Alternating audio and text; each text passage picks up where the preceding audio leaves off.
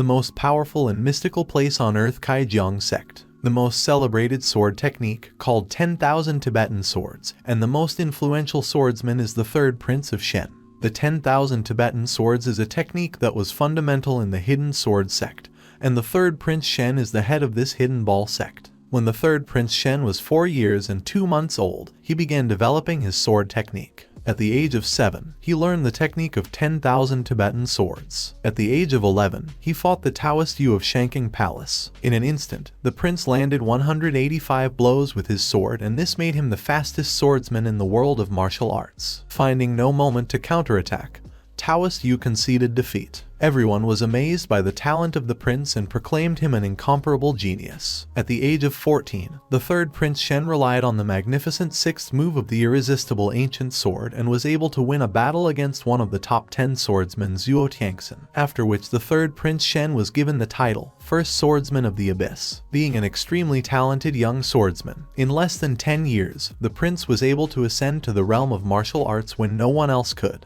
The prince could even reach the so-called legendary martial realm by breaking through to the immortal realm, the uncle told the students. Listening to all these stories, one youth asked what he meant by this and asked his uncle to tell him quickly. However, his uncle said that, if so expressed, he could only regret, because 9 months later, the third prince of Shen and the #1 expert in the world, Mino and the demon sects, had a duel in the Kairai Islands. Did the guys hear anything about this? The uncle asked the children. The children answered that they knew that on this day, the third master Shen pierced the throat of the demonic genius with 100 strokes of the sword and became the #1 expert in the world. Then the uncle replied that the children should have known that the third master Shen was injured by demonic Kai, which destroyed the 19 meridians in his body, and to this day it is considered the greatest loss in the world of martial arts. After that, the prince did not lose his life, but as a master martial arts, he lost all his skills. Opening every 10 years, the Kaijiang sect recruits disciples. The gates opened before people and everyone could go to the palace to learn the art. Many remembered the third prince and thought about what a nuisance it was for everyone. How could this happen to the third prince Shen?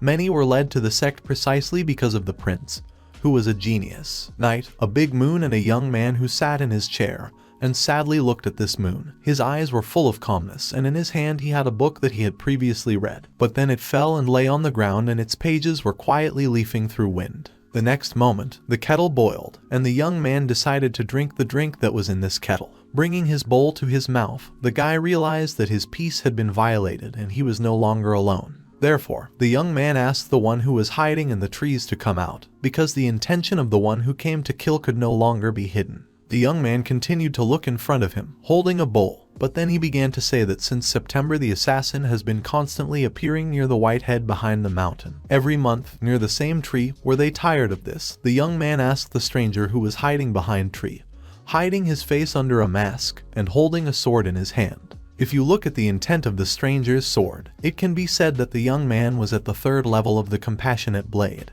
Even Liu Ru cannot reach the 7th level of both levels before the stranger, our hero said. As long as the young man did not change his way, the hero said it was necessary to practice for 10 years and then the stranger would be able to fully compete with others in the world of martial arts. At that moment, the guy was still hiding behind a tree and carefully listening to the young man, who was talking about his strength. The prince, looking at his bowl, where the petals fell from the tree, said that it would be a loss if the young man died here at the age of 30. If now the young man turned around and left, the prince would pretend that nothing had happened. As soon as the prince said this, the youth behind the trees disappeared and appeared right in front of our hero. Sighing and putting his bowl on the table, our hero realized that an attack was being prepared for him. The guy who was hiding before that in the foliage jumped out and was ready to attack the young man. To which he, sitting in his chair, said that he had already given the young man a chance, but he still had no desire to give up. Did the head of the prince attract people so much? He thought our hero to himself and asked this of the stranger who stood before him. The boy thought to himself that the young man was a liar and did not want him to be able to fool him with his speeches, so he rushed at the prince. The stranger who attacked the prince didn't care how strong this guy was in front of him. It was all in the past. A person with broken meridians can't use Kai. No matter how high the skill of swordsmanship is, it was all useless if you couldn't use it, the youth thought to himself. And he thought that if he killed now, he would be able to prove to everyone that he was strong. The prince only closed his eyes for a moment, and then the stranger's sword was broken and crumbled to smithereens, to which he did not expect such a turn of events. The youth sitting in the chair said that the boy's intent to kill was too strong and needed to be remembered. The art of the compassionate killing blade meant concealing that intent. The guy said that it was not bad, this sword was quite good, but it still lacked spirit. The young man said that his opponent had to hide this, despite the killing of people. Looking at the swordsman in front of him, the opponent thought that the meridians of the young man were destroyed. Then how could he be a martial practitioner sitting in a chair with destroyed meridians? The young man could not believe his eyes how strong this guy was. But then the prince, struck the young man with his strength with just one attack, splitting him into small pieces right in front of him. Continuing to sit in the chair and again pouring his drink into the bowl, the young man only thought that he was very sorry, because everything smelled of blood and he had to leave this place. As he rode away in his chair, the prince spoke aloud that it would be great if the young man came a day later. Dawn in the mountains, the sun slowly rose from behind these very mountains, illuminating the sword that was stuck in the stone at the very top of the hill. The prince sat in his carriage and looked at this sword in front of him. In his hand he again held a bowl with a drink and, pouring out the contents, thought about his own. Suddenly, someone disturbed his peace, and the prince heard someone's steps. This is the backyard of the White Tower, the forbidden area of the Kai Giant sect. The violator will be punished and will be closed to meditate for 3 months, the prince said, but then added that Miss Chu knows these rules, but our hero still breaks them. Then the girl leaves behind the tree where she was hiding. She asked how the prince knew that she was here, because it really was the third prince. The smiling girl, scratching her head and looking at the young man with a smile, went straight to him. The young man said that, on her part, he would not hide in such an unfortunate place, because it was also possible that someone had already died here. To which the girl waved her hand in front of her and said that the third prince was joking with her more than usual. Here the girl, opening the box, showed the third prince cupcakes with pine nuts, which she asked him to eat as soon as possible. Accepting the box from the girl, the young man thought that her dessert looked good and it definitely had to be delicious. So he took one piece and decided to try it. The girl, standing next to the prince, said that she spent a lot of time on these cupcakes and watched intently as the prince began to eat them. While the prince was chewing a piece, the girl turned to him and said that her older sister had already arrived at the Kai Giant sect, and the young man asked if they had already fought with her, to which the girl replied that, as the prince expected, last night her older sister arrived at the sect Kai Giant and found her little sister to test her skills. She even changed 5 different sword skills, but she smashed Miss Chu in one move called Flaming Tai Chi. The Liang sect is known for its divine flaming art, classified as the Great Dark Technique and Flaming Tai Chi, the strongest defensive skill in the divine flaming art. This technique is able to channel Kai Yang energy from heaven and earth to form a protective barrier around the body. The girl stood and listened to the prince, who said that Chu Zai and the younger sister were the heirs of the Shen sect. But in practicing the sect's martial skills, the girl greatly surpassed her younger sister. The most important thing was that Miss Chu was incompetent in her 5 sword skills. Even if Miss Chu found her older sister's weak point, she would definitely not be able to win, because the girl still lacked practice, as the prince said. All these words hurt the girl very much. She was ashamed that it was the prince who was telling her this, and therefore she asked with tears in her eyes if the prince could teach her a couple of moves to confront her sister, and begged the guy very tearfully. The prince said that despite the fact that Miss Chu's martial arts had not advanced much in these 3 months, the girl began to cook better. In fact, if a girl puts her whole soul into learning the techniques, she will advance faster. Why did she have to care about something else? Her prince asked, chewing on the cookies that Miss Chu gave him. At that time, Miss Chu did not understand the connection between cooking and martial arts. The prince said that he could no longer teach Miss Chu. If the girl could not master the skills, then her movements would not be so smooth compared to Chu Zai, Miss Chu's older sister, who focuses on practicing one technique. Miss Chu would be defeated faster. The girl, standing and listening to the prince, did not understand how this was possible. Then the girl said that how about the fact that the prince will teach her 10,000 Tibetan swords. If she learns this technique, then she will not lose to her elder sister. The girl also said that she would not fight for the hereditary seat of the Shen sect, as long as she could protect her life, and told the third prince that he clearly had to understand the rules of the Shen sect. Was that so? Then the young man, I thought to myself about this sect. The heirs of the Shen sect are 2 sisters. When they both reach the age of 16, They will have to fight for the place of the head to the death, and the winner will be appointed heiress, and the loser will be an outcast. Such rules were in this sect, where both sisters consisted, one of which stood right in front of the third prince. Miss Chu did not understand at all why the sect had such rules. Her martial development is too slow, and if she stays in the sect, then the elder sister will definitely harm Miss Chu. So the girl used the token in the Kai Giant sect to train here. It cannot be that she loses. The prince, listening to the girl and eating her cookies, said that 10,000 Tibetan balls were not a problem. It is not impossible to teach a girl this technique. When Miss Chu heard this, her joy knew no bounds, but the prince continued his speech. However, the prince continued, "This is the heritage of the sect. In order to learn this technique, a girl must join the Kai Giant sect." But the prince did not take students. Also 10,000 Tibetan swords, a soul-exhausting technique. There will come a time when a person will simply go crazy if he overdoes it.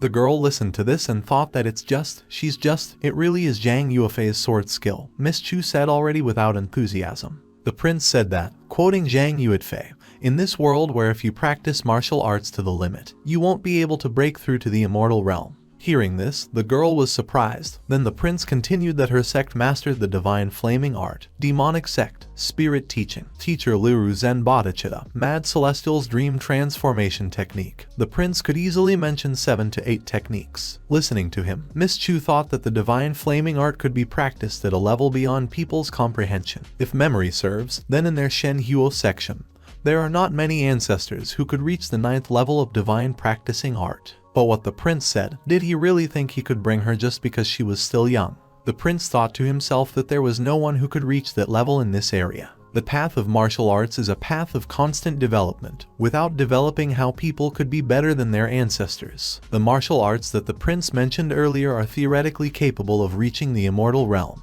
but not in their current state. The essence of theories, hope, but someone will have to raise it, take the next step. If a person can break out of the cocoon and become a butterfly, then he can see the light of day. This was a Chinese proverb that the prince used to say. Listening to him carefully, the girl said that she could not understand all this and that her head would burst now. Then the prince decided to explain to her briefly. To reach the realm of immortals, one must break through the abyss of martial arts, using a large amount of energy, and breaking through the moon eye one can reach a realm that stands above it. The girl asked again what breaking through the moon eye meant, because was it really possible? If you think like that, then the moon eye is the source of Kai. Who is able to train martial arts if the moon eye is destroyed? Miss Chu asked the prince. To himself, the prince thought that in ancient times, martial practitioners with higher perception and wisdom meditated under the open moon. Inhaling the air, they converted it into Kai. The accumulation of Kai in the body strengthens it, protecting it, rejuvenating the organs, and prolonging life. In addition, the accumulation of Kai in one point of the body greatly increases the destructive power. In the ancient era of martial arts, this method of strengthening Kai was fundamental. With all this, the prince wanted to say that martial arts are due to the mysterious and beautiful moon eye, and this was not an exaggeration. The prince thought to himself that although this is what he wanted to say, but if he says this out loud, this girl there will be another headache. At that moment, Miss Chu stood and tried to understand who she was and where she was. After that, the girl said that the prince should forget everything she said. She no longer wanted to think about it.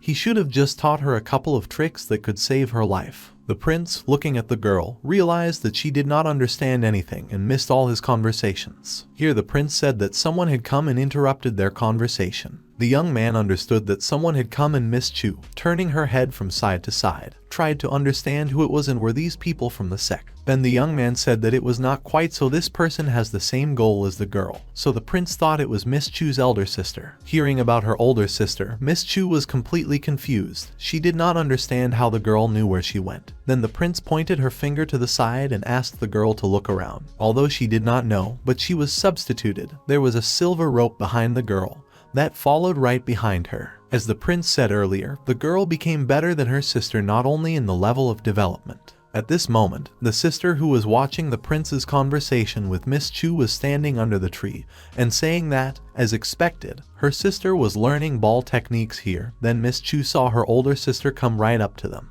The girl said that she was worried over trifles, and the older sister, heading towards the younger one, began to say that using the token to the Kai Giant sect in order to diligently practice martial arts. The girl did nothing according to her sister, except to run away and play on the Forbidden Mountain.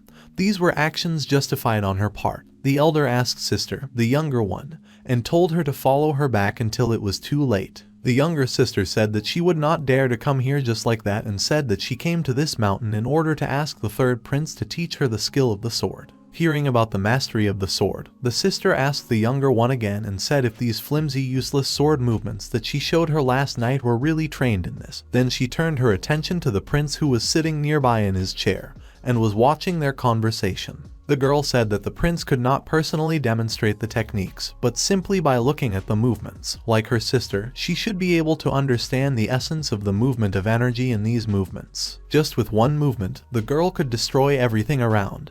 Did the youngest really not understand it? It turned out that the girl really planned to give up.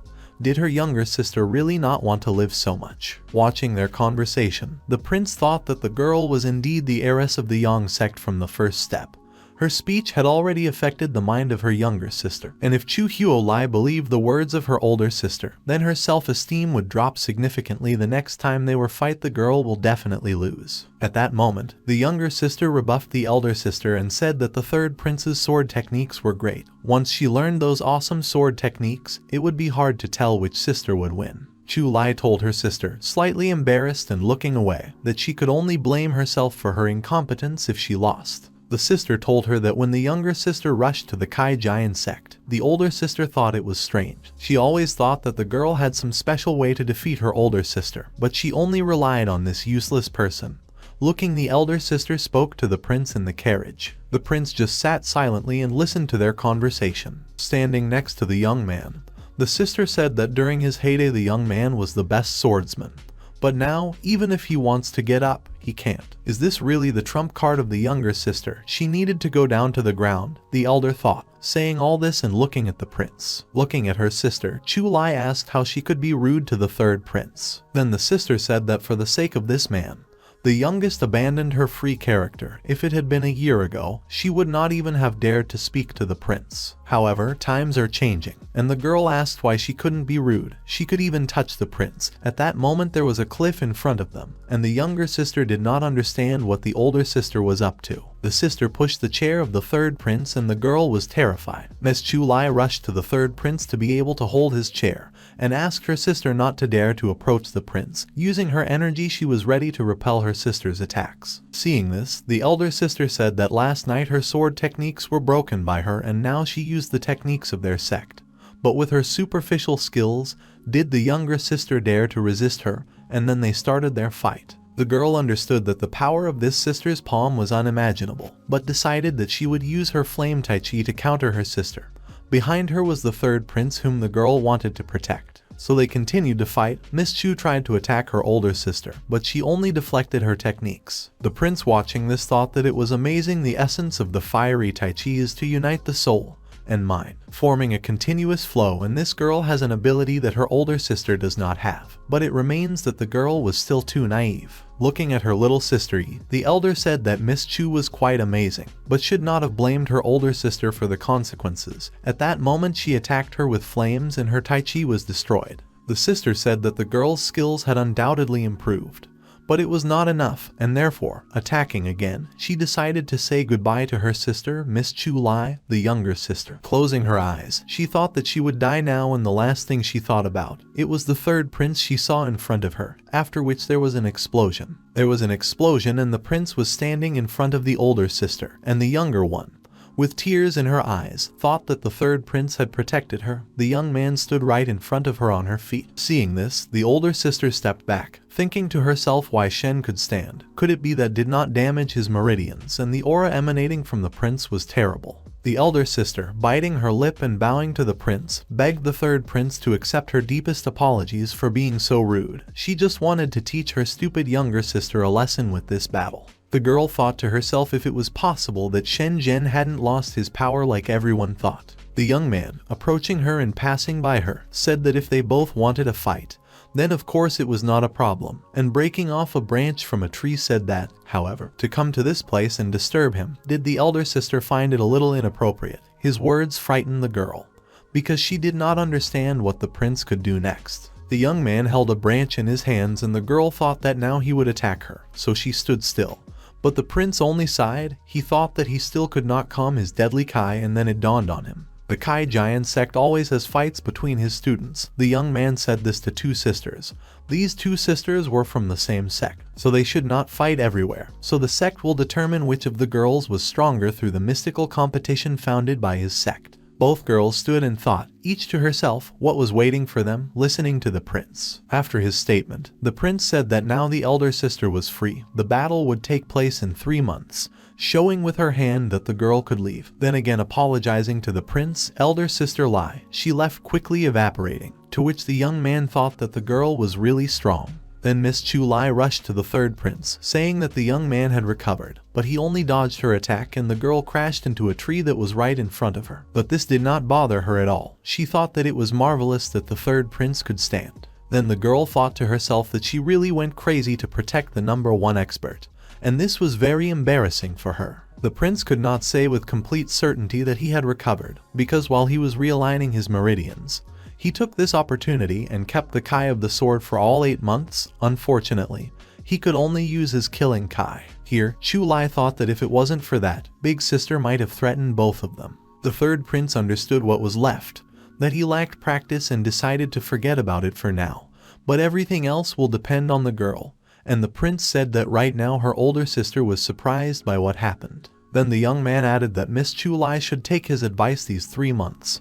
Hearing this, Miss Chu was overjoyed. She thought that the third prince would teach her how to use the Kai of the sword, and thought that if she could learn it, then her older sister will prostrate herself before her. To herself, the girl imagined the scene of her standing, being powerful, and her sister bowing before her on her knees. The prince said that with Miss Chu's talent, if she reaches the 8th level of the flaming arts, and then completely releases her Kai and rewields it, then there are 30% success in learning. Hearing this, Miss Chu of course, was amazed that she was so small prospect percentage. She thought to herself and about the 8th level of martial arts, and she also had to remaster the initial Kai, and these 30% for success, it was very little. How to stand against her older sister? The girl asked these questions. Miss Chu thought aloud why she should not just give up, because then the elder sister would not threaten her. Then the prince sat down on his chair and said that why was the girl so sure of this? Because based on what kind of person Chu's ear was, she would not leave the slightest cause for her anxiety, said the prince. Then the sister recalled the words of her older sister that she could only blame herself for such wonderful abilities. Therefore, the prince said that if a girl faced a choice between life and death, she had to defeat her with a large margin, because people will always be envious and jealous of other people's achievements and successes. But if Miss Chu surpasses Seer, then the only thing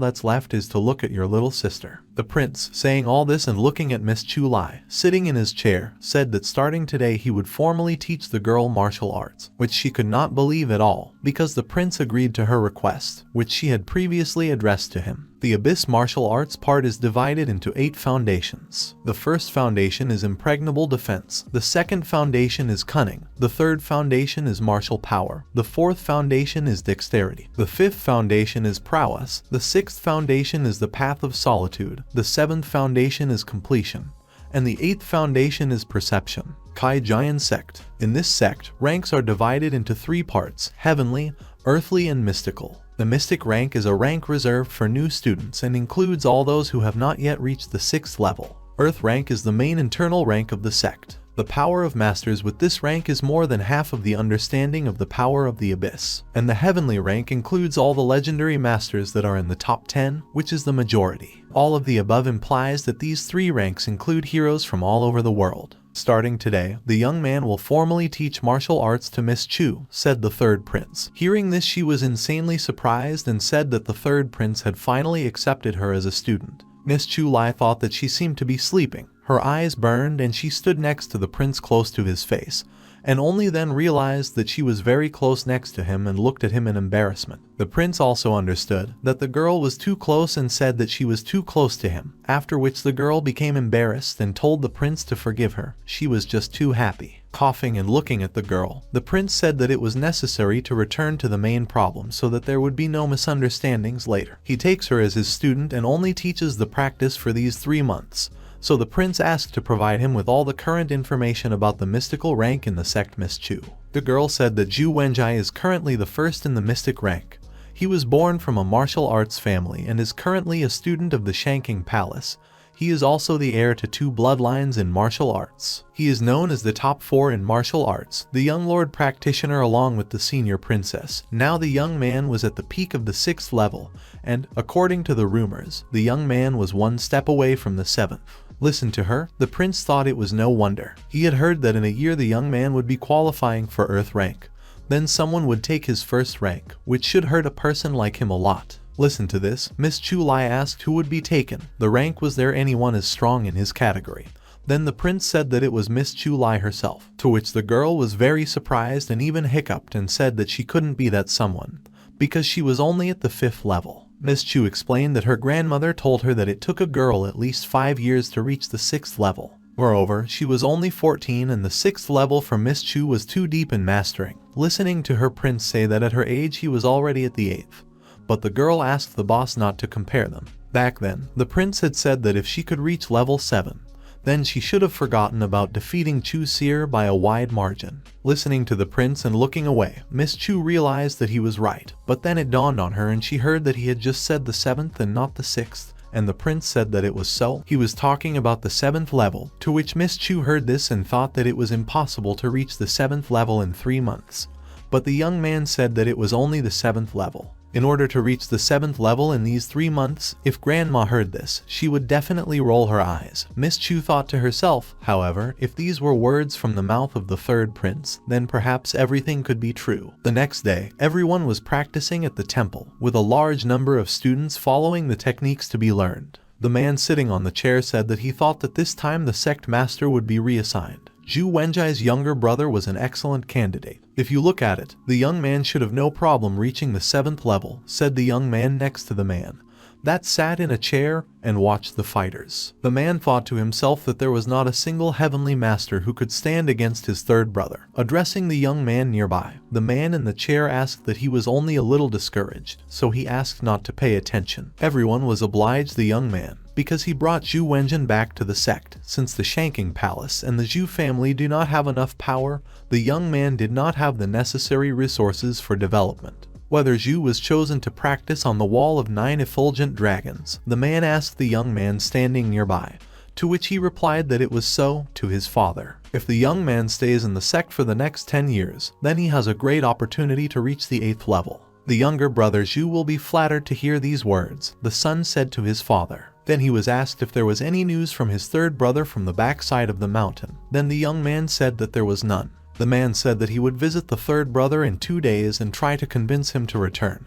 Then the man, turning to Bailey, said that he had done a good job. For a guy, the praise of his father was an honor for him. The sun was rising over the mountains and the prince again sat on a cliff near the sword and stone, enjoying the atmosphere. At that moment his brother broke his peace, who looked at the 3rd prince sitting in a carriage and could not contain his emotions in any way. Approaching the prince, he said that as expected, the young man was there, addressing the 3rd brother. The boy said that he talked with his father about the prince last night and the father was very worried about the boy. Then the brother asked if it was time for the prince to return to the sect. The young man, looking at his brother, spoke and thanked him for his kindness, but said that he had not yet died, to which the brother did not understand why the 3rd brother said such strange things and smiled. The young man, although his injuries were serious, but now they are not threatened the prince's life, he said. The prince only silently held onto his chair and said that Fu Jian was the favorite student of Loru Zen master and the fact that he died would eventually be known in the temple of Lanka. The older brother will need to make an effort to take care of this, the prince said, driving away from the older brother. Turning away from his brother, the prince said that, besides, if someone so longed for his death, the martial practices at the 7th level would not be suitable for this. This bloodshed was not necessary. At that moment he met Miss Chu, who ran to the prince and turned to him. The young man walked by, completely unpaying attention to the girl and thinking to himself that he was also at the 7th level. Here Miss Chu, running up to the prince, said that she had completed her run and the young man said that it must be tired. Then the girl said that this run really exhausted her, and she also met the elder prince on the way back and he did not look very happy. The girl said, and that he was definitely not happy about something. It looked like the youngster was caught red-handed by his father, painting over stocks for the winter, the girl said. Then the prince said that, being guilty, it was certainly not easy to admit this. Miss Chu said that it was accurate and asked to be allowed to clarify how, as she had never stolen provisions for the winter and asked the 3rd prince why he was in such a good mood. This surprised the girl very much. The back of the mountain, the White Tower. At that moment Miss Chu was in complete agony. And then she realized that there was something wrong with this bath in which she was sitting. It was healing, but it was completely unbearable. The girl could not to sit in it, and therefore splashing water everywhere. She was going to get out of this bath. The prince, who was sitting behind the screen and sipping his drink, heard only the cries of the girl, who said that she could not stand it anymore and it was painful. Then the young man said that most of the organs in the bodies of people are fragile, since they are the least hardened. The purpose of this healing bath is to strengthen the internal organs of the girl so that they can withstand the exhaustion of the whole body, said Prince Chu. The girl, peeking out from behind the screen, said that it was very painful for a thorough restructuring of the whole body. The young man used the most effective herbs for greater effect and told the girl to return back to the bath, to which she absolutely did not want this and cried to the prince. The young man said that now every 3 days she would have to take this medicinal bath. This completely killed the girl. She did not expect such a turn of events. After a while, leaving the bath, the girl told the third prince that she was done with taking a bath, and she asked the third prince to reduce the dosage of herbs. It was really very painful. There was no living place on the girl, to which the prince reluctantly agreed with this. Having heard that it was a young man said that instead she would have to collect firewood on her morning run, to which the girl, bowing to the prince, said that it was the best and there were no problems with it. She was ready to collect firewood, but just not bathe in this bath. The next day, while taking a bath, the girl again shouted to the prince why she became even more sick than before. She could no longer, it really hurt. The young man said that the first healing bath was relatively gentler, since it replenished the girl's organs, the necessary energy. The second and all subsequent ones would be aimed at her bones and muscles and tendons. The young man was afraid that the girl would not be able to withstand what was, so that he reduced the concentration of herbs in advance, said the prince. Sitting in the bathroom, behind the screen, Miss Chu said with tears in her eyes that this bath was really very painful, and said that she would rather let her older sister kill her. Then when he heard this, the prince asked if it was true. Did the girl think that it would be better for her if that was really what she wanted? Then what the girl was thinking about as she gathered her joy to fight Chu. But after hearing this, Miss Chu thought that at that time she wanted to stop her sister who tried to harm the prince. But the third prince was amazing, Chu thought to herself, because when everyone thought that the prince had lost his ability, he actually stayed ahead the rest. In fact, this is the feeling when you feel that the prince is in a completely different sphere. The girl thought too much of herself when I tried to protect the prince with my mediocre skills. She had to change and become stronger in order to be able to defeat her older sister. But more importantly, the girl wanted to be the sword of the prince. Thinking about all this, Miss Chu opened her eyes, and at that moment she realized that she was lying on the bed. She had clothes on and she was no longer in the bathroom, but in the room. At that moment she thought about whether this room was the third prince, where she was, and looking under the clothes that she was wearing, the girl realized that she had lost consciousness. Picking up the robe that was on her, Miss Chu noticed that she had nothing under it. She was wearing the clothes of the third prince. The girl realized that the third prince had dressed her, and then she looked at the young man right in front of her, while she sniffed the robe, because he smelled of the prince. Realizing that she was sniffing clothes right in front of the prince, the girl was completely surprised and embarrassed. The prince, sitting not far from her, just wanted to make sure if the girl woke up. If so, then she had to change clothes in the next room and get ready for practice, because from today the girl was allowed to have only one snack after training. At that moment he brought her a bowl of rice,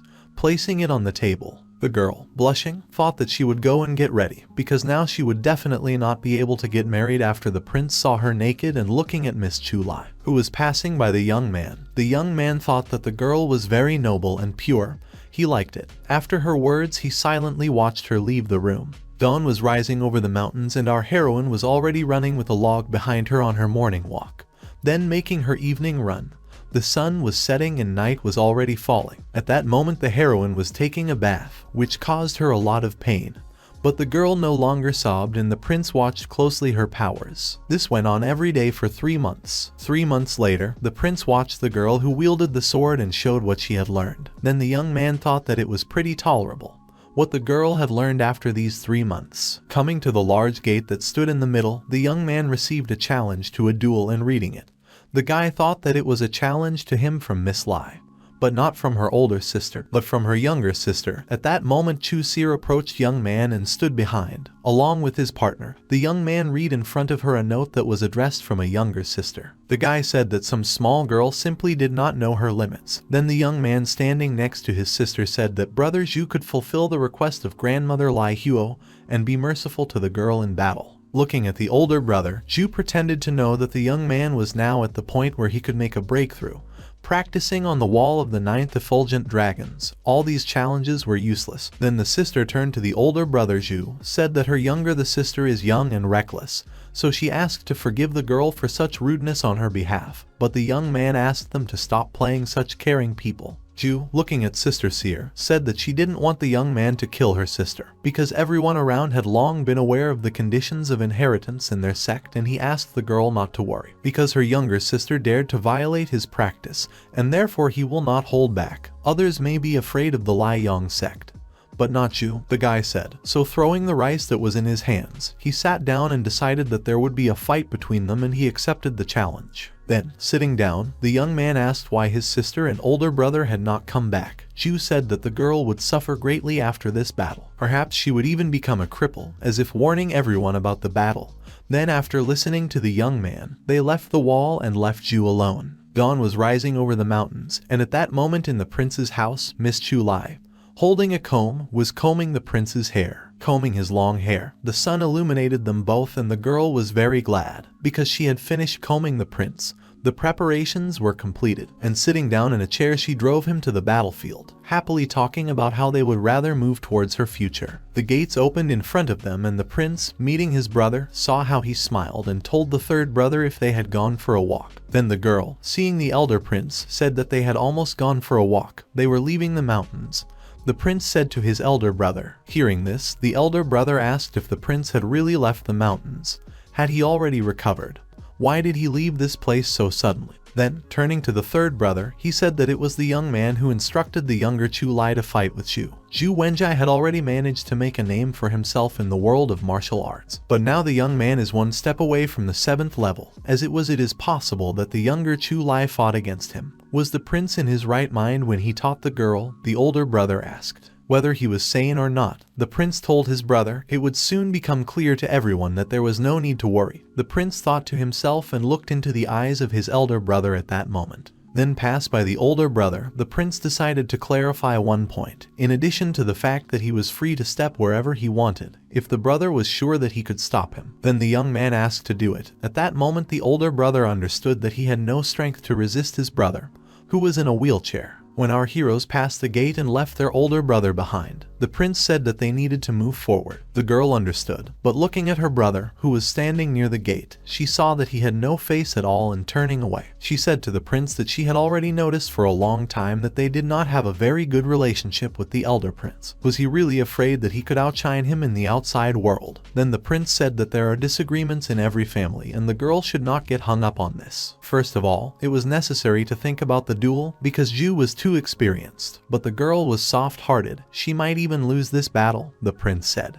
The girl thought that the prince did not believe in her at all and had already come to terms with it. Then the young man said that if she lost, her older sister would not let her leave. The girl said that she could not lose because the third prince personally taught her, and then she decided to ask why the third prince did not carry his sword with him. Then the young man said that he no longer needed him. All these elements of heaven and earth were sealed in his intention of the sword. The young man said that the peaks of the mountains are his sword, the wind and snow are his sword, all the plants are his sword. Also Miss Chu was his sword, so the prince no longer needed his sword. The same place on the mountain where the prince came every day, where the sword was stuck in a stone and there was a grave burial of his sword. The battle arena where all the people who served in the temple and studied in this sect came. It was a large building that accommodated many people. Everyone sat in the stands and discussed the battle that was about to happen. Elder brother Zhu researched 11 secret destructive techniques from the Shanking Palace, and the girl was a little sorry who wanted to fight him, who even gave her the right to challenge him to a duel so easily. Elder brother Zhu, what kind of small girl was? All the spectators discussed, who wondered what would happen next. The audience hoped that the girl would hold out at least a few moves, because they wanted to see what she cooked. Someone was ready to swallow a stone if this girl won the duel, but others said not to make them laugh. How could Mr. Zhu lose to such a girl? But then it was time for the battle. Why the girl still wasn't there? All the spectators discussed. At that moment, Chu mentally gathered his strength and just stood in the arena waiting for the enemy silently. The young man thought that the girl was late, and someone thought that maybe she was just scared and did not want to come. Chu, on the other hand, thought that it would be better if the girl served some lord and did not expose herself to ridicule. Everyone giggled and thought that the girl was really scared. But at that moment, Miss Chu exploded and asked everyone, opening the doors with a swing, who is scared here. Seeing the girl, Chu thought that he finally no longer hoped that she would appear. The young man was very happy. But behind her, suddenly everyone was stunned and saw the third prince, Shen, who came with the girl, or rather arrived in his carriage. The prince smiled and was encouraged by the fact that he was about to see the battle between his disciple and Chu. All the spectators rejoiced, saying that it was the same third prince Shen, and wanted to quickly look at the young man. Why the third prince Shen left the mountains? Everyone thought and wondered what this young man had forgotten here. The older sister, watching from the stands, could not believe her eyes that she saw Prince Shen right in front of her, who came with her younger sister to watch the battle and support the girl in her battle with Chu. Chu was also shocked by what he saw. Was it really not a dream? The guy thought. Could he really see Prince Shen in real life? Then a man touched his shoulder, telling Chu's brother that his brother was still a cripple, and that should have reacted to him this way, because despite the fact that in the past the third brother was the #1 expert in the world, now his meridians were destroyed. The young man was chained to his wheelchair. Although the crowd was delighted with his appearance, it remains that he will not be able to influence this duel even with his imaginary strength. Chu's opponent was a little girl. Maybe she had the support of the #1 expert in the world, yet her level of development remained insignificant. The girl was nothing for Chu, and this was his opportunity, the prince's brother said, and the opportunity to defeat the student of Shen himself, because these were good prospects, isn't it? He asked him. Chu, after listening to all this, drooped, and even though Chu Lai's younger sister was right in front of him, all this time he wondered who supported the girl. But it turned out that this was the former #1 in the world, and it was completely unusual. Hearing this, Miss Chu told Chu that she would personally make the young man pay for these words, because the third prince could even defeat him with one finger, the girl said. And how dare he speak badly towards the prince? The girl was indignant. The young man, turning to Chu said that if he could not defeat the girl in these 3 moves that he was going to use, then he would admit defeat. Miss Chu said that the young man was too arrogant. She could easily withstand his 3 movements. The man watching this said that what a cunning guy was, since his opponent is a man of the third brother. The young man boldly assumed such unequal conditions for him. But no matter what, Chu will not be able to lose when there is such an opportunity. He watched the guy who stood and was ready for battle, but everyone said that Shen was too proud and he most likely would not accept such conditions. Even if he did, nothing would change. At that moment, the prince said that it was a great idea. He agreed, which shocked the man very much. The prince said that if the girl could not force Chu to admit defeat for these 3 movements, then victory was his. Everyone, having heard that the girl was going to win with 3 movements, was very surprised, because even if the girl was trained by the third prince himself, this could not just happen, because Chu's elder brother was quite strong and he could not be defeated just like that. Chu said that his teacher must have been quite dumb if he thought that a girl would defeat him in 3 movements. Chu said Miss Chu. Then the girl said that she was a student of the third prince and she would defeat Chu in 3 movements. Saying this phrase, she stammered a little and was no longer quite sure of her words. Turning to the third prince, asked if he was really sure about the 3 movements. The prince, looking at her, asked if the girl thought that 3 movements were too many, so he asked her to stop talking nonsense and get ready for battle. Miss Chu had no choice but to be ready for the battle that lay ahead of her. Going out to fight Chu, he pulled out a sword and said that he saw that the third prince had really gone out of his mind to defeat Chu in 3 movements after teaching this girl for only 3 months. It was truly ridiculous. Then Miss Chu, looking at the narcissistic young man, said that he was the only one here who was truly stupid.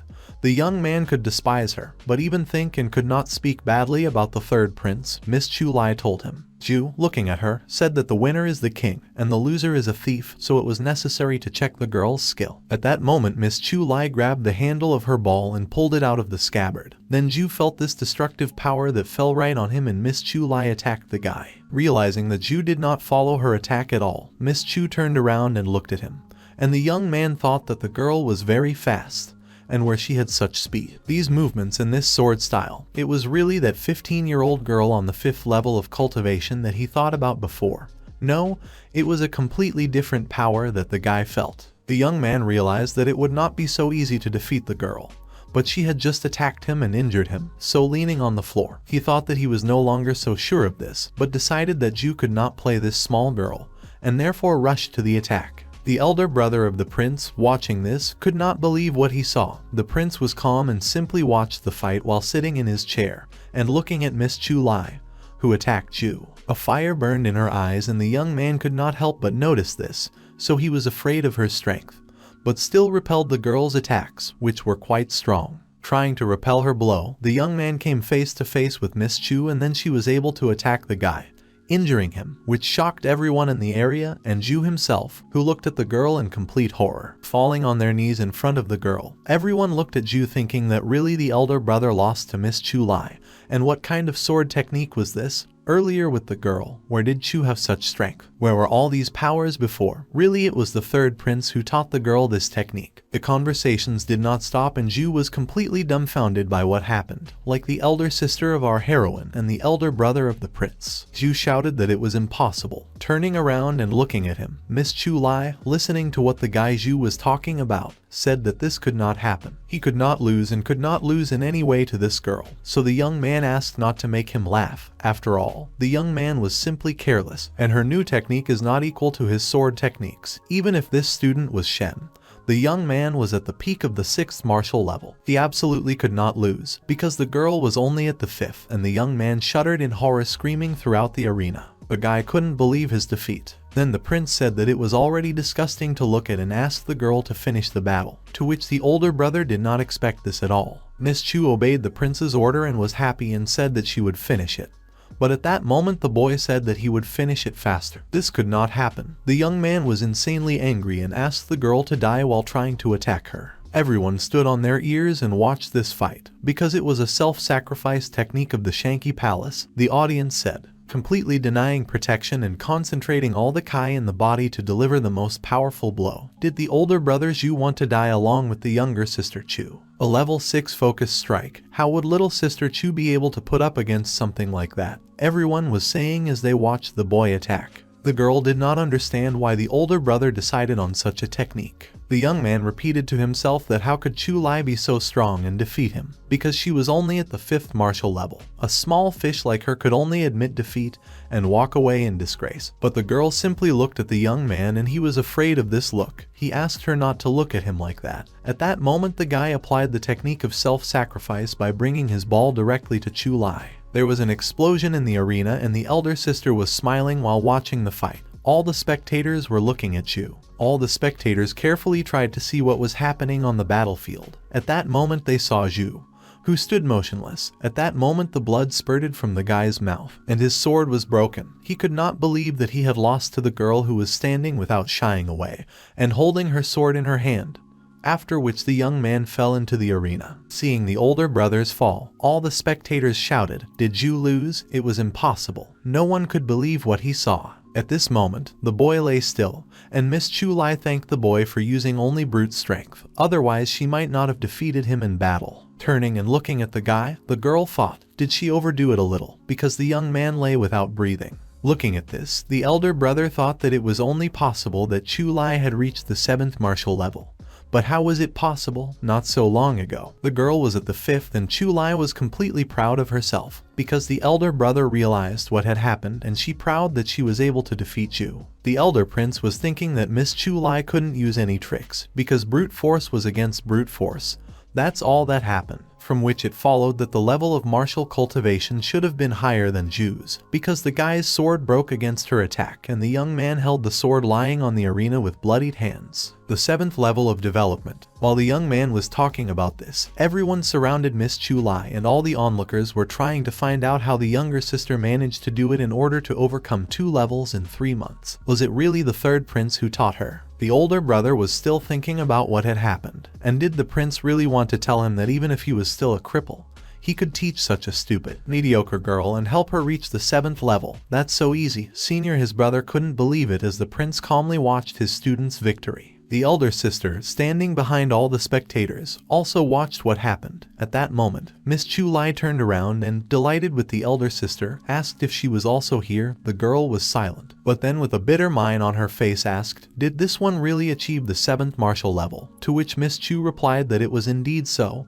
and everything was thanks to the third prince. The girl was insanely happy, but at the same time a little embarrassed that such attention fell on her. Then she said that, to be honest, the young man was not satisfied with the work she had done, to which all the spectators did not understand at all how the third prince could be dissatisfied with such a result that everyone had just seen.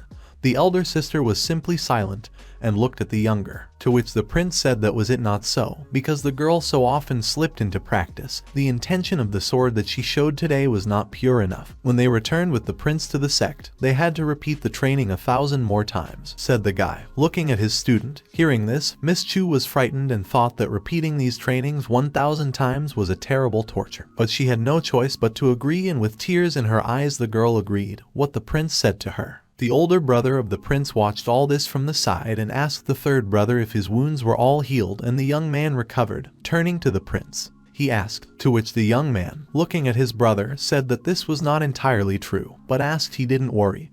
He wasn't interested in the things that big brother wanted. Hearing this, the older brother only remained silent and then asked what the third brother was talking about, because it was simply difficult for him to believe that the young man could train someone so well in just 3 months. By which he meant, of course, Miss Chu. The older brother said that the younger sister Chu already inherited about 10–20% of the style of the prince. Today they were very lucky to see such a wonderful duel, he said. No doubt she was trained by the third prince. She cannot be compared with others. The duel was over and the young man said that after hearing all this, he would come back and call Chu. Then the girl would run after him. All the spectators were excited. Would the third prince leave the mountain? They thought, and would they ever see him again? The elder brother remained behind and watched again as the prince left with his disciple. Then stopping, the prince asked if the hall of his sword had been cleaned, to which the older brother said that the father appointed servants who constantly kept the hall clean, since they did not know when the young man would return there, to which he replied that it was good. The audience looked after the departing prince and thought, is he really leaving? Because they still could not believe that they met him today. It was a long-awaited meeting that no one could imagine, and the younger sister was lucky to learn from him. Everyone thought about how that they should have gone through the same internship as the girl. On the same day, walking around the hall, the father could not understand in any way if the third prince had appeared in public. It was necessary to visit him. Then the elder brother said that the father also knew that the third brother was too cold in the city. It is unlikely that the young man would want to show himself to his father. He said that today he appeared to such a large number of students in the hall for fights. The father said that he had the right to visit him, because he was still his father, turning to his brother and telling him that the father was looking at his son. After all, today the girl was able to defeat Ju in 3 movements. Most likely the prince did a favor because of his student. The older brother said, remembering Chu, the father was silent and said that it was annoying that his third son had not yet recovered. This the moment the man sat down in a chair and covered his face with his hands. Completely annoyed by this. Was there really no way to restore the meridians of the prince? The father was completely upset by this. The older brother, looking at the disappointed father, said that the third brother was still in a wheelchair, and even the divine healer Wu Zedong was not able to restore the young man, so the older brother was afraid that they were powerless. Listening to his father, he recalled last year, when everyone in the palace was excited and asked to bring faster water, because the third prince at that moment was lying on the bed and was completely cold. Then everyone asked how he felt, and his father and older brother stood next to the prince. Alas, several dozen meridians were damaged in the young man. When he heard this, the father was annoyed and angry, asking what the doctor had just said, grabbing him by the collar for what the elder brother told the father to calm down and come to his senses, because they could ask for help from the divine healer. Looking at the poor, annoyed father, the elder brother said that he knew that his father was now hard, but he needed to calm down and rest a bit so that everyone could provide the third prince with the necessary help, since the young man was completely helpless. Night was falling, and the doctor was sitting near the bed of the prince, the older brother coming up too. He said to the doctor that he asked to forgive the behavior of his father, because he was now very excited and very worried about his third brother. The prince continued to speak, but the doctor interrupted him, saying that everything was in order. He had already been aware of the character of their father for a long time, and this didn't bother the doctor. At that moment the father stood on the street covering his face with his hands, completely devastated from the situation that had happened. The doctor said that moreover, it was his job as a doctor, so everything was fine and he did not blame the prince's father at all for behaving like that. The doctor also said that the wounds of the third prince were too serious, but he would do everything that depended on him, and the elder prince thanked him. At that moment there was a smile on the guy's face. He rejoiced and rejoiced in his soul for the state of his brother. Morning came. It was dawn over the mountains, and the doctor came out of the room, opening the door, and everyone carefully watched what he would say, because the divine doctor came out and everyone asked him how the third prince was. What happened to him? Then the doctor cleared his throat, said that the life of the third prince was no longer in danger. Hearing this, the father thought that perhaps the young man was in order. However, looking at everyone, the doctor said that after the young man regained consciousness, the doctor thought that the young man would no longer be able to practice martial arts. In other words, the prince became a cripple. Hearing this, the father was so amazed that he could not stand. All the others carefully watched the doctor and what he would say next. The father was so weakened, and from the news he heard that he fainted. The next moment, opening his eyes, he saw an older brother in front of him, who told his father that he had woken up. Waking up, the father asked about his third son if it was true, to which the older brother replied that the condition of the third brother had stabilized, and the young man sent servants to take the guy to the back of the mountain for recovery. So the older brother said that the father should not have worried. The father silently sat on the bed and covered his face with his hands. Hearing what his older brother told him, he asked him to leave, saying that the young man was free. Looking at his father, the older brother understood that he could do nothing more, and saying that then he would leave his father to have a good rest and leave his chambers. Sitting on the street and drinking a drink from a pot, the older brother did not understand why everyone was talking only about the third son. Everyone was always talking only about him, and this made the young man very angry, because his father also had an older son. He said, throwing his pot with the contents that was inside. The prince was completely angry, because his father did not think about him at all, but only thought about the third prince. The young man was so angry that he could not control his anger. He thought that it was obvious that since he was the eldest son, he was the first heir. The young man always practiced diligently, and gradually became the head of the 4 martial lords. That was all he had left. After all, he was Shen Bailey, but he was more like some kind of domestic errand dog. The prince thought to himself. At that moment, while the young man was sitting alone in the forest and thinking about how unhappy he was, he heard a terrible laugh that resounded throughout the forest. It greatly shocked the guy, and then turning around, he asked who was here, because they only flew around him crows and the moon shone. Then a voice unfamiliar to him said that the young man really lived in the shadow of his brother all his life. Was it so? Because the voice could not be mistaken. Then, having heard this, the young man asked who was here and asked to appear, because the city's voice was heard from everywhere, and the guy did not understand at all who it was. But there was silence everywhere, and then the voice again said that some problem pierced the young man. But it was more correct to say that the young man had several problems. For starters, his father, he constantly spoke only about the third son, whether it was strength or talent, but it remains that the young man is just a shadow of his younger brother. The voice continued to speak. The voice said that the gap between the brothers was so great that his father would rather transfer the inheritance to his younger brother than the elder. The voice said, and all this time, the young man worked tirelessly from a beginner to a 7th level martial practitioner, from unknown to chapter 4 martial lords. The youngster was also aiming to become a top 10 master in terms of strength. Saying this, the voice approached the older brother, and then he saw something in front of him, something that looked like the silhouette of a person burning in fire, or a demon. He, heading towards him and asking why the eyes of those around him were fixed only on his third brother. It seemed that the young man would never be able to catch up with him. But the young man could become his servant. How could he? The stranger asked. Hearing this, the elder prince was completely angry at something that was in front of him, and asked him to close his mouth, drawing his sword and trying to attack what was in front of him. The elder prince again listened to the voice coming from this creature, which said whether the young man was really happy with such a life. Hearing this, the guy was beside himself with anger. Did the voice really think that he was really happy about such a life? Because he worked all day long, the elder brother said to the voice. Then something standing in front of him smiling at our elder prince said that it was really so. Did the young man not put his whole soul into it? Hearing this, the elder prince was shocked, but simply continued to look at something that stood in front of him. This something said that the young man had to go and get even with the third prince. It was necessary to kill him. And then after that, this something asked what the decision of the prince was. The voice whispered to the young man to kill his brother, the voice that came from a strange fiery creature.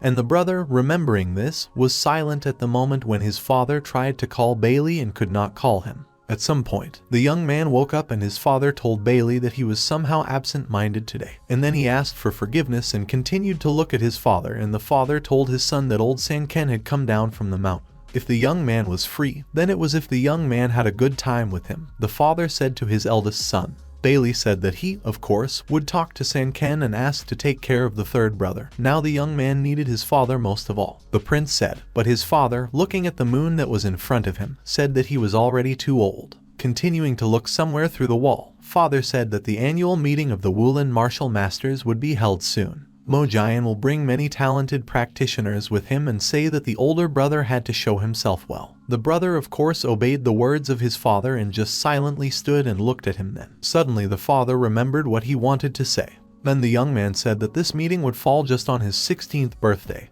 and they should have done a good job for the sake of their guests.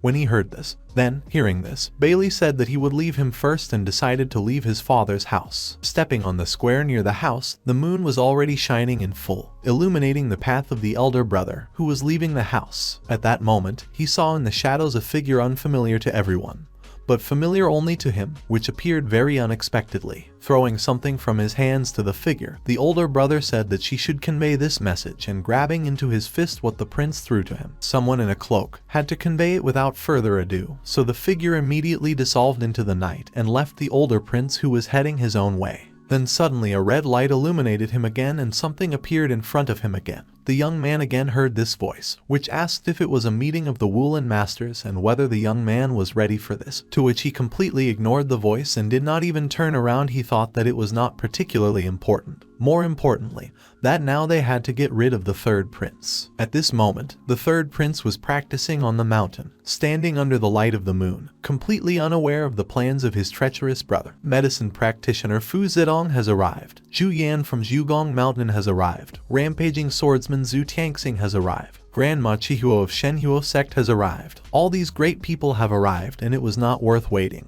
Everyone else said it was necessary to go quickly to the sect. Meeting them, the elder said that there were so many powerful and talented individuals in one place, because the Kai Giant sect stood at the top of all martial arts. Then the guests said that it was true. The oldest section of Kai Giant was the #1 sect before the appearance of the third prince.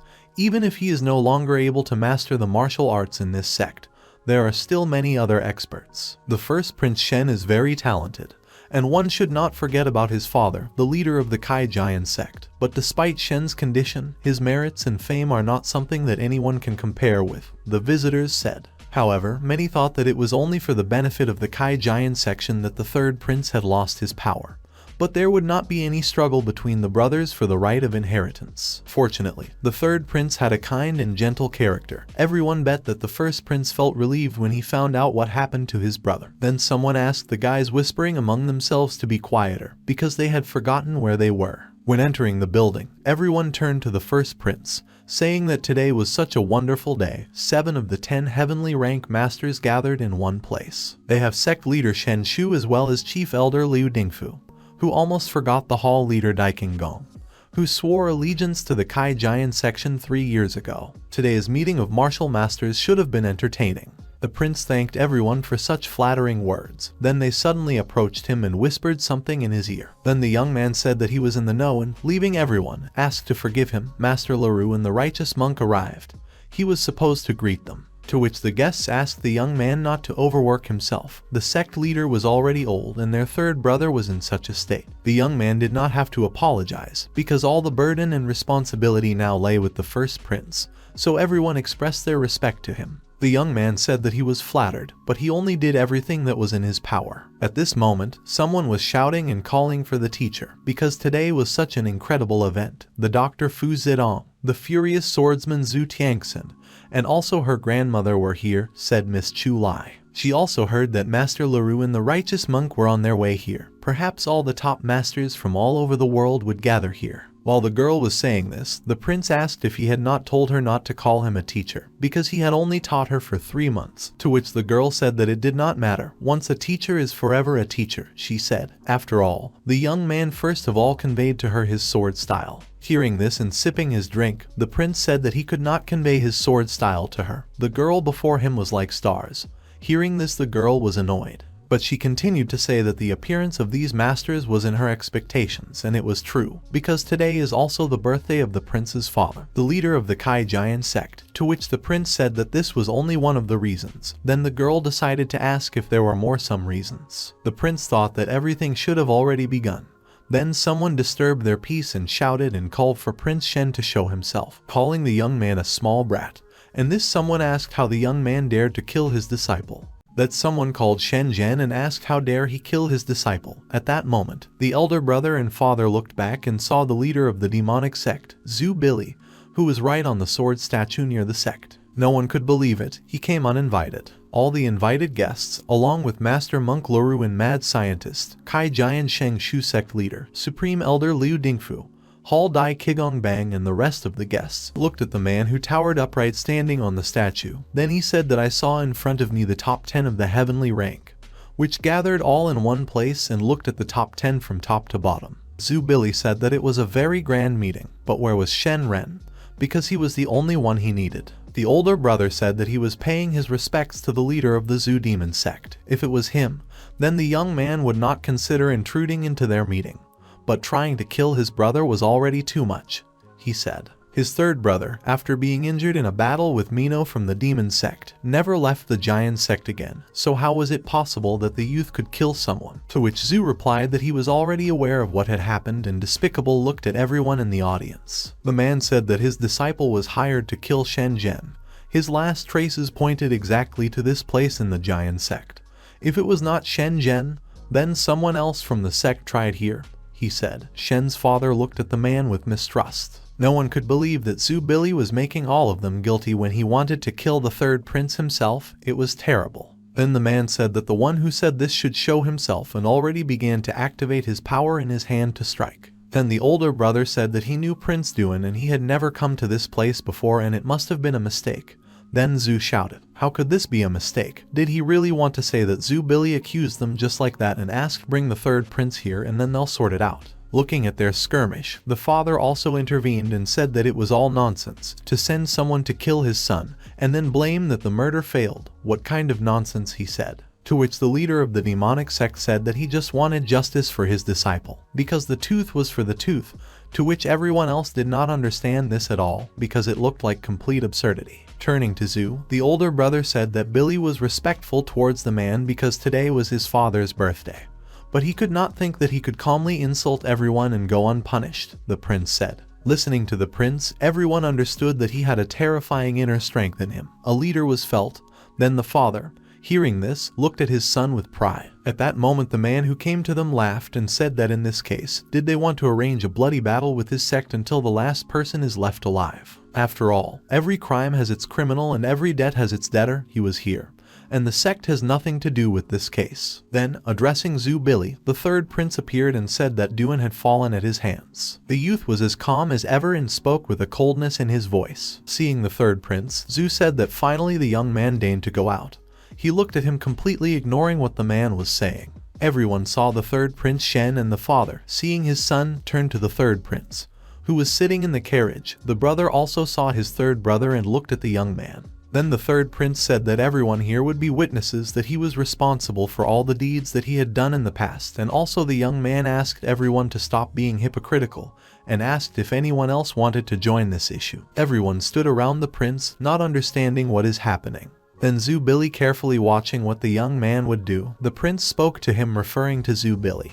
He thought that Zhu alone would not be enough to compete with the prince himself. Everyone was dumbfounded by what the young man said, because he was in a carriage and could not adequately fight with such a strong opponent. Zhu then began to concentrate his strength and said that the young man had a temper and he liked it. Jumping from his seat, he used the body strengthening technique and wanted to attack the prince with the dragon's claw. When a man attacked the third prince, the father, seeing this, extended his hand to the young man, shouting to his son and calling his name. And the elder brother at that moment smiled and thought about what happened in the past, shortly before this situation. The older brother was at one with that very voice, with that very something that was in the form of fire. But it looked like a person. Something said that to pay Duan Busu to kill his brother and then, when the murder failed, to clean all traces. Nevertheless, the older brother had good inclinations, he said with a grin. Letting Zhu Billy know that his disciple was last seen in the giant sect was very clever, saying something. Then the elder prince replied that his third brother would definitely take full responsibility for what had happened. Face to face with a top 3 heavenly rank master, the youth couldn't stand at all, as the older brother thought. If the youth didn't die, they would definitely get injured, Bailey thought gloatingly to himself. The third prince, however, met with a cold look and a smirk the attack of Zhu Billy, who attacked the young man, thinking about his superiority over him, because he clearly had to defeat the guy who was sitting in the carriage, but in fact he was completely unprepared for what will the hero do next. Everyone was dumbfounded, especially the elder prince and his father, the elders, everyone who watched this fight, who were next to the young man and cheered for him. The third prince, without getting up from his chair, defeated Zhu Billy, and standing in front of the young man, he could not believe what had happened at all. Blood was flowing from his mouth and the man was completely confused. Because this child that was in front of him, how could this happen? The third prince, on the other hand, looked, smiling at Zhu, who did not understand anything, and was simply silent. Then his brother, looking at the duel, was also completely shocked and did not understand what was happening. Why the young man was fine and why he still hadn't died. The older brother thought about his third brother. The young man continued to sit in his chair and just watched what would happen. Zhu Billy, whom he was able to defeat with only one blow. More and more thought to himself that Shen, when he attacked, simply looked at him and looked into his eyes. Zhu didn't understand what was going on. The young man, sitting in his chair, extended his hand to Zhu Billy, and he, feeling this pressure, understood that under this pressure, Zhu was like an ant in front of the young man. The third principle was so strong that no one had the strength to resist it, while our hero did nothing special and just sat in his chair, holding out his hand to the man. Zhu Billy understood that he needed to squeeze all his will into a fist, because if he says something or moves, then most likely he will die. So moving away from the young man, he simply looked at him, at the third prince, who was sitting in his carriage. Those watching this situation could not believe what was happening in front of them, because Zhu Billy actually froze and was forced to retreat just from the prince's aura alone. Then the prince, after a pause, spoke that, as he had said earlier, Zhu alone was still not enough to defeat him.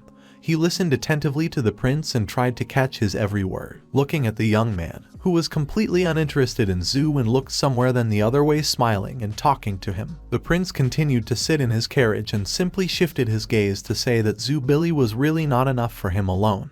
Listening to this, the elder brother was at a loss. After all, Zhu was the top 3 heavenly rank masters. Could he really be that weak? Could it be that the strongest master Shen had recovered from his injury? The youth looked stronger than before. The third prince said that one should not be so surprised by what happened in front of all of them, because a whole year had passed since that battle, and 1 year was too much opportunity for recovery. The prince looked in front of everyone and proudly said that in 1 year he really could recover, which the elder brother could not believe. Looking at the third prince, Bailey thought that the character of the young man had not changed. But even if the prince managed to recover, it would not change anything, Bailey thought to himself. And then the older brother decided that today his younger brother would definitely die and no one would not prevent. After that, the third prince defeated Zhu Billy and began to turn his head around, looking at those who gathered right in front of him, because it was the top 10 and sighing. The young man said that they could attack all at once. Why was this whole prelude? Everyone silently looked at the prince and stood in front of him. The monk, holding his rosary in his hand, and stepping forward in front of everyone else, uttered the word Amitabha, which meant Buddha of infinite light. Bowing to the young man, the monk said that the third prince is a dragon among people. His strength makes this old man tremble, he said, but his teachings are based on the path of good. Maybe the third prince will tell you when this old man offended him. There is no evil or resentment between them. That the third prince, is it possible that the young man went too far? Looking at the master monk Laura, they heard that a few months ago, he fought against a great evil spirit. Was he really alive and well now? But then who something said that such a thing could not have happened and he would never oppose the third prince. The friendship between his temple and the sect has lasted for 300 years. The young man, looking at the monk in front of him, said that everything was in order. He should not have held back, because the prince's hands were no longer able to hold the sword. Looking at the young man, the monk folded his hands in a stance and said that in this case, he continued to listen to the young man. Then the third prince, still in his chair, looked around and asked if anyone else wanted to speak out or attack him and asked not to waste time. Then the father of the hero turned to the old monk, saying that it was really difficult for him to say whether the third prince is telling the truth or not. This mad scientist has no worthy student to test. Also, everyone is aware that the old monk did not have long left, the father of the third prince said. Today, this monk, the father of the hero believed, said that he wanted to test the third prince. The father warned the monk, but it remained that he was too stubborn and did not want to listen to him, so he had to go with him. Because how could this be missed? Then, looking in front of him, the third prince said that everything was fine. There were already 3 of them. The Buddha seal technique that the master monk Laru created was admirable. The prince said he and Mr. Zhu would also be able to enlighten him. However, looking at everyone gathered in front of the prince, he said that it was still not enough. Then a girl came forward and said that at first she did not want to interfere in this scandal, but unexpectedly for everyone, the young man dragged 2 more heavenly masters into it. So this should not have continued further, and the girl said that she would intervene. She asked the third prince to tell them if it was possible that her sacred mountain Jugong had also somehow hurt the prince. Then the girl said that the young man killed the rather talented Fu Jian, a student of Master Laru. But that was not all, because the prince had the blood of several dozen people on his hands. Was that so? To which the young man replied that he was not obliged to remember all the dead from his hands of the people. The young man, answering this, looked at the girl with his piercing gaze. Then she said that since the third prince himself confessed to what he had done, he should have resolved the grievances between him and Master Zhu, as well as Master Laru. The prince said that perhaps the girl was right, but her strength was not enough for her to speak to him like that. Hearing this, she did not understand what the prince was talking about, because she meant that the young man did not comply. Standing in front of everyone, the girl told the third prince if he was aware that his technique was unparalleled in the whole world. But for her dignity, for his sake, she had to challenge the young man to a duel. Listening carefully, the guy said that in this case the girl would die. Ju Yong, having heard from the third prince that she would die if she fought against the prince, the girl thought that the guy was too arrogant and turned to him and looked at the young man. At that moment, looking at him, she felt what power was sealed in this young man, and this power burned in his eyes, with which he looked at the girl. When she felt how strong the guy was, her body trembled. Clenching her teeth, she did not understand how it could be. Was there such a gap? Because her legs were numb and the girl did not understand whether she was still standing or not. It was difficult for her to breathe, and it seemed to her as if she was falling into the abyss, and she realized that she was losing consciousness. Then Ju Yong heard the word Amitabha and began to gradually come to her senses. Her body was covered with sweat and she was in a state of shock. Then he said that everything was in truth. The forces of the third prince reached the realm of the gods. This is the only way to become a witness to his spiritual blade, Master Laru said. The prince, looking at him, pondered his words when he called him a witness. Ju Yong, listening to Master Laru, did not understand how this could be, because it was absurd. Then Zhu Billy, who was standing next to them, asked again if this was really absurd, because the girl had just convinced herself that it was true. But Zhu said that the old monk gave up too soon. Then the old monk said that all this time they had only looked at the world from the well, but he spoke rather boringly to be a witness. The law of the universe is one, and everything that has a beginning has an end. Also, if the legendary heroes once come in their sunset, and the third prince was no exception, the young man said, and at that moment the young man looked at the monk with a smile. The prince's father, turning to everyone, asked them to stop, because there was some kind of mistake. His son had long lost the ability to martial arts, but they still wanted to deal with him. It was impossible, because they all wanted to witness. And the father asked which of them would dare us to get on a crippled child. At this moment, the father turned to the whole 10, and at some point I turned to them. He turned to his son asking if it was so. Bailey, looking at his father, who was horrified by what was happening, asked him not to worry, because he also thought that there was something wrong here. At this moment, Zhu, who was standing not far from them, asked old man Shen if he was blind. Could a colleague just like that bring the heavenly master to his knees? He said. Then Shen ordered Zhu to close his mouth. He clearly saw what he was trying to achieve. Then the elder tried to calm the sect master, because these were the personal problems of the third prince, and they should not interfere. Hearing what Lao Lu was saying, the father was furious. How could he stand by while his child was in danger? He said. Then Lao Lu said that this servant was also aware of his affection for his son. But this much indicated the unjustified murder of the best genius will make people go on a rampage. However, this old man should check something. He said, Lao Lu watched the growth of the third prince from the very of his birth. However, it was Lao who was responsible for clearing the giant sect of debris. The young man, looking at the elder in front of him, said that being honest with himself and the people was worthy of respect.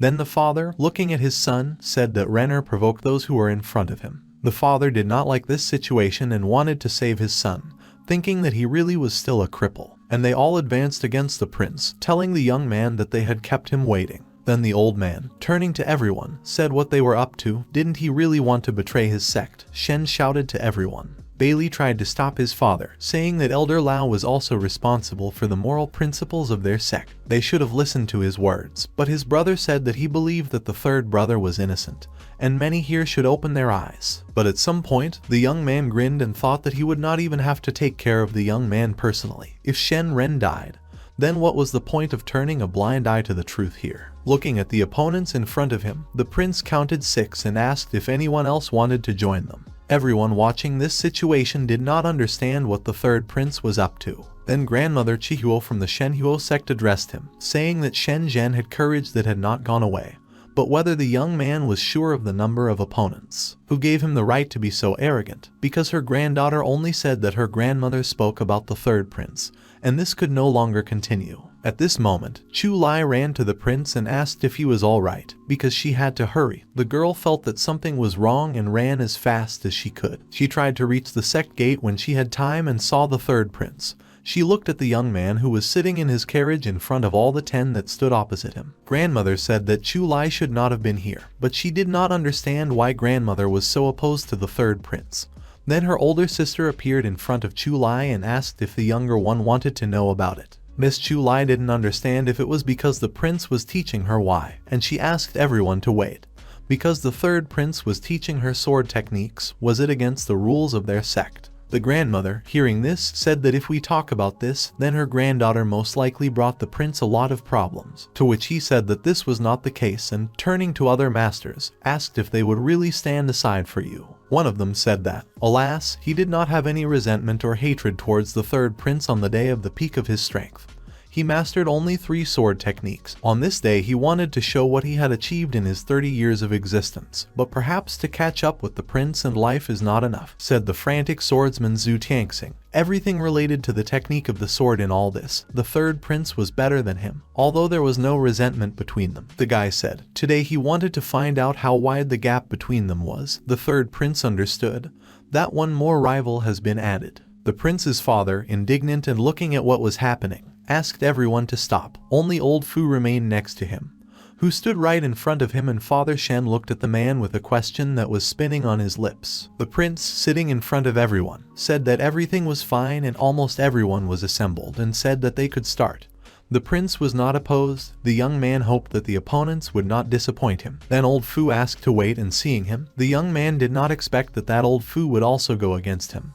But our hero's father was completely crushed that even he did this. Old Fu said that every family has its own problems, to which the third prince said that he didn't start it, so it wasn't worth saying anything. It's just that Master Fu didn't need to be so sad, and the third prince said that the best heavenly masters gathered here, and he was ready to take on a challenge from all of them. The youth was serious about what he was about to do. The father, standing in horror and covering his face with his hands, did not understand how this could happen.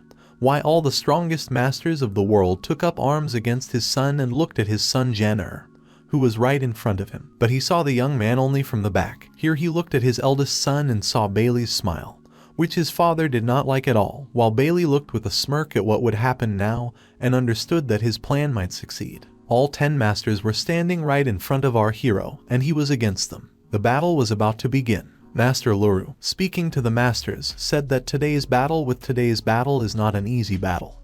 Even though they were united for the first time, they should have been aware of the art of battle, because there was no need for them to cooperate with each other forcibly, because it was like that. Asked everyone else, to which Bailey said that all the rules and moral principles do not apply to the battle with the third prince. Hearing this, the father shouted to his son, but then the elder brother asked the father to stop, because they could not interfere with the giant sect.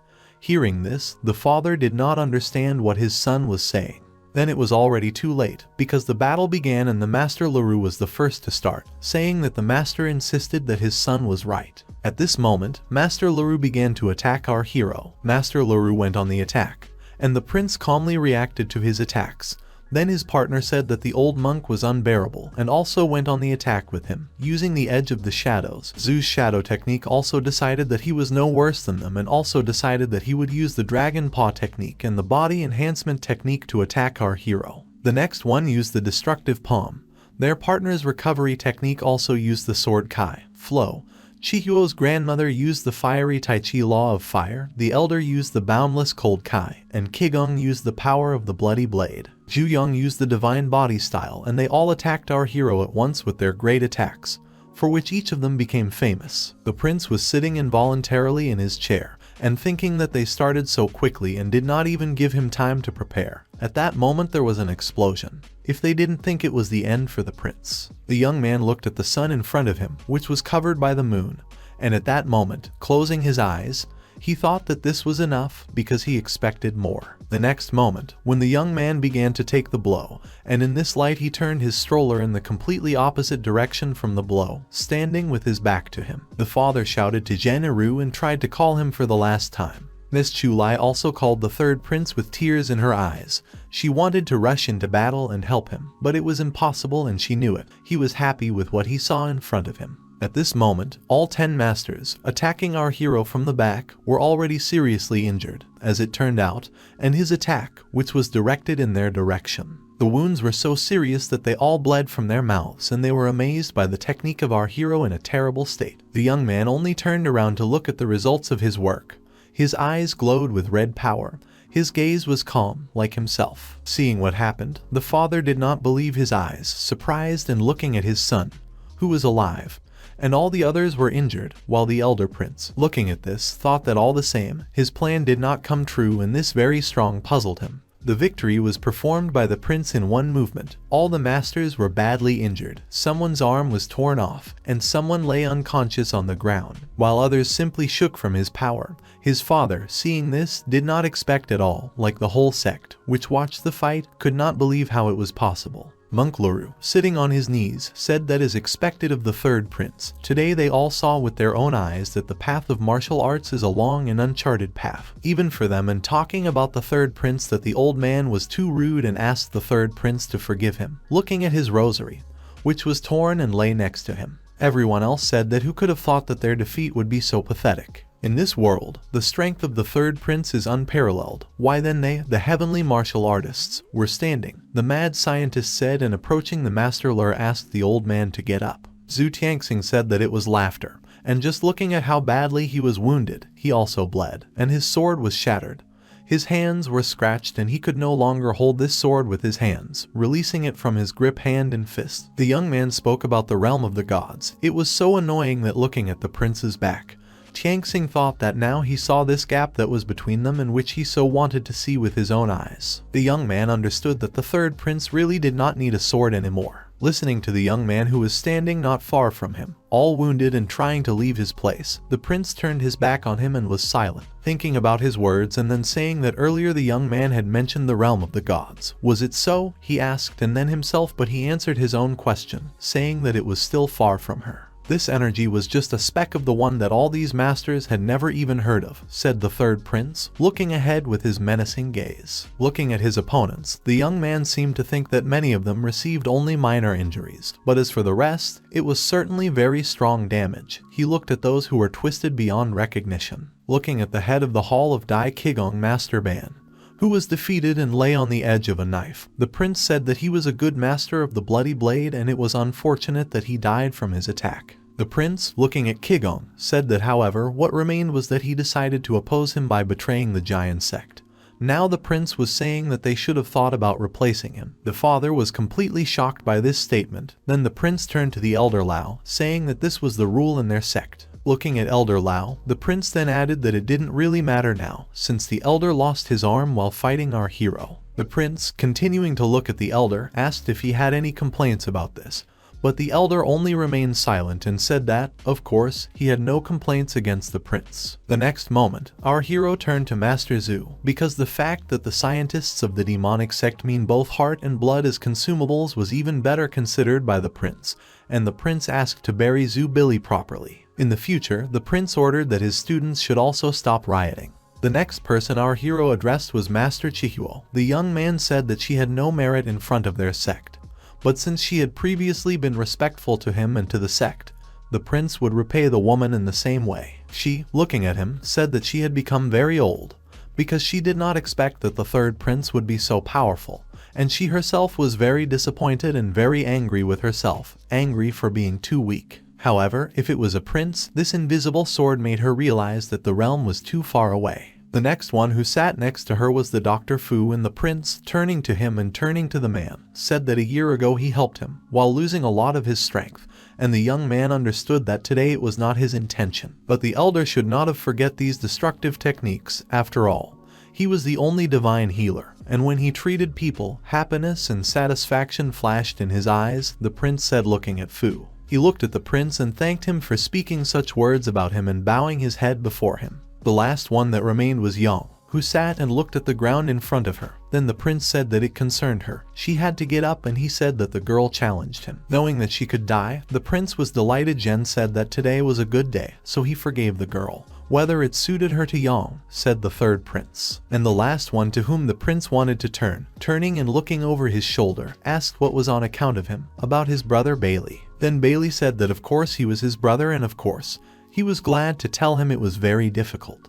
Because in fact it was not true, and inside himself the older brother was insanely upset about what happened today, but said that the third brother showed today that he is strong enough to keep everyone in fear for a long time to come. The third prince, listening to him, asked his brother to stop playing with him, because it remained that he was his brother, and the third prince did not want to kill the young man, so he asked his older brother to do it himself. The third prince requested that elder brother do it himself. Then everyone started whispering in the sect and talking about Prince Bailey having to commit suicide. Did Prince Shen want his elder brother to do it? Did the relationship between the two brothers all this time were so terrible? No one would have thought that Prince Bailey had to do this. Everyone said that this situation would hurt the sections very much. Did the prince really want to kill his brother? Maybe the young man was joking. Then someone said that the third prince was too bloodthirsty, because Prince Bailey always cared for Prince Shen, and most likely it is because of that incident a year ago, many said.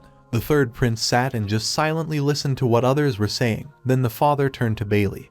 He stood silently and did not utter a sound. Then the father no longer knew what to say. Grandma Chuhuo then spoke out, saying that Shen was really worried, because the world did not stand still and their relationship was at an impasse, so the woman said that they would let them figure it out. The third prince said that the world is changing. However, this is not the only thing. A person will never change. Envy and hatred, a thirst for murder, and the prince was tired of looking at all this. He had better leave the right to choose for his brother. Closing his eyes, said the young man. At that moment, silence hung, and only the wind was spoken to everyone who stood and waited for an answer from the elder brother. At that moment the elder brother began to laugh, and very loudly, and he did not expect that most of the heavenly masters, who all opposed the prince today, would simply garbage, and said that it was wonderful, it was what he needed. Then, turning to the third prince, the brother said that he could not think that the elder brother was some kind of garbage akin to the heavenly masters. At that moment he called on that something that was always next to him and which helped the elder brother. Everyone did not expect that Prince Bailey would dare to attack the third prince. Then the old woman said that the flame that appeared in front of all of them, this flame had a strange aura, and there was something wrong here. In the past, under the light of the moon, this very something threw a scroll to the elder brother, saying that when the time came to lose, the young man had to use this technique, catching the scroll in his hands. The young man asked what he had to give in return for this technique, and then something said that when the time will come, the young man will know what he will have to give in return for this technique. At the moment when the elder prince challenged the younger one and was here, it was the time when he used this very technique, which gave him something. Everything was on fire, and everyone around understood that it was a strong aura, and was the fire that caused. The elder brother took on a human form. Everyone tried to understand and see what was happening there around the two princes. The older brother looked at the younger one, and he sat motionless, looking in front of him what would happen, and from the fire that was before, something incomprehensible began to come out of human legs, and then hands appeared and laughing, and a face appeared. It spoke of what the boy did. Could it be that the heavenly masters were so weak and useless in front of everyone? The man with gray hair, who was standing right in front of our hero, stopped. Then Bailey asked the third brother if he wanted to measure his strength with this man, and said that he could not blame him, because he had reached a dead end and it was necessary to admit it. Then all looking at the old man who was in front of them, all 10 masters, from which left a few people, realized what kind of old man it was. Master Wu Jiang.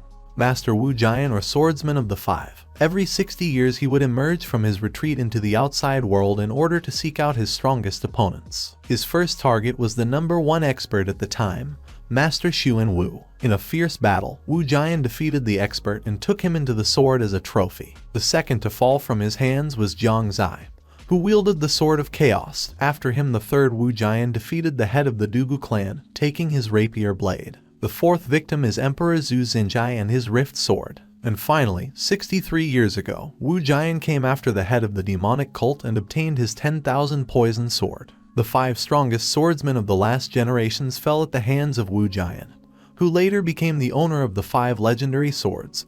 This story was passed down from generation to generation. No one knows who this old demon will choose as his next target. The only rumor is that he was able to overcome all known 9 levels of cultivation, is now one of the strongest in the world. Wu Jian is a fearsome demon possessed by the blood of the strongest. Old man Laru, looking at Wu Jian, said that the rumors that Wu Jian could rise above the 9 stages of martial cultivation, like the third prince, were really true. Then how strong this master Wu Jian was. Looking at him, they thought other. The disciples of the sect also could not understand how strong he was, because they also heard these stories that they told everyone from year to year. At this point, the elder brother began to bleed while looking at Wu Jian, and the third prince only looked at all this without much enthusiasm. Everyone also looked at Wu Jian. After all, had 60 years passed, and at that moment the guys who looked at the swordsman began to vomit blood. No one understood what had happened to him, but then everyone understood that just from one look of the old man with the young man happened such. Wu Jian, looking at the sect disciples, said that he was just a grandfather who went for a walk, and there was no place for small fry like them. Then laughing, he said that was not the point. This old man wanted to have some fun on a walk and asked if someone could keep him company. Looking at Bailey in front of him, he understood that if the young man summoned him now, then his plan failed. Was he right? And asked the prince what Wu Jian was referring to. Said that this was to be expected. This bunch of heavenly masters was uneven with his brother, and turning around, Wu Jian saw the third prince sitting in the carriage. Looking at the boy, he began to laugh, saying that the situation was just perfect, because he got bored. At that moment his face was insane and broke into a smile. He was really wondering if the youth could really reach the godlike realm. When the brother heard about the godlike, he was shocked and couldn't believe his eyes that Wu Jian was talking about his brother. The disciples who watched all this also could not believe it. Having heard about the godlike realm, is the master really talking about a sphere that is higher than the 9 stages of development? The prince, looking at Wu Jian, said that he did not have to prove anything to anyone. All the masters from the remaining bowed their heads, because they understood what could follow next. The father also appealed to Shen to obey, and the elder brother could not believe it at all and was terribly angry because of what was happening now. Then Wu Jian said that it was good, since it was so, because he adored strong opponents, even if the young man did not want to. But it was necessary to see which of them was really worthy of the title of the strongest of this world. Referring to the third prince, Wu Jian said. Wu Jian, looking at the third prince, began to talk about the 9 levels of martial arts development.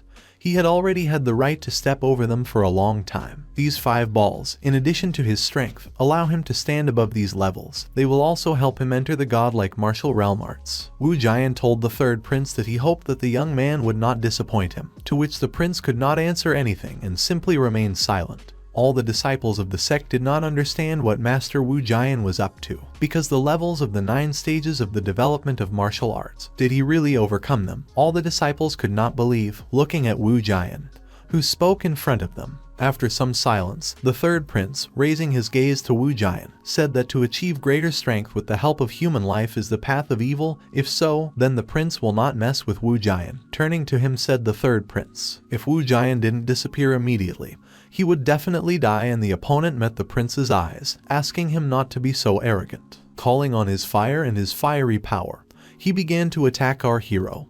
But these attacks were nothing. The young man just sat and looked ahead of him. After the attack, the young man assumed that after 300 years of practice, Wu Jian would become terrifyingly strong. But he could not turn his imagination around, the third prince said. Wu Jian, grinning, said that it was not worth jumping to conclusions. It was only a fraction of his kai, and said that the young man had not yet experienced his true sword art. To which the third prince said that he was aware of all the limitations of his sword art. His spirit did not meet the requirements. At the risk of overdoing it, he could forever forget about the world that he dreamed of. Wu Qiang said that it was all very sad and again turned into a fiery sphere, into a fiery something that he was before, and using all his might he laughed and thought that he had never managed to learn the secret of the technique of 10,000 Tibetan balls, so he asked the young man to let him enlighten himself a little. Stand in front of him in your normal form. He used his blood transformation technique. His blood transformation technique was worth more than his worthless one, Wu Jian said. At that moment, something flashed in front of everyone, and everyone was looking at the sky, including our hero, who was also looking at the light in front of him. Then, leaving Wu Jiang, he said that in a day, he would return to this mountain and take the life of the prince. The prince at that moment, repelling the attack, was already standing on the statue of the sword, on which Zhu Billy had also stood before. When he came to this sect, all the students, looking at the third prince, they understood that the young man was no longer in a chair, but stood, towering on a statue of a sword, and only looked into the sky. Somewhere deep in the dungeon, where sunlight does not enter and only torches burn, there was a dungeon, locked with a large castle. The father and Master Leroux were heading to this dungeon along the corridor. Having come to the dungeon, the father shouted that his son was hanging in shackles. Woke up. Bailey, looking at his father shackled, said that his father finally came to him. The whole body of the young man was in cuts and he no longer looked as proud as before, and told his father that his son was wrong and asked him let go, begging his father. The father, looking through the bars at his son, asked where Bailey knew the sword kiln master and where he was hiding, and demanded his son to tell him. Then, looking at his father, Bailey said that this old man was too secretive. How could he know his location? Even if he told his father, they could hardly do anything with Mr. Leroux. The father was full of anger and, turning to Bailey, clenching his fists, said that the young man would not atone for his sin even in 1,000 years. Then he only laughed at him in response. Looking at his father, Bailey said that despite all the rumors and views, his father still protected the third prince when his first son was in this dungeon. Looking at his son, the father was only annoyed by his words. Then Master Leroux asked Mr. Shen not to forget about their primary task, because he still did not understand his eldest son. But now it was not about that. Master Wu Jiang did not even try to resist them from the moment he appeared at the meeting of masters, the strongest dozens of masters of the 10th rank. Although it was strange Prince Bailey, they hoped that the young man would tell them the whole truth. Turning to Prince Bailey, Monk Leroux said. Then the prince, sighing, was silent and simply looked in front of him, to which Master Leroux said that the prince should not have hidden the truth from them. He had another chance to atone for his guilt, and he could still take the right path. Hearing about redemption and the right path, the prince asked the monk again. He really spoke about it, without saying anything about the fact that they could not deal with Wu Jian. They knew that the young man had lost all his abilities in martial arts, and Shen Ren wanted him dead. What atonement, the young man said. Father and Master Leroux just looked at him in complete silence. At this moment, the brush cut across the canvas, and looking ahead of her, Miss Chu could not understand what she saw. Turning to the third prince, the girl asked if the young man was worried about what had happened. Then he replied, should he have been worried about this, putting your brush back in place? The girl reminded that this Wu giant wanted to kill him. Taking another brush, the young man carefully continued to listen to her, and the girl said that Wu Jian's age had already exceeded 300 years. Whether the young man was worried about this, he was only interested in brushes and his canvas. Wu Jian could be invincible just because he had never met a worthy opponent, said the young man. If he met his ancestors at the age of 60, he would certainly not have a small chance of winning. At that moment, sketches of the drawing that the prince was drawing appeared on the canvas, and, talking to him, Miss Chu said that it was true what he said, because the Shen family would be more terrible than this old man. If this monster is so terrible, then how strong were their ancestors, asked Miss Chu, imagining Prince Shen and his predecessors before him in the Shen family. At some point, the girl began to cough, and the young man asked what she was thinking about, to which she answered, so that the young man would not worry, and, wiping his mouth, said that, however, it remained that at worst she had been practicing martial arts for 30 years, turning to the teacher, and the girl said even though the young man was not several hundred years old, he was still very strong. The third prince raised his drawing and said that even though Wu Jian claimed to have become a godlike master, all that remained was that he had barely touched the border of this realm. Too surprised, Miss Chu asked if the young man really meant the moon eye in that sphere, to which he replied that it was exactly what the girl thought, referring her to a conversation about what they talked about at the very beginning of her training. when the prince told her what a moon eye is. The 10th sphere can also be called the Kai of the Moon Blade, said the young man again, taking the brushes in his hands, and he was actually still far from it. Then after hearing all this, Miss Chu was amazed. How could the prince be still far away? I understand that her head is not survive all these stories. But she continued to wonder what was about the sphere in which the third prince was now. Turning to the teacher, the girl said, to which he replied that Miss Chu should not know about this sphere yet. But then she asked what was wrong with Master Wu Jian. The third prince said that Wu Jian exchanged some of his blood for strength, so he was not sure what stage he was in now, and he really wanted to fight the opponent with full strength. Looking ahead, the third prince said. Then, seeing his gaze and the prince himself, Chu said that this was indeed the third prince she knew, because he did not care about the strength of the opponents. But at some point she thought about what it meant to have the full strength that she spoke about third prince. Remembering their battle, the girl realized that the third prince did not fight with his opponent at full strength. How could this even be? The girl said that this old monster could be hiding something. Wasn't it dangerous? At this moment the prince put a stamp on his drawing, and Miss Chu thought about what Mr. Wu Jian could be hiding. At this point, the prince's drawing was almost finished, and he stamped his drawing to complete it. Father, having gathered all the rest, said that tomorrow would be an important day. Then Master Luru said that more than 23 masters of the heavenly level had already died at the hands of Wu Jian, and one way or another, the world of martial arts would no longer be the same. This demon used the blood of the strong to increase his vitality and combat power. The death of the 5 great masters and the use of their blood for his own good raised him to another higher level. And Miss Chu grandmother thought that it would be difficult for them all to cope with Mr. Wu Jiang, and perhaps only the third prince will be able to do it. Then the father and everyone was wondering if the third prince could cope with Wu Jian. No one knew, because they tried to ask Shen about it several times.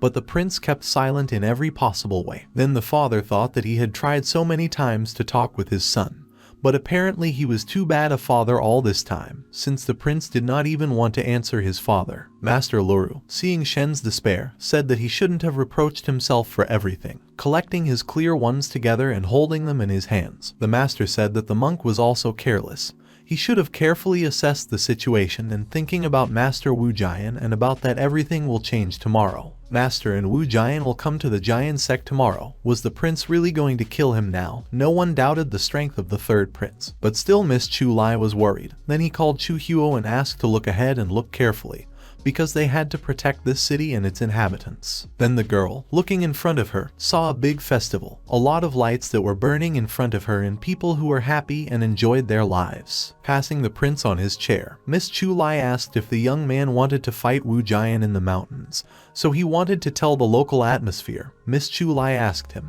to which the prince said that this was not the point, that their battle would somehow affect this city, and the mountain as a whole. It would be a rather peculiar duel, the young man reported. Miss Chu did not understand what he was talking about and asked again. Then the prince asked to stop here. Behind him was a master who sculpted food, and there was absolutely no one in this restaurant. Then the prince rolled up to the table and Miss Chu noticed that there, in this restaurant, there really was almost no one. Speaking about the fact that extra attention was sometimes really superfluous, the young man asked the waiter for a baked egg and some Beiju Chinese vodka. Miss Chu said that out of all these events, she didn't get a piece in her throat, to which the man asked whether the young miss would order something or not. But the miss said that after 6, she unfortunately couldn't eat anything, for which and the old man replied that the young miss was already so beautiful, she did not need to worry about it.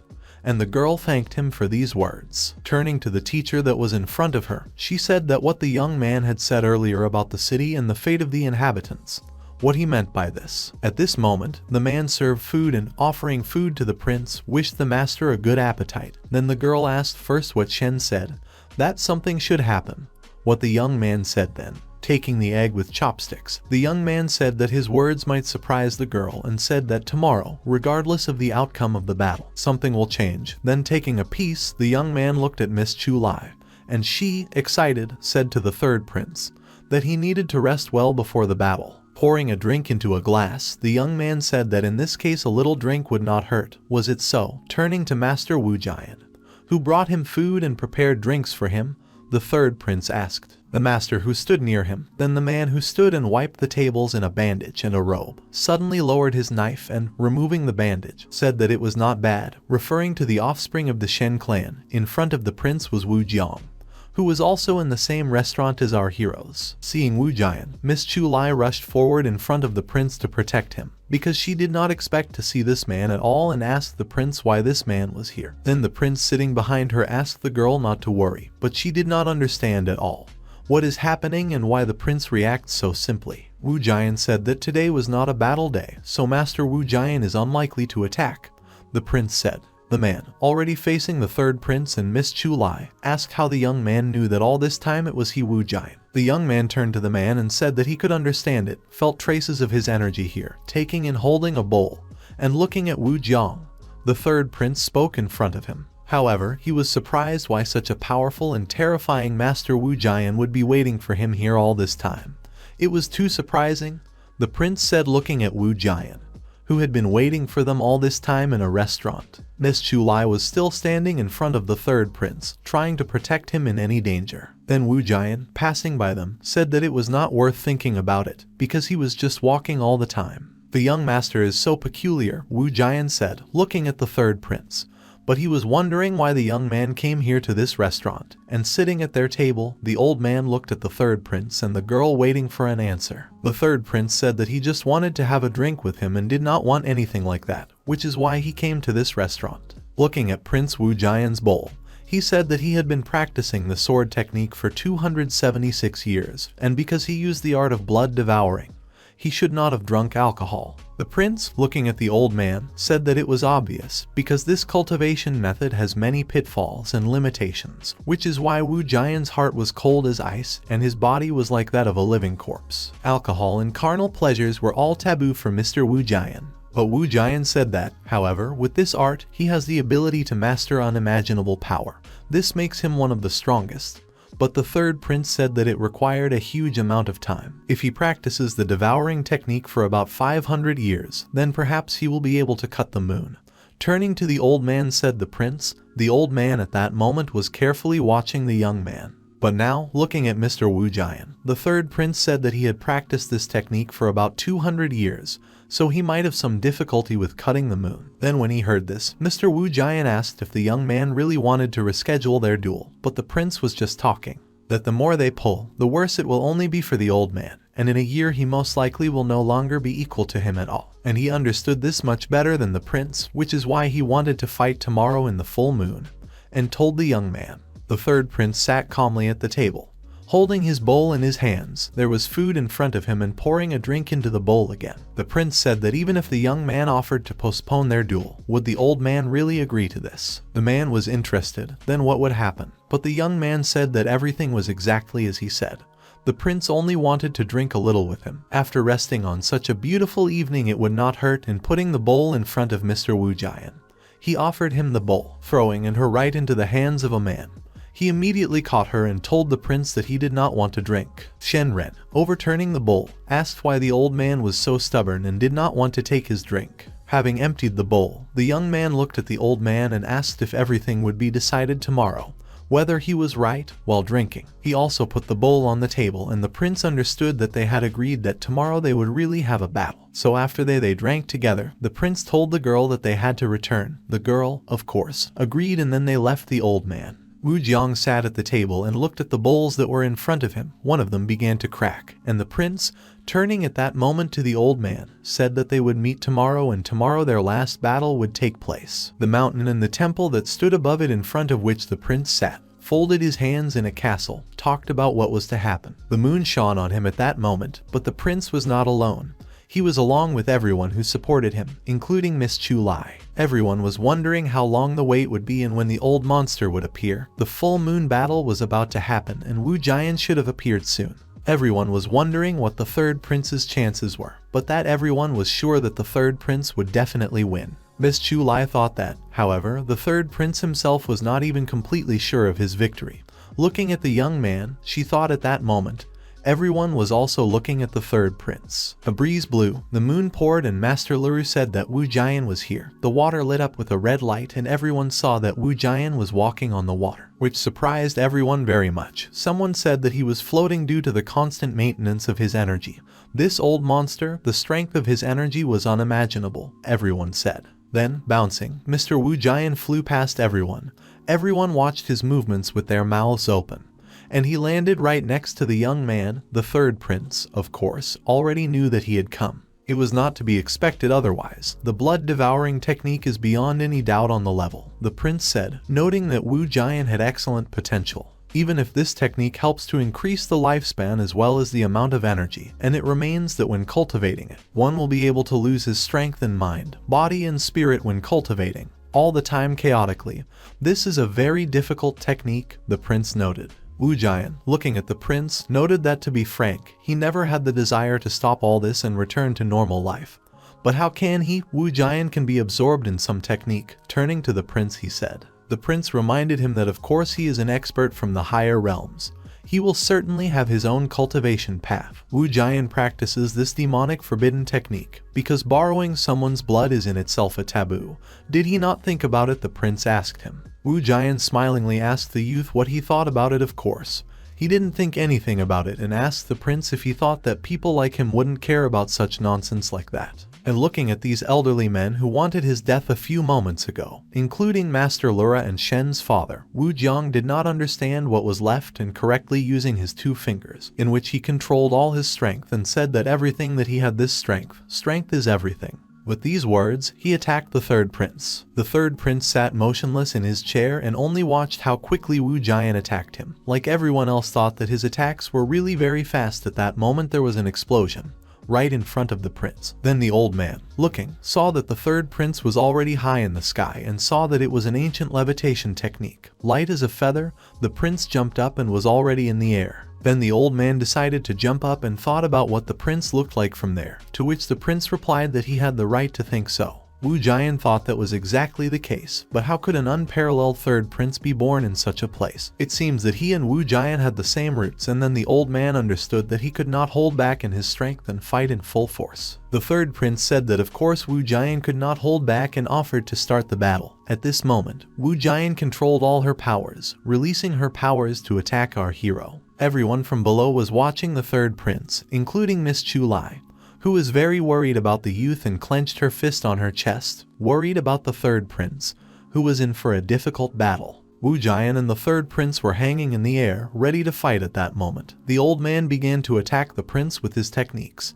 The prince tried to dodge his attacks. The next moment the prince jumped onto the roof and Wu Jian said that the prince, of course, justifiably bore his title. Although he had already used 2 powerful moves, the puppy that was in front of him was very strong. The prince stood near the old man and he thought about the prince not being so arrogant, so he would like to see how long the young man could hold out against the attacks of the old man. The prince just calmly looked at Wu Jiang, standing nearby, and when he began to attack him, repelled his attacks. It was a battle leading the elements. Everyone watched their battle and understood what a terrifying strong intention the sword was, and everyone understood that in this battle everyone would only get in the way. Looking at how the third prince fought, no one could understand how his meridians were. The divine healer who was standing nearby said that everything was exactly as they saw it now. However, damaged meridians are extremely difficult to restore, and he was afraid that that prince would use his spiritual energy to stand. The next moment, our hero was fighting with the old man and he thought that his body was slightly crippled.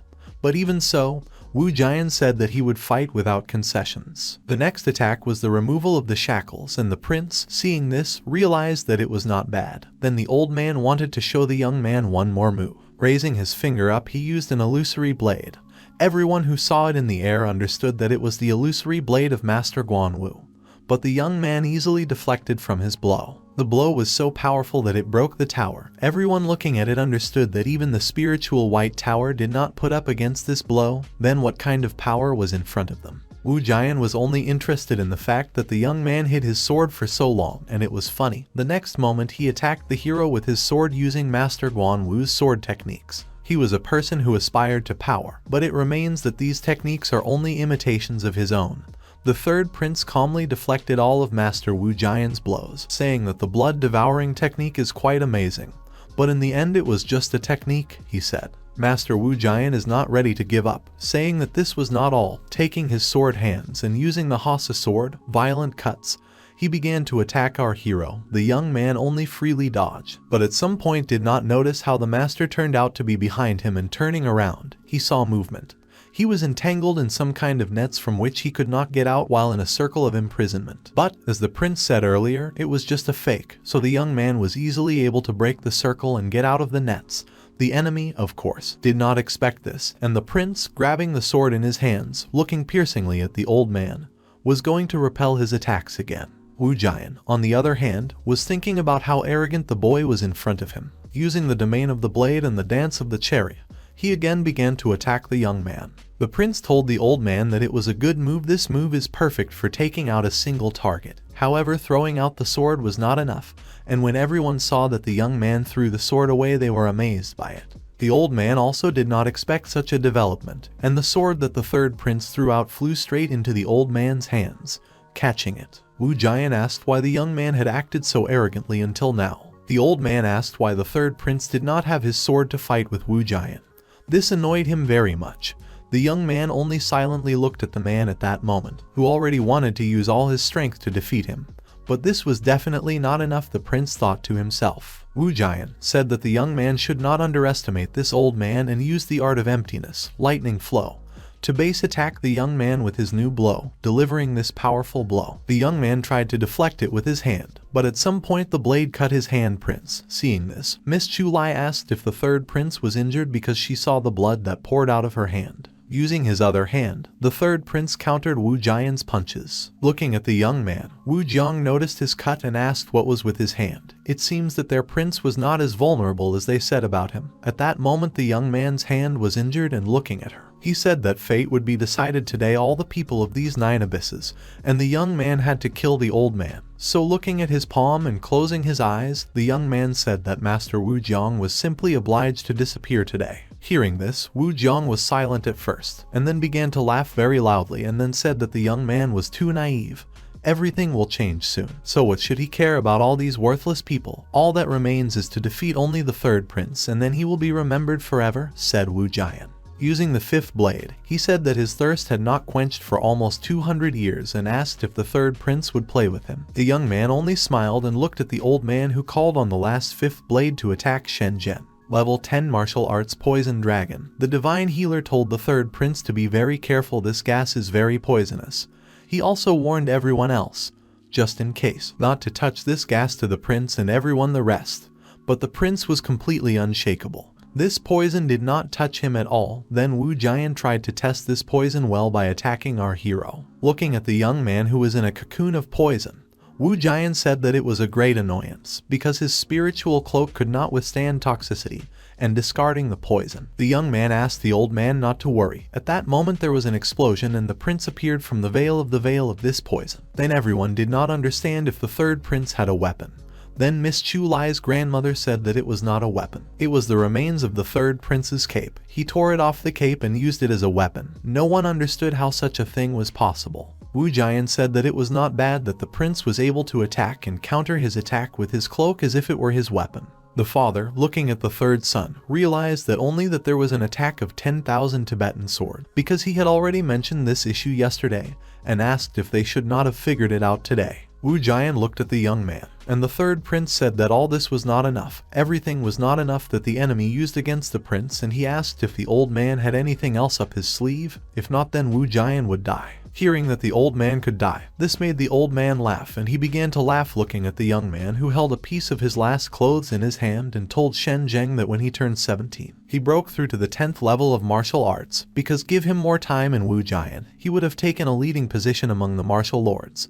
But it was a great pity, because the young man met his Wu Jian. The old man said that he had been practicing for several hundred years, and today such an opportunity fell out for him. How could he retreat in front of the young man? And of course not. At that moment the old man called out all his 5 swords that he owned and said that he would proceed to the main attack. At this point the prince watched carefully what the old man would do, as did everyone else, who were amazed at what they saw in front of them. Namely, at this moment, Wu Jian began to swallow one sword after another, and at first everyone did not understand what this monster was doing. But then they realized that Wu Jian was devouring the sword, and it turned out that he was absorbing their strength. Is this really a new irresistible, the sphere of martial arts? At this moment the development of the old man was still increasing, because he absorbed the swords and became only more powerful due to them, which was seen by everyone who watched the battle, like the prince himself, turning into a fiery sphere that was in front of the prince, and the old man no longer looked like a man.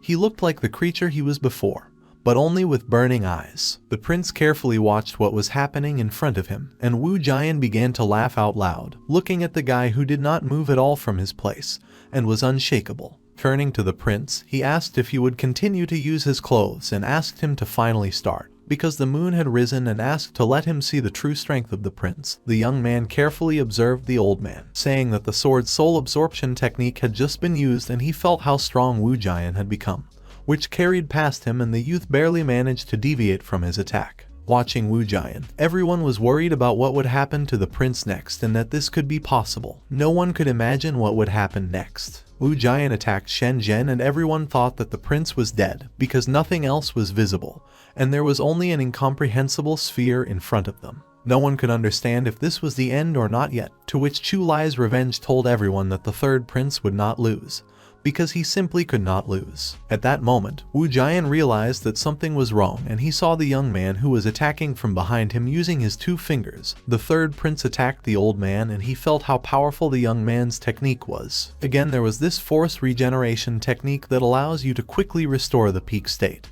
But is he at risk of losing his consciousness? The prince asked the old man, who no longer looked like a man. The whole essence of the sword's soul absorption technique is to concentrate and strengthen one's own energy, the prince said, so the enemy could not reveal their own potential and not surpass it, the prince said, referring to Wu Jian. Then the young man, controlling the sword with 2 fingers, raised it again into the sky and said that this was a good opportunity to check if they could split the moon. This amused the old man very much, and he only laughed as he watched the prince and then attacked directly at the young man. At that moment, he used his power to attack the prince, and they started their battle again. But the prince only fought with his sword, deflecting the blows of the old man, who also had a large powerful sword. So their swords clashed in battle, and the old man's sword was broken by the prince's sword, under by the onslaught of his great strength. At that moment, Wu Jian realized what had struck him, and he understood that he had lost, which he completely could not believe. His aura dissolved, and at that moment, something high in the sky, some person or some creature that the master swordsman felt. This creature was walking on the water, and was very calmly talking about what had happened. He always wanted to become stronger, even stronger, and every time he longed for this power in order to become stronger than everyone in this world. In chains, he looked at the people that you bore him a verdict. The verdict of this garbage was such, exile, the man proclaimed. At this moment, Wu Jiang said that he did not want to be expelled and stretched out his hands to the prince that was in the air. The young man only watched him from above. At that moment, everyone understood that this was a victory. Miss Chu was extremely happy. She rejoiced that the prince had won, and all those gathered who supported the prince understood that the young man had won this battle. The father was crying, and the monk who was standing next to him also shed a tear. Then he told the monk that they were getting old. The monk uttered Amitabha and said that truly the younger generation breathed into his neck. Everyone understood that indeed the most powerful outstanding swordsman in his 9 abysses. But at that moment everyone saw how the moon was cracking and could not believe their eyes, because the moon was really cracking. The third prince, looking at her, understood that it was a split of thousands of small particles that fell on them, and this feeling that everyone experienced, including Miss Chu, who took these fragments in her hands, realized that all the meridians were opening. It was very pleasant. The prince's healing bath was far from this feeling. Then the grandmother asked Chu to sit down. The true Kai of the moon slowly descends from the sky. There is no better time for meditation than this. Everyone, including the youth's father and the monk, sat down. Looking at the prince in front of them, everyone understood that this was a phenomenon.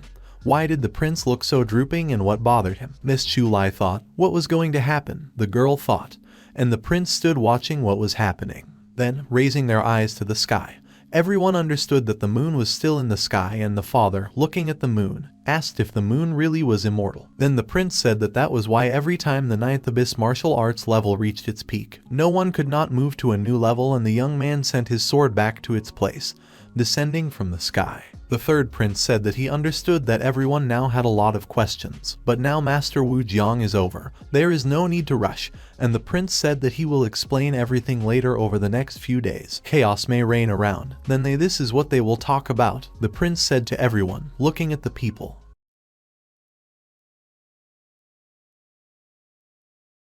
the rustle of leaves, and one of the sisters, namely the elder sister, walking, listened to her grandmother Chihyuo, who said that today's battle would be too large scale and she would radically change the laws of the universe. So she asked her eldest daughter to stay in the city. The elder sister, listening to her grandmother, thought about what should radically change the laws of the universe. Shen and this master Wu Jian were really strong. The girl thought she should have seen the consequences of their battle, so she watched what was going to happen. Walking through the forest, then approaching the place where the sea should have been, the girl realized that the sea had evaporated. A new story begins with the ebb of the sea, where the elder sister came. Standing on the cliff, she realized that the sea that had once been in this place had evaporated and it was no longer there. She saw only the sunset and the desert that was in front of her. The Shen sect. Everyone hoped that soon they would start receiving news from their branches from all over the world. And the nearest place changed a lot after the battle. Most likely changes began in other parts of the world. The elders informed Mr. Shen. The man standing next to the prince's father said that the border of their sect began to be washed away by water. A thick black fog also appeared on it, hitherto unknown to them, and people sent several masters, but only a smaller part of them returned. The fog was very dangerous. There was a mad scientist and Master LaRue nearby, and they talked about how, however, now the sea has receded, thereby revealing new lands and roads. All the towns of the village have sent their people in search of treasures. Grandma Chihuahua was also with them and thought that now it was not the main thing. They just had to wait for a full and detailed explanation of the third prince, because the young man had to know the truth, she said. And the third prince said that today he gathered them all here for this very reason. The prince appeared in front of everyone very unexpectedly, talking to everyone else. Seeing the young man, everyone was very surprised, because the news spread at an unthinkable speed. The prince said that it was not worth worrying about at all and he would soon tell everything step by step. Looking at his subjects, he said, "The abyss of the world. Originally, the world of the 9 abysses existed in the form of a small secluded space, remote from the outside world." The prince began the story. The moon eye remained closed, which made it impossible to communicate with the external level, which is why a person could extract only a small part of the power from the moon eye. Now that the moon has managed to split, their world will be elevated to the upper layers, the prince said. The seas are drained and new lands appear. After this meeting, it is worth going to the outside world, he replied. Then the prince's father asked his son if the young man really knew where this wonderful place was. Hearing about the wonderful place his father asked about, the young man replied that this place was thousands of meters above their world of Earth, the 9th without only a small part of the world, which is located above. Hearing all this, what the third prince was saying, they were very surprised, because no one meant it. The young man said that the energy in this world is much denser. This world is several thousand times larger than the Earth of the 9th abyss. Crossing his arms and looking at everyone with his thoughtful gaze and with his seriousness, the prince told them the rest of the story. There are also cruel and powerful beasts in the world. It would be better if the young man told the masters not to send their disciples there. Master LaRue asked the prince and talked about whether the prince said that the outside world is several thousand times bigger than them. So there are a large number of martial experts in this world, much more powerful than the local ones. Squinting at the prince and Master LaRue said. The prince, looking at everyone else and clarifying about this, about what the master asked, said that the martial arts of their world are nothing but mortal techniques. The martial arts of the upper world cannot be compared with the artificial worlds of the abyss. The experts of the outside world were strong. Their capabilities are much greater. They use the full potential of their meridians, the young man said. A person from the outside world with 9-10 levels of development will be the weakest of the experts. That is why everyone should imagine what kind of power the leading ones would have. Then the mad scientist asked the prince if this meant that these people could easily come and get rid of everyone, to which the principal replied that this would not happen. The young man replied to all those gathered that just as they look at the weak of this world, so do those people, until there is a good reason not to attack. However, people from the outside world would still want to find the strongest in their world, so they would come to the prince, and if they reasoned like that, then they only needed the prince. The inhabitants of the 9th abyss should not be threatened until a certain time, the young man said. Everyone could return to their sects and do the things they had been doing before, but he would not insist on it. The prince said people could also go to the outside world. Everyone did not expect this at all. The split of the moon occurred faster than expected. The young man said that the fog was beginning to cover the future of the 9th abyss, but now the young man could leave this place, while he advised the rest of the forces of their world to return to their estates. and not to take rash actions. The young man thought that the residents could only rely on themselves. Miss Chu was looking at the prince and would have suddenly said something, but then the young man was interrupted, too, and some man shouted for the moon shatterer to appear right in front of him. Miss Chu was very surprised and asked what it was and who was trying to call the prince. The father involuntarily jumped up from his seat and thought that these were people from the outside world, and they were already here. Two unknown people appeared on the threshold. Sitting on his chair, the young man, addressing them, said that their humble servant Shen was on the spot, and these were ambassadors from the outside world who had arrived in the abyss to tell important news to our hero. Everyone, having seen the messengers, was very surprised. Those in turn were surprised that the one who split the moon turned out to be a cripple. It was very funny, and the young man who was one of the messengers said that truly this world resembled a remote place. The prince, looking at the messenger, just kept silent and watched their actions, on what the second young man said to the other and asked to be silent. And then they decided to continue telling their new neighbors about why they came. One of the young men asked to forgive his companion, because he always liked to joke. All the bowing young men said that everything was fine, to which the guy replied, seeing how nervous they were, which was not worth it, because just a couple of moments ago the prince mentioned that they were ambassadors from the outside world, and the young man should have a little an interesting pedigree. The young man replied despite the prince. The prince said that his name was Shen, the heir of the sword, and his ancestor Shen Mengtian. Hearing this, the young man was surprised and a scroll opened in front of him. The scroll burned with inscriptions that ignited, and the young man, after reading these inscriptions, understood everything. Seeing this name, he said that 300 years ago, the young master of the 12th pavilion, Shen Mengtian, was exiled to the world of the 9 abysses as punishment. Even the messenger said that he forgot, and it so happened that his descendant was able to split the moon, the guy said. The prince carefully watched what the young man was doing.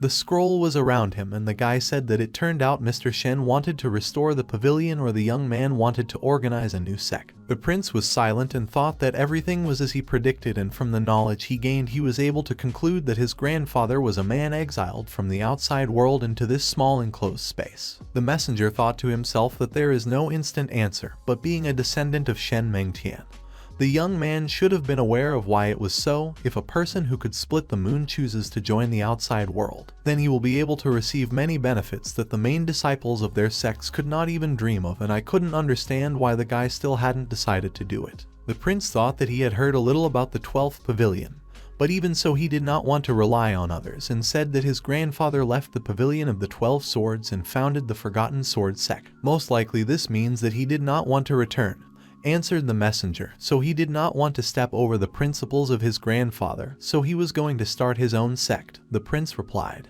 The envoys were silent, then they thought to themselves that it was interesting, because there was someone stubborn here. It is not surprising that the young man was able to split the moon, just like those people who were in front of him. Holding the scroll in his hands, the envoy said that the young man had made his choice to found his own sect, and according to the rules of the 8th higher world of cultivators, the young man would receive the title of the 3rd order, Lord, as the person who owns these lands. The area of his possession is 1,000 miles, the radius around the headquarters of the sect. Was everything clear to Lord Shen? The envoy asked. Everyone, listening to the messenger, was madly surprised, because, comprehending what the messenger said, that now the prince was the owner of all this land. The third prince only thanked Mr. Envoy for such a detailed explanation. The companion said that everything was fine, turning to Brother Zhang. This world is just a small province. Should they have spent so much time on it and throwing the prince a book?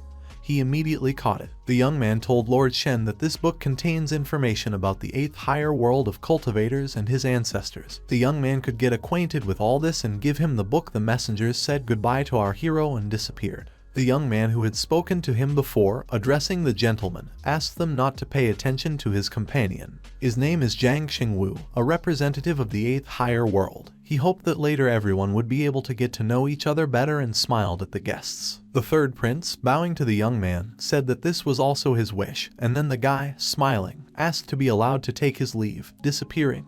He told everyone until the meeting. Everyone could not believe what they had just seen. Carefully looking at the prince, everyone wondered what was in the guy's head, but the young man only said that it was necessary to continue. Relying on the words of Envoy Zhang, the world of the 9 abysses will be handed over to the giant sect.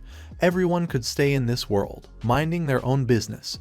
but they could join his sect or go to the outside world. The young man would not stop anyone, he said, however, in his opinion, so that everyone could compete with experts from the outside world. They need to decide on a method of development. Due to some limitations of the Ninth Abyss world, people were unable to learn or create immortal realm techniques. And in order for them to learn such techniques, it was necessary to practice as if they were on the tip of a 10 meters high bamboo tree trying to find the answer to make a breakthrough. In other words, the young man told everyone that it was implied that everyone had to find the optimal path of development. The prince was thinking that it looked like the Kai giant sect was now in his hands to delve into the technique of 10,000 bamboo swords. The prince thought that this would not be a big problem for everyone. But first it was necessary to restore the peak state of everyone present here. The old man, uttering his word Amitabha, said thank you to the young man for the fact that the prince made such an offer. But their Lan Ki temple has existed for 1,000 years. He could not accept his offer and asked to forgive this old man. To which the prince said that everything was fine. The temple had many connections, since if the Lan Ki temple does not want to join, then it can ask for protection from the higher temples. Then the master said that he would leave the prince on this. The mad swordsman, looking at the prince and how Luru leaves the sect, said that since everything happened like this, then he also leaves this sect. Together with Master Luru, the mad swordsman left the sect. The young man looking after them understood that the world of the 9 abysses would not be the same. They had to work together to overcome the impending difficulties. The prince thought, but he understood that many did not want to be part of the dominant force. If the young man stopped them by force, they still would not take his side, he thought. After thinking to himself, the prince turned to the others, as he had previously said.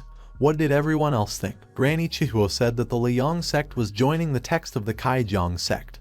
Hearing this, Miss Chu was very surprised. Granny Chihuo had just agreed with the young man. The prince, looking at his grandmother, said that until now, Mrs. Kaiho personally led the practice of everyone in the Liang sect. But it seems that Mrs. Kaiho is ready to trust the prince and he will help the disciples of their sect so that they can learn more about the divine flame technique and transfer it to the immortal realm to ensure their speedy growth and strength. Grandma, she bowed to the prince and smiled. Leaving the sect, Master Luru together with the mad scientist went forward, and the mad scientist asked the old monk if he was sure for sure, because they really did not need such a strong ally. To which the master said that the heritage of the Lan Ki temple is great, and the concentrated and nourishing energy of the Shen of the outside world is in constant abundance.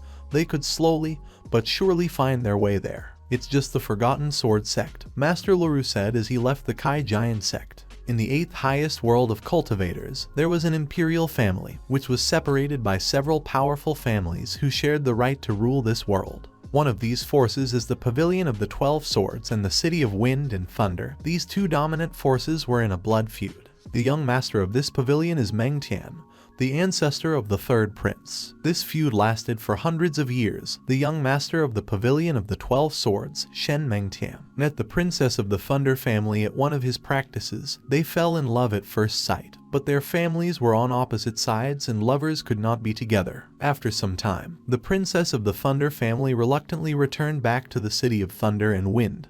However, Shen Mengtian did not want to betray his love with the princess, so he entered into an argument with the elders in his family, but the refusal of the Shen elders went berserk, leading to a bloody massacre. The head of the Pavilion of the 12 Swords, Shen Chunshan, was furious that his son was ready to exchange the lives of several of his clansmen for the princess of a warring country, and as punishment he decided to banish the young man to the world of the 9 abysses. Shen Mengtian stepped onto the road of violent winds and storms leading down the world of the 9 abysses and after a while reached his destination, his last home.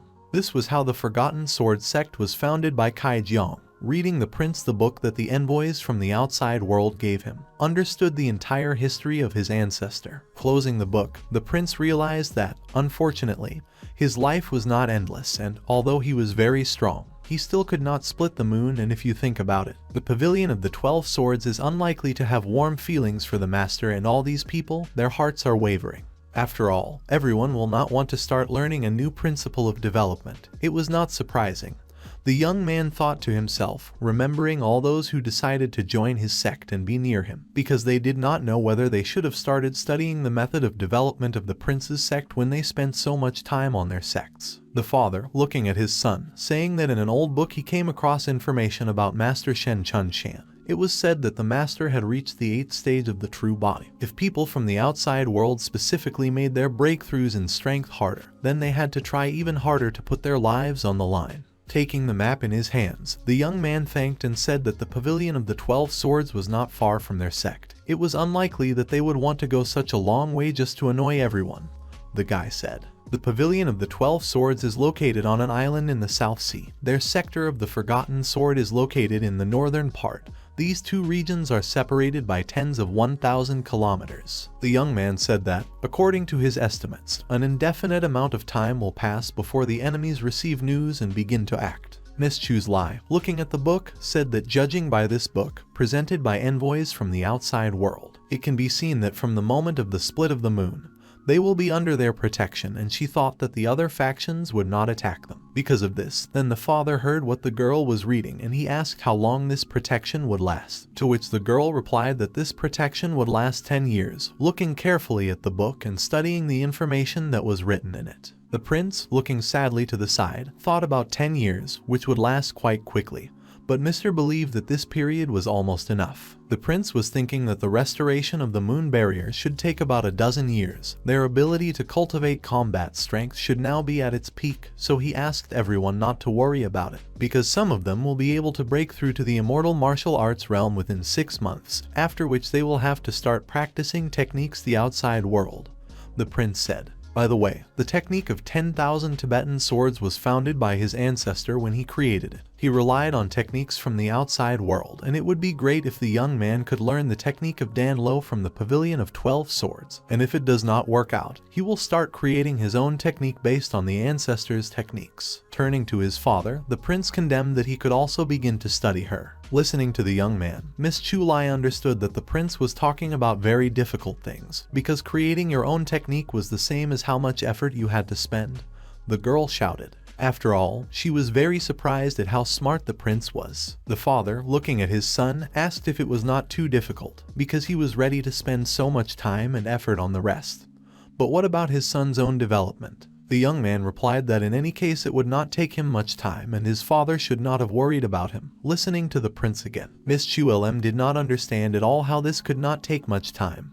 The girl was shocked by the words of the prince, who surprised her more and more every time. The prince said that also for her, Lady Kai-ho, the divine Tai Chi has a special meaning in the practice of techniques. The giant sect is located not far from this place, the young man showed on the map. The divine flame is ideal for a woman and her students. A young man will get it to accelerate their development. Looking at the prince in front of her, Grandma said that they did not cross their path. Then why did the prince try to provoke them? This is a question concerning combat development.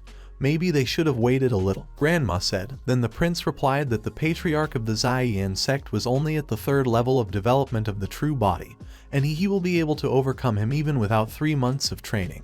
Looking at the prince, everyone was amazed at his self-confidence. Because the young man just talks about the 3rd level of the true body, it was unthinkable. And the level of the true body was just the sphere of the immortals, which was mentioned earlier by the guests who came from the outside world and the prince who spoke to them. Granny Kai-ho, who looked at the prince and then looked at his father, asked if his son was always like that. To which the father replied that if his memory did not fail him, then the guy was always like that.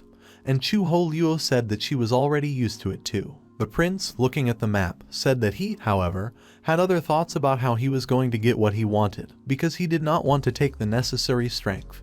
He has some considerations about this, ways to achieve the goal. So the guys could not worry about trifles, and addressing the girl he asked what the girl could also start learning the technique of swords with him. At that moment he pointed at the girl with his finger. Hearing this, the girl was insanely surprised and looking at her grandmother. She said that the girl did not look at her. The Lian sect no longer exists. Granny Kai-ho said that she could also notice that all attention was directed only at the prince, addressing her granddaughter, and asked her to step forward and bow before her master, to which the girl, hearing this, knelt and bowed to the prince, paying homage to the master and banging her head on the floor so that her forehead was swollen. And everyone was very surprised at what a clumsy girl she was. The young man, looking at Miss Chu, thought that as a student, the girl was quite obedient.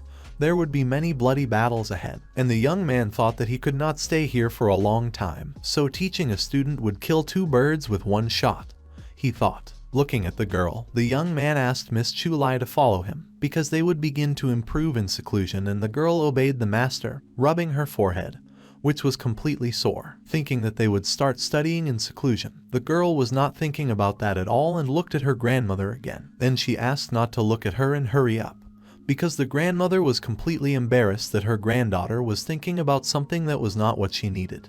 Miss Chu stood on the field and held a sword in her hands, telling the master that he swung the sword almost 1,000 times every day, and practicing the sword kai technique. Why all this was needed, the girl did not understand at all and just looked at the prince thoughtlessly. The prince, who was sitting not far from the girl, said that hard work sooner or later bears fruit and would ask to see, because she is almost ready to move into the sphere of the true body. Then the girl was wondering how the prince's cultivation could grow so fast if the young man sat in a chair all the time and taught her the ball technique. The young man said that if a person can create a sword in his heart and if he can rely on the sword all his life, then he will become one with him. The girl, listening to the prince, could not understand what it means to create a sword in the heart and imagined what it looks like to recreate a sword in the heart. Then realizing that her head was already completely swollen from this information, the girl thought that it looked like it was too much for her. Did she really have to live with a sword all her life? And she decided that she would just continue to make swings. Swinging 10,000 times, she realized that finally it was all.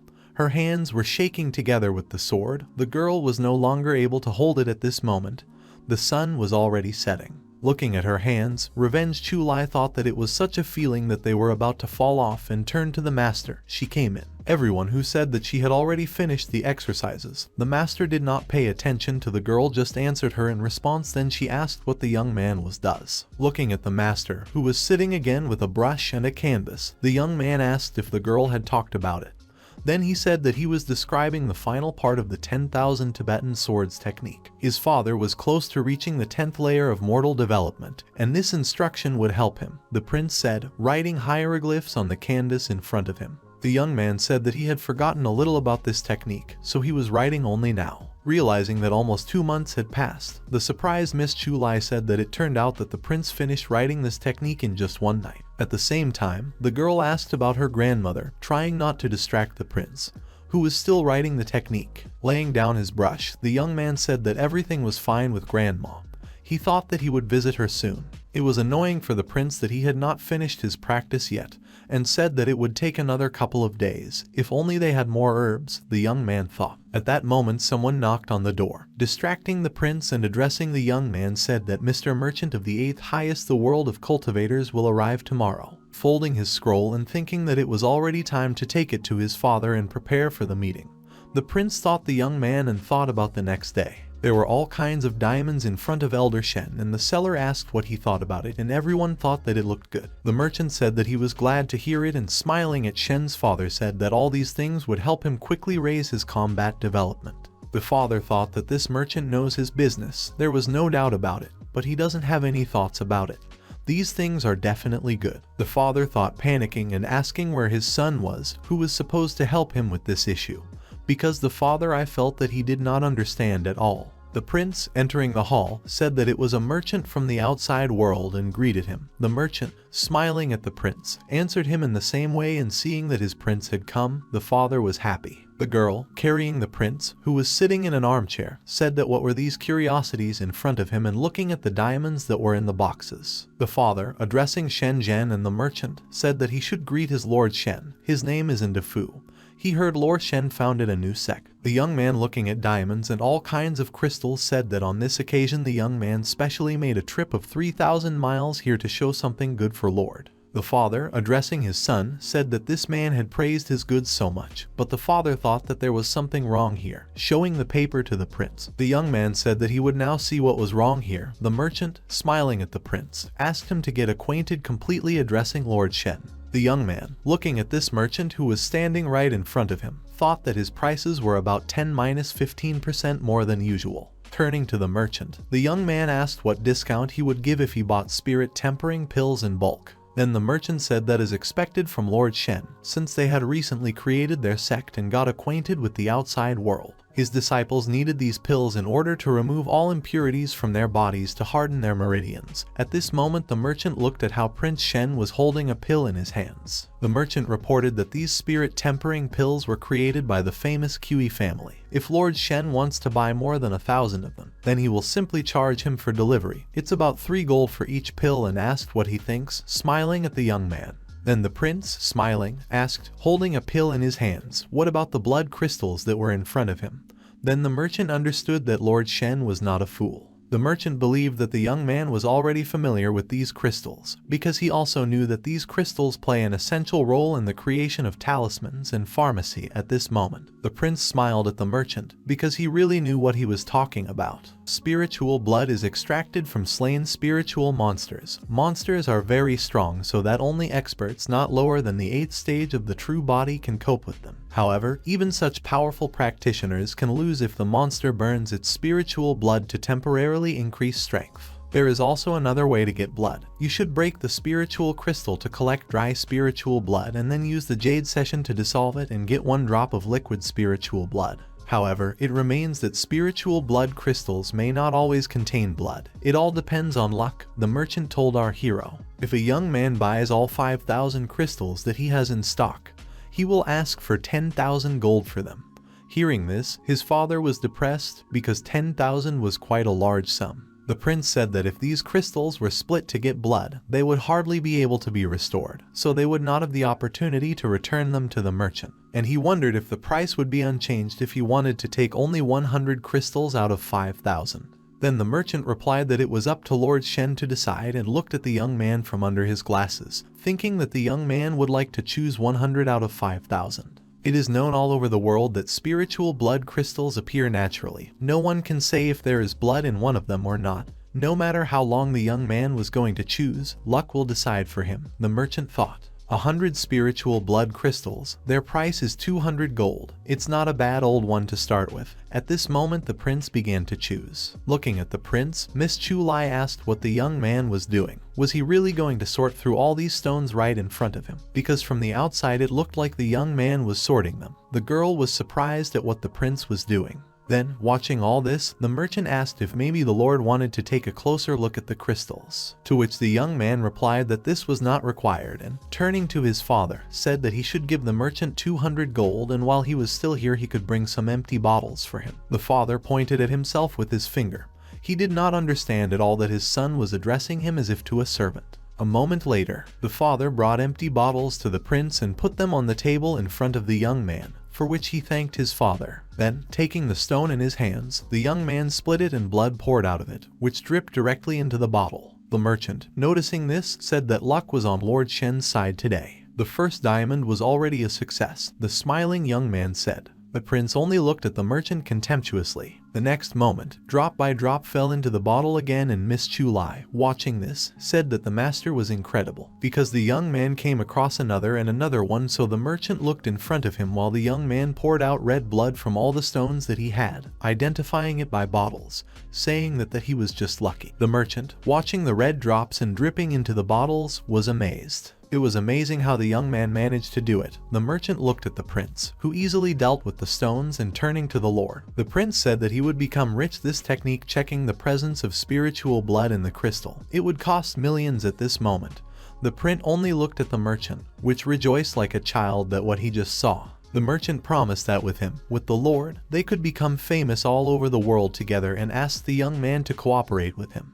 Madness burned in his eyes, and the prince only looked at the merchant who stood in front of him. The merchant thought that it was a jackpot. As long as Lord Shen worked with him, they would be able to buy all the spiritual blood crystals with a 100% chance of having spiritual blood in them. Even if they sold them at a reduced price, the game is worth the candle. Mountains of gold are waiting for him, the merchant thought to himself. At this moment, the prince was looking at the crystals in front of him. The merchant was trying to explain to Lord Shen that, being such a talented expert, the young man should have known how much these crystals were worth. His sect was founded recently. It needed to somehow establish itself in the 8th highest in the world of cultivators, and if the young man worked with the merchant, he would be able to provide him with all the necessary resources, and said that it was a mutually beneficial deal. The young man, continuing to hold the stone in his hands, said that Mr. Merchant was quite brave. Why did he decide that the young man did not pull off any trick? Then adjusting his glasses, the merchant said that he had been in the field of trade for several years. He did not want to boast,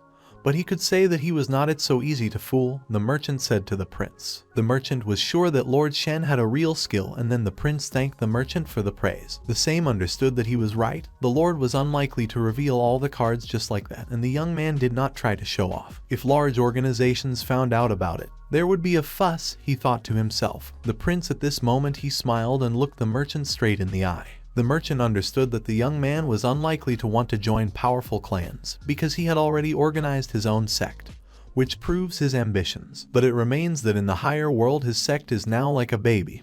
He needs some support, so he definitely wants to cooperate with the merchant here, I thought to myself. He decided to put pressure on the prince, even addressing the lord. The merchant said that he was really amazed to the depths of his soul with his ability. The young man could easily prove himself to the higher world, and saying that he would be honest if the lord taught him to use this ability. Then starting today he would be responsible for the supply of spiritual blood crystals in their sect. Hearing this, Shen's father and Miss Chu were amazed at what the merchant was saying and offering to the prince. The father, addressing his son, said that their sect would be able to enrich itself, because as he understood these spiritual crystals were quite valuable. Then the prince asked his father for forgiveness and said that this skill was a little special, and only he could use it. Addressing everyone, the prince said, to be honest with the merchant who stood in front of him. The prince said that earlier he had offered him to provide his sect with crystals. According to his estimates, the merchant would be tied hand and foot for at least 30 years, to which the merchant said that it was such a nuisance. I think to myself about how he would be bound hand and foot. At the moment, in the 8th highest world of cultivators, all major clans and sects spend 3,500,000 annually on spiritual blood crystals. Shen said that it was at least 30 years, but it was absolutely impossible, he thought, standing in front of the prince and thinking to himself. The merchant could not understand what the young man meant. Moreover, if a merchant is able to use this skill to determine the quality of spiritual blood crystals, and his income will skyrocket. In this case 50,000 gold will become a trifle.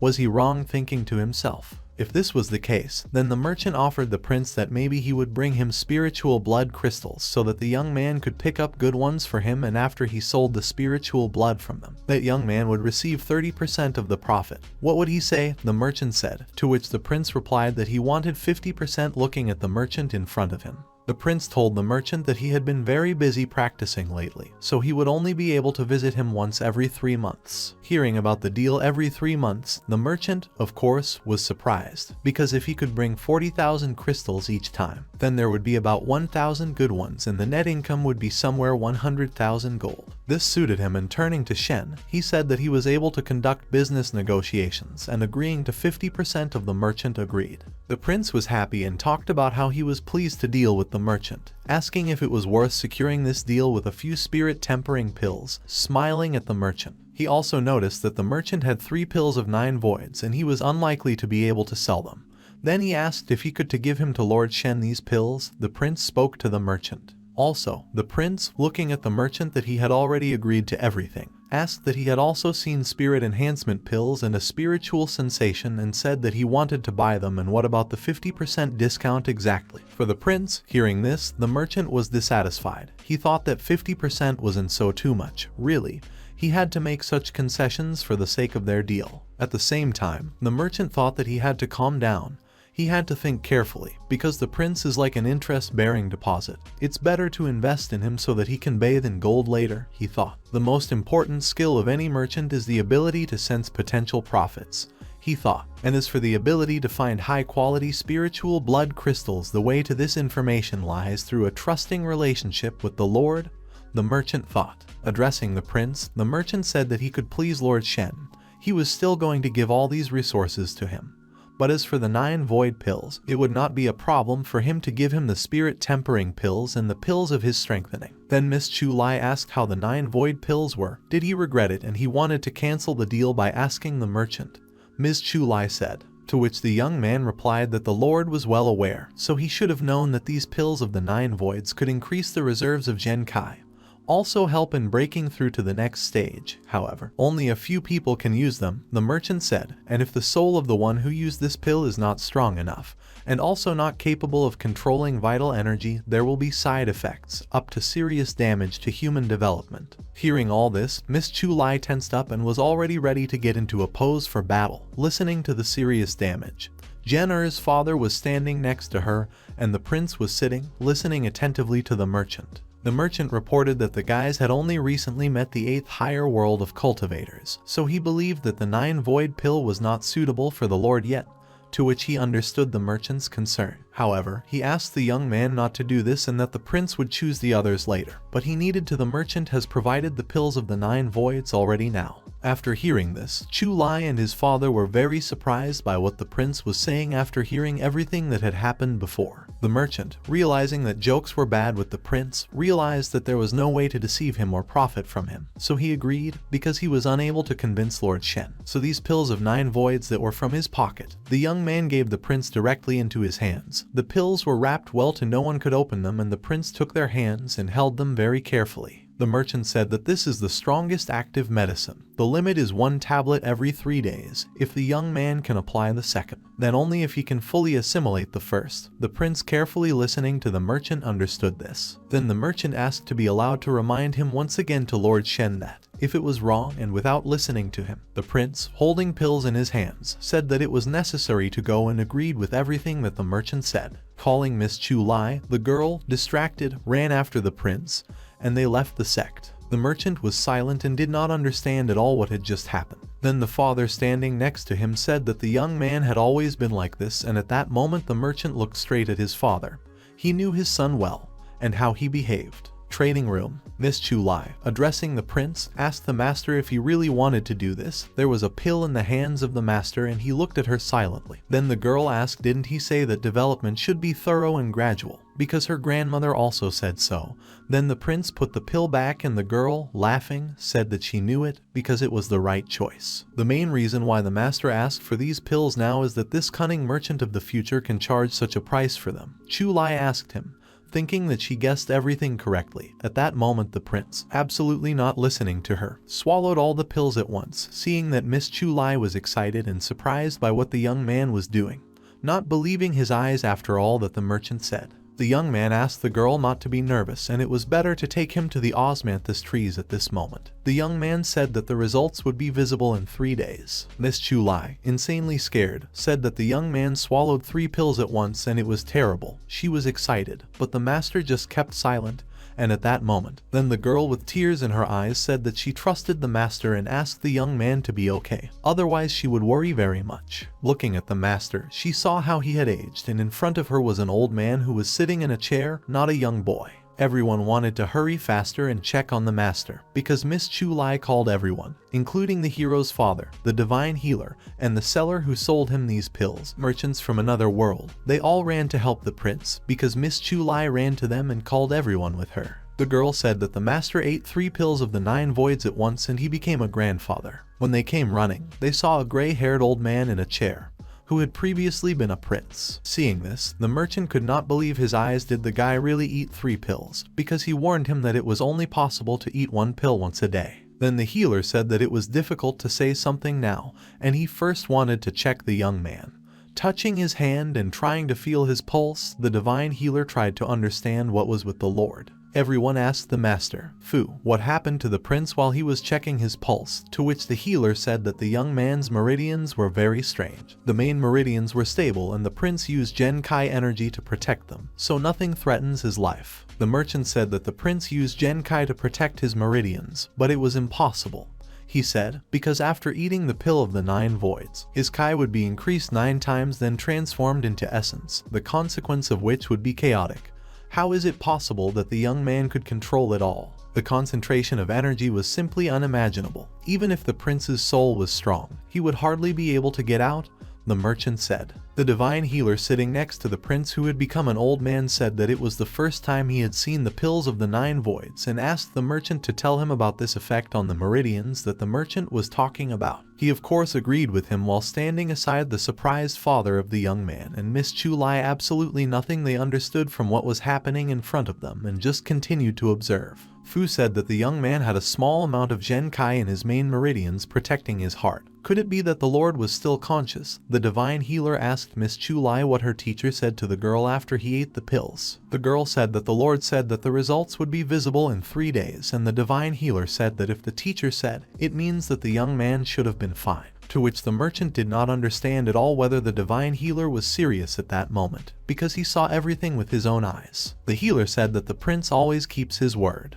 The merchant wanted to object again, but everyone said that it was then necessary to wait 3 days, looking at the prince, who was sitting in his wheelchair with his eyes closed. At this moment, transformations were taking place in his soul, and the young man who gained strength opened his eyes. Miss Chu greeted him with tears in her eyes, saying that the prince had finally woken up. Mr. Shen told the merchant to look at it, and the merchant saw that ice appeared next to the young man right in the container that was standing next to the young man's chair. The prince understood that his body seemed to be on fire, and therefore everyone put an ice container near Lord Shen and asked the merchants to get some ice. Here, as if by the way, Miss Chu said that the prince had been really hot for the past few days. It was a little frightening. Then the young man realized why he felt cool and said that he was careless, but did not think that he would make everyone worry so much. At that moment he calmly got up from his chairs and told everyone not to worry, because he would be careful next time. Then looking at Lord Shen, who got up easily from his chair, everyone noticed that his legs were walking by themselves. But then Miss Chu said that if the merchant was not aware, then if you pour Genkai into your legs, then you can still use them, and the girl said that she was a witness, but it wasn't this time. The young man said that the pills of the 9 voids increase Genkai. They change the shape of the energy source in the human body, cleanse the whole body and restore the meridians, and touching his chair with his hand. The young men said that they had been together all this year, calling the chair an old friend, but said that it was time to disperse. The merchant, looking at the young man, understood why the pills of the 9 voids could be used for this, but cleaning the whole body could be a risky step. An ordinary person would not take such a risk, the merchant said, looking at the young man in front of him. The merchant understood that for all the time that he was a merchant in the 8th higher world, he had seen many outstanding people, but this was the first time that he met such a talented and risky young guy. He really hit the jackpot by coming to this forgotten sword sect. The merchant thought to himself while watching the young man. Getting up, the prince said that everything was fine and asked Miss Chu to pack her things, because she would go with him right now to Jian sect, to which the girl was very surprised that they were going right now. But the prince said that, firstly, to check what this 8th higher world of cultivators is, and secondly, they had to help her grandmother Madame Kai Ho get the divine purple flame technique. The prince said, after all, now the prince is the patriarch of the sword sect, and what he once promised his comrades, he will definitely fulfill, said the prince, standing next to Miss Chu. The ice at that moment completely melted in the container, together which stood next to the prince. The Jian sect. Miss Chu rode behind the master on her horse and tried to call him, because the master was coming off ahead of her, and said that it was very convenient to ride horses in the world of the 9 abysses, because it was not big, but the 8th world was too big. The girl was already tired of riding a horse for so long and asked how long it will take this trip at such a pace. The prince said that the girl was right, and the next time he started a trip, it's worth buying bronze leopards from a seller. They are able to travel 1,000 miles in a day. And the prince said, but of course it would be great to have flying artifacts at your disposal, and it was worth asking Defu about it, the young man thought. The prince, addressing Chu said that if the girl could get to the 4th level of the true body, then she would literally be able to live in flight. The higher the cultivation and the more energy and gen in the girl, the higher her flight speed. After hearing about the flying technique, Miss Chu was very surprised and asked the prince again. With this in the story, they could cover 1,000 miles in half a day. After hearing the prince talk about flying, the girl thought that it would be great, and she was wondering when she would be able to reach the 4th level of the true body. The prince replied that the foundations of the true body region are 1. It is much more difficult to reach the later stages. The first 5 layers of the true body can be easily overcome. After the 5th layer you will have to make efforts to break through further. Listen to this. Miss Chu understood that this area of the true body was really very unusual. Then after hearing about the first 5 layers of the true body, the girl realized that they could be easily overcome according to the young man. The name of the sect they were heading to was the sect from Ziyang. Wasn't their patriarch the only one who was able to reach the third layer? The girl said. Did the master think that he really underestimated the difficulty of breaking through the first 5 layers? He didn't listen to her, silently rode his horse. Then the young man decided to say that if the girl followed his instructions, she would reach the 4th layer in 5 minutes 6 years, and it would not be a problem for her. Everything depended on the mood and talent of the one who practiced. He understood that Chu Lai had potential and told the girl not to underestimate herself. She was his student and asked Miss Chu Lai if she thought that the young man would take anyone. After hearing a compliment in her direction, Miss Chu Lai was surprised by what the prince was saying and she was very pleased. Interrupting the girl, the young man said that they were in place. Lush purple clouds filled the sky above this place. It was the Ziyang sect. Looking at the mountain in front of her and the clouds that descended on her, Miss Chu Lai understood how beautiful it was. Then someone stopped them saying that this was the Ziyang sect and asked who they were. Before the guys were 2 disciples of the sect who defended the entrance to the sect. Throwing the letter towards the students, the young men said that he was the patriarch of the Forgotten Sword sect, Shen,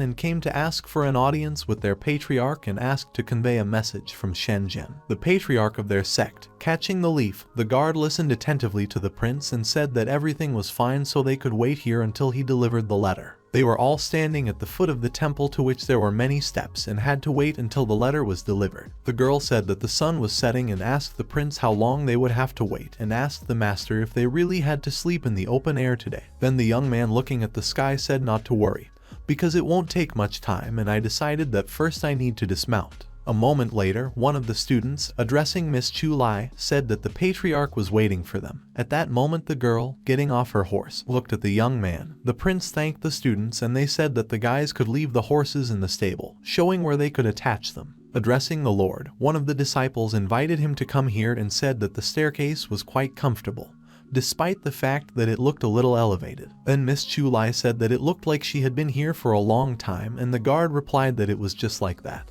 because their sect was founded for 1,000 years go back. Many great masters have performed on this ladder. The sect's tournament was quite famous 500 years ago. It's not something that they newcomers to this world can imagine, he said. Then the prince asked when the last tournament of their sect took place and the disciple was very surprised that the Lord had already heard about it. But then he said that since their ancestor disappeared, the section began to fade slowly, so the last tournament was 480 years ago. The young man answered the prince, very puzzled, looked ahead of himself and Miss Chu Lai understood that the young man even knew about this already. To which the prince replied that knowing a little more than necessary sometimes helps a lot. Together they climbed the stairs. These purple clouds over the sect, where the disciple pointed, said that they were left by its founder 400 years ago. In the last tournament of the Ziyang sect, there were 2 people who disagreed with its results, so they staged a bloody battle with each other to the last drop of Kai in their bodies, and in this duel, Zai Yunming defeated his opponent. With his final technique, he condensed a purple mist that quickly filled the entire sky above the sect, after which the clouds absorbed this mist and acquired a purple hue, and the head of the sect disappeared, but the clouds still give such rare and extraordinarily beautiful shades. All this was told by Lord Shen. When the disciple heard him, he said that Lord Shen was well aware, because if they had these purple clouds left by their founder, their sect would not be here. The same could be said about their treasures in the mountain. There is a great treasure in the mountains from Ziyang. Immediately after all these events, as the young man said earlier, their sect became weaker. Many tried and are still trying to take possession of this most valuable mines, but when the ill-wishers found out that the resources in it also almost ran out, they lost all desire to attack their sect. At that moment, they had already climbed the stairs. Miss Chu Lai was trailing behind, and the disciple invited Lord Shen to pass on. Then Miss Chu Lai asked the prince to pay attention to where she pointed with her finger, and looking at the young man saw a destroyed statue that was already quite bad and bloomed from the fact that no one cared for her. The statue, she was headless. Tea was poured into a bowl and sipped. A disciple addressed the girl as the vice patriarch, saying that Lord Shen, the patriarch of the Forgotten Ball sect, had arrived and he wanted to meet their patriarch. The girl looked at them and saw a young handsome young man and a young girl with him. Looking at him she realized that it was his Lord Shen. The disciple who led them to the patriarch's chambers said that it was him. A few months ago he split the moon and entered the 8th world. He was given the title of Lord, and his sect has the same status as the one in which the Lord was now. Looking at the young man, the girl said that the disciple was free. He obediently left. Getting up from her chair, the girl said that she was Bei Wukai, the vice patriarch of the sect. At the moment, the patriarch is in seclusion and does not want anyone to bother her, and she hoped for their understanding. But however, the guys were on time, the girl said when approaching them, because she really wanted to see the man who could split the moon, because she did not expect that the young man would be so young. To split the moon at such a young age, however, the world of the 9 abysses is just the world of the 9 abysses. After hearing this while the girl approached the master and he just answered her, Miss Chu realized that based on all the accumulated experience, she was sure that the master was up to something again. It was bad, because they were on foreign territory. Then the girl decided to intervene and saying to the vice patriarch, bowing, said that she was proud that she was able to meet with Bei today. After which she looked at the girl, who began to laugh, and the vice patriarch said that the girl should not have been so polite, asked her not to be afraid, because she did not bite, and even though their sect Ziyan is not the most powerful, it remains that they had everything in order with this. So if the guys needed something, they could just ask and the sect would do everything in their power. Miss Chu thought to herself that it looked like the vice patriarch was not as bad as she imagined. It was a relief for the girl, because if they politely asked, then maybe they would succeed. And then the prince said that relying on the words of the vice patriarch, the young man heard that the Ziyan sect has a divine purple flame technique, and the young man said that it would be great if he could get it. Upon hearing this, Miss Chu was surprised, and the vice patriarch just looked at the young man,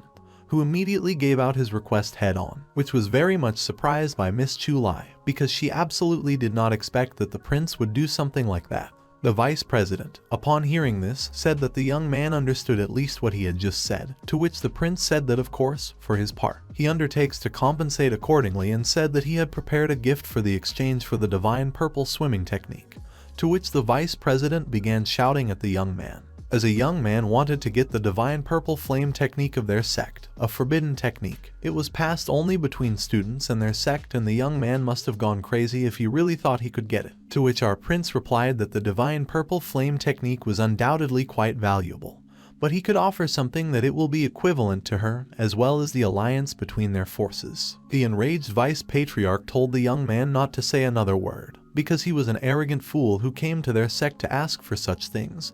She had never met anyone more naive. The prince said that since everything was in order, if the vice patriarch makes a decision alone, and whether the girl needed to ask the patriarch about it. Then she told the young man to be silent, because mediocre techniques from the world of the 9th abyss, how could they compare with their technique? Approaching the prince, the girl said and asked if he was ashamed, because he needed to go home and learn the right way to communicate with his elders. And leaving the prince, the vice patriarch said that they should be escorted to the exit, and their sect does not welcome people like them. Looking at the situation, Miss Chu did not understand what they had to do now, because it looked like the girl was very angry. The prince said that the girl was the vice patriarch, and she could not restrain her anger. It was very strange. At that moment a disciple appeared who escorted them to the top and asked Lord Shen's apologies. But their vice patriarch had a rather complicated character, and as for the divine violet flame technique, this is their main technique, the young man said, so it's unlikely that the guy will be able to get it by addressing the prince. As Miss Squinted spoke, she managed to turn her heads between the prince and the guard who was talking to him. The young man said that it was a serious matter. He hoped that you would be able to see the patriarch, because the vice patriarch did not let him finish, and he was afraid that she might get it if the patriarch found out. The young man said that he would go and inform the vice patriarch about what the young man had just said. But at the moment the patriarch is in seclusion, so everything is managed by Mrs. Bei. The prince thanked the young man. At that moment, the vice patriarch was sitting alone at her desk. When she heard a knock, she asked what they wanted from her, and then the young man said that the prince wanted to meet with the patriarch. He said that it was very important. The vice patriarch started shouting, asking what the limit of the prince's impudence was. Did the young man think that the divine purple flame technique was some kind of garbage and asked to throw it out, and asked why the disciple was the defender of the Ziyan sect? Why was he so polite to outsiders? The young man replied that he would not have given the sect for anything, to which the woman, getting up from her seat, shouted that he should not follow her order and use the information of their 6 sects and drive Lord Sheena from here from the mountain. She wanted the young man to remember this day properly. After hearing this, the guys realized that the matter it was bad, because they were surrounded by swordsmen. The swordsman said that Lord Shen had his eye on the treasures of their sect, and according to the order of the vice patriarch, he would be expelled from this mountain. Also says that the young man can leave it himself without giving them trouble. If not, then it was necessary not to see them in their rudeness. At this moment all the swordsmen took out their swords and they stood around our heroes. The prince, carefully watching the swordsmen, understood that after 400 years the uniform and weapons had not changed at all and it was good, and asked to show them everything they could. The young man said that after 400 years, the pharmacy of the 6 Zaiyan sect must have reached unprecedented power. Was this true? The prince spoke to everyone, and addressing one of them, the young man said that it would be very interesting for them to contemplate the power of the Zaiyan sect after 400 years. Then the young man to whom the prince addressed said that he was an impudent man. How could he underestimate the power of the sect's disciples, because today they would teach him properly. Then the prince asked them to try and stand, and the young prince was ready to fight with all 6. The young man said that initially he wanted to meet directly with the patriarch of the Zaiyan sect, even if he asked them for the divine purple flame technique, so that he offered in return not inferior to it, and they had to think more broadly. But unfortunately Vice Patriarch Mrs. Bay did not assess the situation sensibly and apparently decided to expel them with her emotions from the mountain. Is everyone really ready to give their lives to such a lady? The young man asked the future defenders of the sect. After all, 400 years have passed. At this moment our prince began to be attacked and Miss Chu asked the master to be careful, to which the young man said that everything was fine. Taking a step forward, he repelled the attack, and the swordsman who attacked the prince did not understand at all how there was a purple flame in front of him. The prince asked, using the pharmacy of 6, why only one fighter rushed forward, the one who was now in front of him, grabbing his brother by the shoulder, who began to fall under the prince's blow. His partner said not to panic and asked Chun Zhen to attack the prince again. The prince threw Miss Chu out of the circle where the girls also fought. They could only watch from the side what her master was doing. Seeing what the young man was doing, everyone asked if he wanted to fight alone, and then he said that it was so and asked if everyone had problems with it. The young man was asked not to be arrogant and everyone rushed back into battle at him. The young man repelled the calm attack and told Chu to listen carefully. The so-called method of formation of 6 is a way of joint attack of people, allowing to increase their combat power. This method is usually used against a stronger opponent. Listening to the prince, the girl asked if the master really started his lesson right in such a situation. She was of course surprised again. Then the prince said that the purple flame that emits their swords is the result of many years of training of this formation. Even an expert that will be much stronger than each of these students will be forced to give his best. Simply put, even if the pharmacy of 6 meet against 10-100 or 1000 unorganized, namely, the first one will easily win. In such constructions, the weakness of one is compensated by the strength of the others. At this moment, while the young man was talking, the prince also managed to dodge all the swords that attacked him. Bouncing the air, the young man introduced that besides, the same information of 6 can rely on the strength of 6 people, so their flame is much cleaner. This is another secret of the Zaiyan sect. In addition to the divine purple flame, however, they had too unstable a foundation and all were poorly copied. A lot of unnecessary movements, and everyone should have been ashamed of such a terrible formation of 6. The prince said, easily defeating each of these warriors who stood in front of him. Everyone thought that it was very bad that the opponent had the courage to say such a thing. The legacy of the sect could not be betrayed to such a scumbag, and attention was directed to everyone that it was necessary to direct the blades at the same time and defeat this insolent man. It was the strongest attack that everyone else wanted to use. The young man did not understand why at all they called him insolent, but if the Zaiyan sect was rude to him, then the young man was ready to attack them with full force. At that moment they concentrated the energy of their swords to give Lord Shen a rebuff. But it was useless. When they just wanted to attack, the Lord calmly threw them all away, and one of them, who flew out of the sect from the house, directly said that how was it possible, to which that prince said not to worry the guy. He had no desire to kill them all now. It was not the most important thing. Everyone was lying and struck by the prince's attack. Leaving the building, the prince said that it was necessary to go to the top of the Purple Cloud Mountain and meet with the patriarch of the sect, Miss Chu, who went out with the prince, apologized to those for what was happening. Their swords were broken, and the guys were lying in different corners of the house. At that moment, in the gazebo, Miss Vice Patriarch was sitting with Master Q. He was holding a bowl in his hand, hugging the girl, and she offered him to try what was in her hand too. Drinking the bowl, she realized that the young man drank in one gulp as expected from Master Q. He only laughed, said that in the company of such a beautiful lady, drinking of any degree becomes not a problem. Looking at the girl, He hugged her and so saying to Master Q that there were a lot of compliments, to which he said that everything was fine, because he was unlikely to be able to find a lady as beautiful as she is Miss Bay. Wasn't he right? And asked in the ear of Vice Patriarch Bay. Then she covered her mouth and said that they needed to discuss their plan first, to which the young man said that it was not a problem if the lady wanted it. How could he refuse? Then suddenly they were disturbed and it was the prince, saying that's why the Vice Patriarch did not allow them to meet with the Patriarch. Vice Patriarch Bay, hearing that he was here, asked who it was, to which the third prince replied that she did not give them a meeting with the Patriarch, all because Mrs. Bay was a little busy. Miss Chu keeping up with the prince at all, did not expect to see what you were eyes. The prince, coming closer, said that the Vice Patriarch had forced her students to throw the prince off the mountain while they were having fun in the backyard and said that the Vice Patriarch was good. She just looked at him angrily and said that he had come uninvited, so she asked not to blame her for being rude and getting his weapon and attacking the young man with the bowl that was in her hands. The young man saw the palm of the crescent moon and said that it was not bad, yet the girl had certain skills, but it could have been better. At this moment, the prince, reflecting the blow with his hand, let it go in the opposite direction, and the attack that the Vice Patriarch directed towards the young man went back to her. Then you asked if the guy thought he could hurt her with the techniques of her own sect. At this moment the girl asked to look down. Miss Chu, addressing Vice Patriarch Bay, said about her dress being torn. She saw it and said that it was too much. How the young man dared to shame her, and she assured that the guy would not get off so easily, pointing at him with her finger and embarrassingly said Vice Patriarch. The prince just kept silent and Miss Chu stood nearby and tried to close her eyes so as not to see it. Hearing that the young men were shaming her, the prince asked if the girl was feeling some shame now. This completely surprised the prince. Miss Chu standing next to her was stunned by what the guy was saying. Then addressing the prince, the young man who had been sitting with the Vice Patriarch before said that he was a true Master Q from the Bayou sect, and he hoped that the young man would retreat and not create even more problems, because he did not want to fight with him. Then passing by Lord Shen said that he had never heard of them. This completely shocked the master, and standing alone, he asked how he could never have heard of him. What kind of a narrow-minded boy, and he thought that it was necessary to teach the prince a good lesson. So you had to look at him and remember, he said, after a moment, standing already all in tears, and the beaten master at all he did not understand how this happened, because the prince's attack was too fast and he did not understand how the young man could beat him so badly.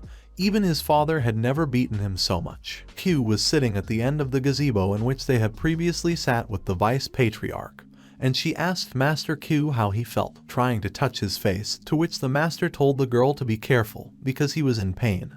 Then they asked Shen not to go anywhere. Miss Chu asked the prince to listen to the woman because she said that it was necessary to stay in place, to which the guy said that they should have just ignored her, they were already leaving the gazebo.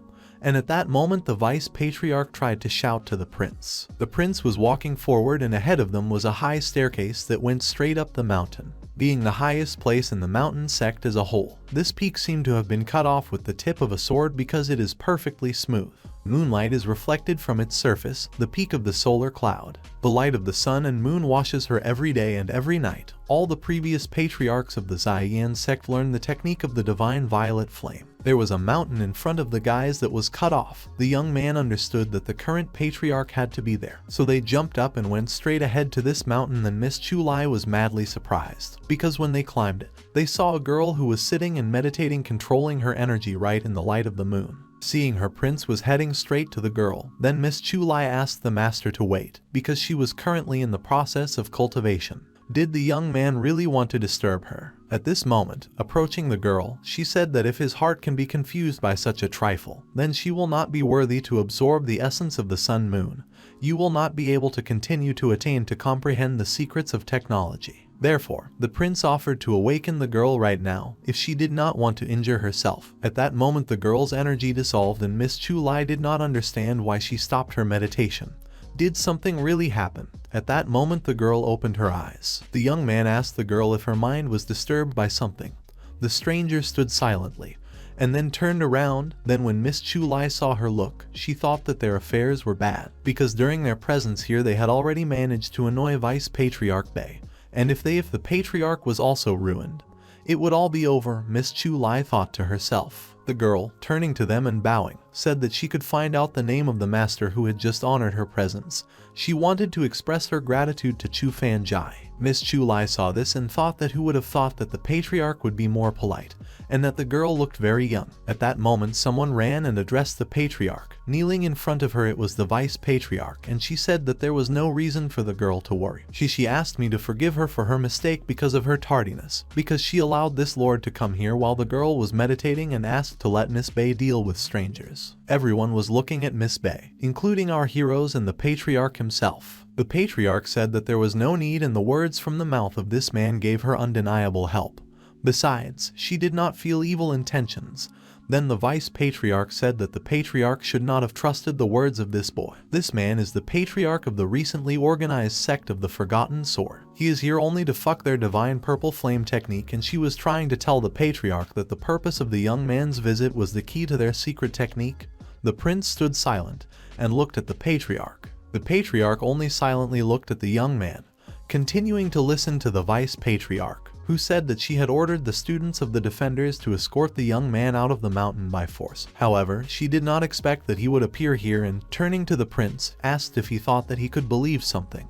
Put them to the patriarch with his then by force. Miss Chu, looking at the girl, told her to stop slandering them. Her master did not come here to steal their equipment. They came here to offer a deal, but they did not even try to listen to them. What the guests wanted to convey to them, said Miss Chu, addressing the vice patriarch. Then the prince spoke about the true covenant of the purple phoenix, and hearing this, the vice patriarch asked about what the young man was asking. Did he think they knew what he was trying to slip them? The young man just smiled and repeated about the true covenant of the purple phoenix. Hearing this, the patriarch was surprised, but the vice patriarch asked the patriarch not to waste your valuable time. But now you will see the young man out. The patriarch asked Bei to calm down, because the people who were standing in front of her were her guests. So she asked the girl to calm down. But the vice patriarch did not calm down and told the patriarch that the people in front of her were trying to take over her location. They were just a newly organized sect that had just arrived in the 8th outer world. Would they have that something so valuable to exchange?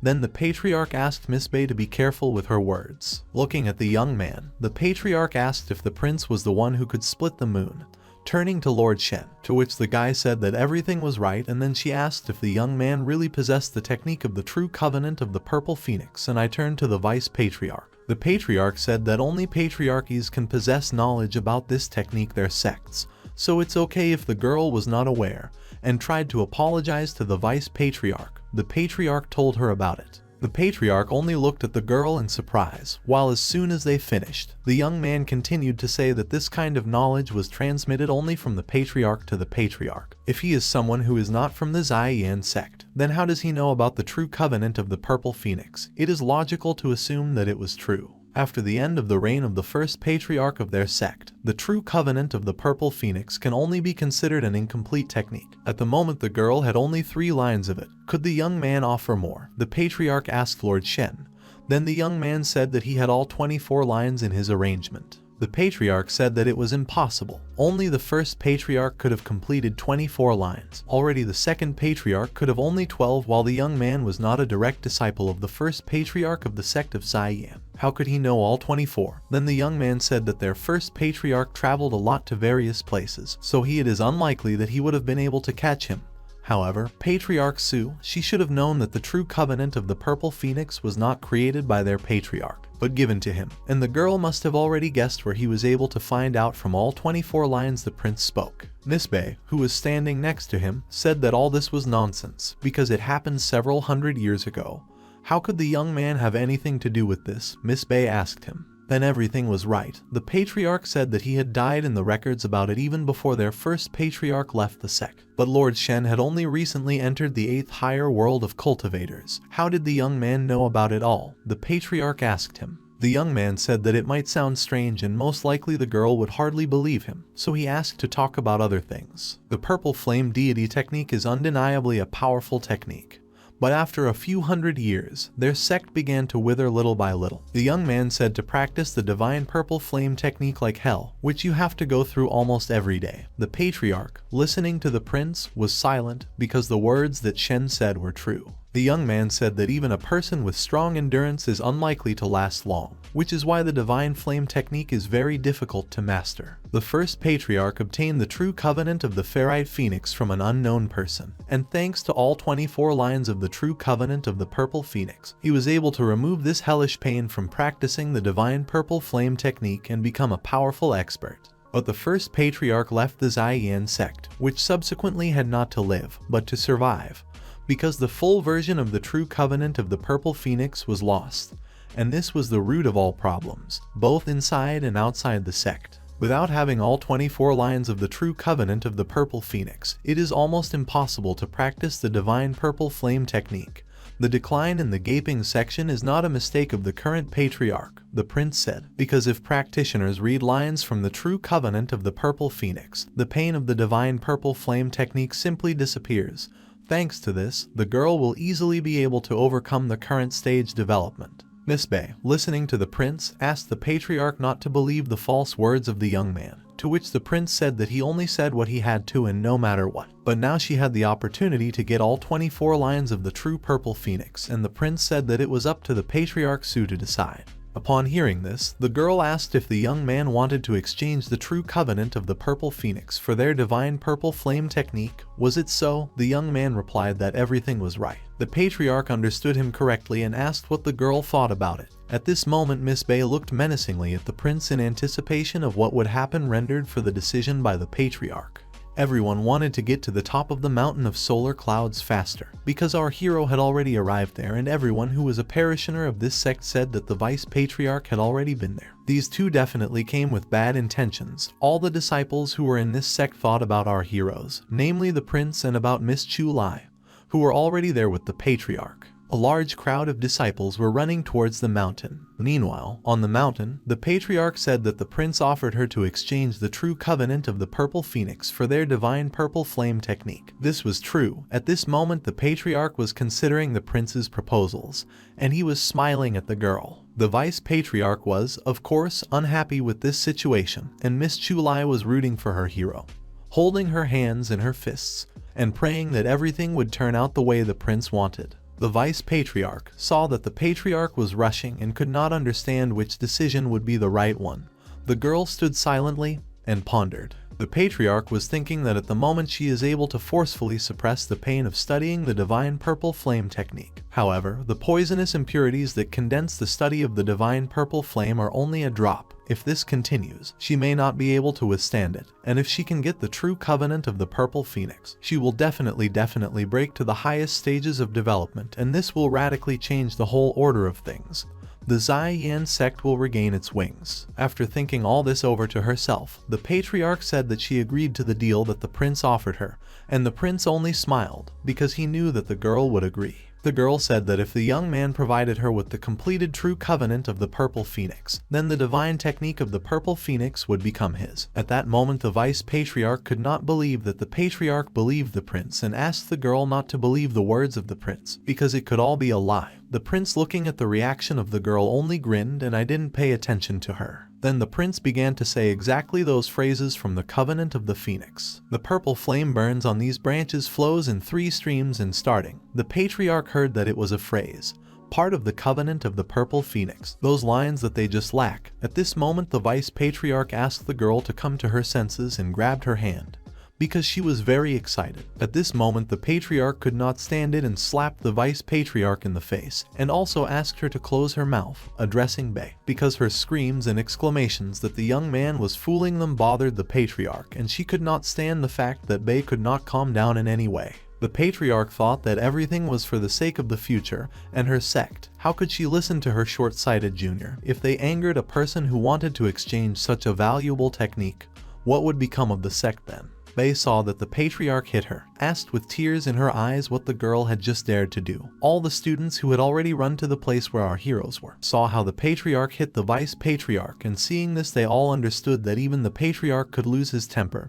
Everyone was very much surprised. When they saw the young man, they realized that the vice patriarch, exactly, was pouring accusations on him. But it seems that after all, Lord Shen came with good intentions to offer a fair deal. After hearing this, the vice patriarch realized that everyone was against her. After all, the patriarch was angry at Mrs. Bei because she wanted to throw the guests off the mountain. After hearing all this, Bei asked the students who were standing behind her how they dared to discuss her actions behind her back, and turning around she left the mountain. Everyone just silently watched her actions. The patriarch understood that he can continue his conversation with the Lord further. The girl said that the true covenant in the Purple Phoenix was lost many years ago. If Lord Shen wants to bring it back, the divine purple flame technique is nothing compared to what was lost. She will gladly accept his offer. If the young man has any problems or desires, they could just let her know. After hearing it all, Lord Shen and Miss Chu were amazed at the girl's politeness and the fact that she was willing to cooperate. Saying that everything was in order, Lord Shen took out the book and said that now this book was hers, because here are the full and 24 lines of the true testament of the Purple Phoenix, and the patriarch could have the right to verify their authenticity by opening the book. The girl understood that these were genuine lines, and looking at Shen, the girl was surprised. Then she decided to turn to the elder and said that the responsibility for the Forbidden Hall of the technician should bring the divine purple flame technique. The elder, who stood next to him without saying anything, at first said that it was impossible for the venerable patriarch to do this, because it was the technique of the basics of the Ziyan sect. Then the girl, without listening to him, ordered to bring this book, and the elder said that as the girl wished, so it would be, and brought the book, looking at the strangers that stood in front of him.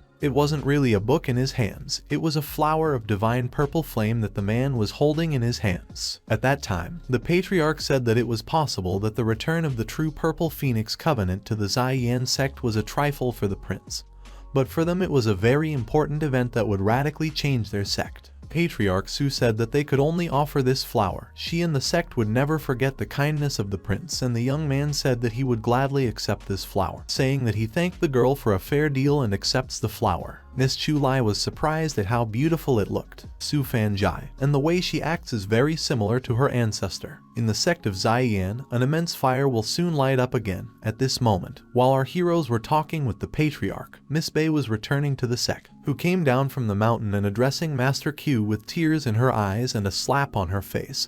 She was looking at a man who was sprawled in a chair, and was unable to do anything either to do, but asked if Bei had caught that guy. Then Bei asked to listen to Q, because this is the girl Su Fangjai, who was the patriarch. She accepted the guest as an honorary one, and then completely hit her, and now this Lord Shen was a guest of the sect. After hearing all this, Q did not understand at all how that guy could be the guest of honor, why he was the guest of honor, and not Q. Besides, the young man was injured, pointing to his arm, which was bandaged, and he was all in cuts and injuries, and asked wasn't the girl supposed to compensate him all this, and not to babble with that guy. Q could not understand why the patriarch of their sect was looking down on his sect, afraid that if he complained to his father, the guy said, to which Bei, pressing on pity, said that there was this truth, because this Shen should have drugged the patriarch. Then she thought that maybe what this Master Q got hurt, it wasn't that bad, it could play into her hands. Bei thought to herself, pretending to be offended by the whole world.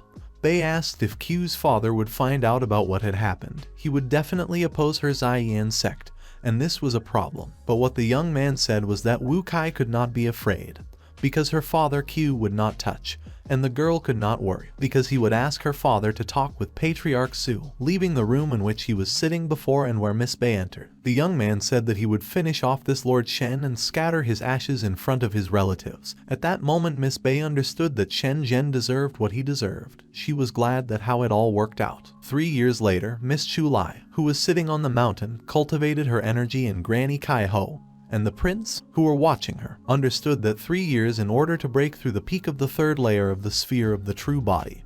And it was not bad, said the prince, taking a drink from Grandma Kai Ho's hands. Sitting on the mountain, they watched Miss Chu, and Grandma said that immediately after Lord Shen accepted her granddaughter as his disciple, her progress in development soared like a bird in the sky, because there was no better master in the whole wide world. Addressing the prince, Grandma said, he only sipping a drink, he listened to her attentively. At that moment Mr. Shen was standing next to them, and Grandma said that she was jealous of him, to which the prince's father said that Mrs. Lao should not have been modest. After all, she was able to assimilate one very valuable military equipment from the outside world, and congratulated Granny on this, but she only said that it was all with the help of his son. 3 years ago, Lord Shen brought her a flower of divine violet flame from the Zaiyan sect. Only thanks to this gift her vitality was able to replenish, allowing her not to stop at the mortal sphere. At that moment Granny cultivated her strength, and the prince gave her the flower so that the woman could achieve heights, giving her the flower of the divine violet flame. The young man understood that this was the great most important inheritance of the Zaiyan sect. Kaiho Lao Lao was able to subdue him, and if she brings all her spiritual power with her help, a flower will turn around. The flower of the divine flame of Zaiyan and the technique of their sect are indeed one. This energy is enough for a woman to break through to the realm of the true body, and this treasure will allow her to understand what she would never be able to. Watching Granny trying to break through, Miss Chu and Shen's father were greatly surprised watching all this. The prince, addressing Granny Kaiho, said that if she was able to raise this flame, in the future it would not be difficult for her to teach her students, to which the woman thanked Lord Shen. His young man said that let the flower be temporarily stored in the library. In the future it would serve as a great contribution to the development of their sects. They would be able to use this flower as a reward. And the prince said everyone agreed with him. Watching this, Miss Chu asked why the master had this petal that he was holding in his hand. At that moment, the master looked very strangely at Miss Chu, which scared her very much. The young man felt he had a premonition that in the outside world, even the most ordinary disciple of the Zaiyan sect goes through the hardening of the violet flame fire. This allows him to strengthen his foundation. For example, after tempering, the student learns sword techniques more easily, so to speak, the double benefit of half the effort. At this moment Miss Chu was trying to understand why the master was looking at her like that. It surprised her very much. To which the young man, trying to draw a conclusion and holding a petal in his hand, turned to Chu Ho and asked her to clench her teeth. The girl did not understand at all what the master wanted to do, but after listening to his advice, the master threw a petal at her, and when she heard the blow, the girl asked what the master had just done, because she did not understand what had happened. So she tried to touch herself and understand if she was injured anywhere. The young man said that he had just burned the divine purple flame flower in her body to strengthen the foundations. From now on, the girl would follow him into the mountains and seas until the divine purple flame flower was purified and transformed. Otherwise, and hearing the phrase otherwise, Miss Chu was very scared and asked quickly. The prince said that otherwise it would be with her. The young man said that otherwise her body would explode from the inside, to which the girl asked not to leave her master ever. 3 years later they were on the mountain and the girl was cultivating her energy. Then the prince said that everything was finally over. Opening her eyes, they were burning with fire. Miss Chu said that the purification of the divine purple flame flower was successfully completed. The power was burning in her. The girl had matured and felt much stronger for all these 3 years. The prince just stood by and watched what was happening. Getting up from the lotus position, Miss Chu stood on the edge of the mountain and laughed a lot, because she thought she had become omnipotent. At this moment, Lord Shen, coming up behind her, said why the girl made such a noise. When she saw the master, the girl was very happy and asked him to look, because now she was at the top of the 3rd layer of the true body. The young man, of course, saw that she was saying this with her nose in the air, but thought that there was nothing wrong with it, but decided to tell Miss Chu what a good job she had done, and the effect of absorbing the flower of the divine flame shows miracles of purification. The girl rejoiced as never before, because the master had never praised her so much. It was a success. She smiled and looked at the prince who stood in front of her and praised her. Running after the master who was coming down the mountain, Chu asked the prince why she had the feeling that they were already familiar with Patriarch Su, and where the prince found the true testament of the purple phoenix. Miss Chu was interested. To which the young man replied that this world was full of inexplicable things. If he told it now, the girl would still not understand anything. But when the time comes, Miss Chu will definitely find out everything, the prince said, walking ahead of her. Also turning to Miss Chu, the young man asked her to remember for now that he knew 100 times more about this world than she thought. Looking at the prince and admiring Miss Chu, thought that it did not mean that the young man was a great sage, and smiling, the girl thought to herself that the master was their support and she would always follow him. Miss Chu, following the prince, said that Elder Leroux had arrived. After hearing this, the young man saw an elder who addressed him and said that he was glad that the young man was in good health, and addressing Lord Shen. When Shen Zhen saw the Zen master, he said that several years had passed since their last meeting. Looking at Mr. Lura, the prince understood that he was too old and the probability that the old man would be able to make a breakthrough to a new level. The strength was extremely small. Seeing the prince's gaze, the elder asked if he was thinking about something bad and asked the young man not to worry, because this old man was not going to leave this world yet, Master Luru said. But the young man saw that the old man's vitality was running out. Addressing, the old man said that, however, they faced small problems in development, and the fact was that the students who had reached the heights could not enlist top-level martial arts, and the students who had recently joined them were either weak or ignorant, he said, and thus, although they are thriving now, it remains that their future was hopeless. He said that then he refused the prince's offer in vain. The young man saw the old man, said that the 8th outer world of martial experts is hundreds of times larger than their world of the 9th abyss, and now it is absolutely impossible to maintain independence. Turning to the old man Lura, the young man said that their Buddha temple is now in a stable condition, but with faith in the future in the current situation, he will not live long. Sooner or later he is waiting for a disaster, the prince said. Old man Luru, addressing Lord Shen, said that he did not understand if everything continued like this, but happiness comes from heaven, and he would not bother the prince for trifles. He already ordered the monks to be quieter than water and lower than grass, and forbade anyone to enter the temple after hearing about the fact that misfortune coming from heaven. Miss Chu turned to Master Lur and asked what it meant. The Lord asked if external forces wanted to seize their land key temple, and turning to Master Lur, he said that Lord Shen was thinking in the right direction. Half a month ago, people from the western cave of Moon Praises came to their gates and said they wanted to attach them to the temple to the possessions. After hearing about the western cave of the glorified moon, the prince asked Master Lura again, and Miss Chu replied that the person who was beaten by the master when they were in the Ziyan sect also belonged to this sect, namely Master Q, whom the prince met, and then the prince remembered that the true Master Q, it turned out that it was him. He was a parishioner of this sect, and the prince involuntarily recalled the events that took place when the young man met this guy. Miss Chu said that the western cave of the glorified moon was obviously somehow connected with this true Master Q, and told Master Shen that he shouldn't have bothered so much. They never dared and hardly dared to break the rules of the 8th outer world. Miss Chu also told Master Lur he was only standing nearby depressed, because he was very much afraid for his sect. Master Luru, addressing the prince, said that nevertheless it was easy to hide the dagger in his sleeve,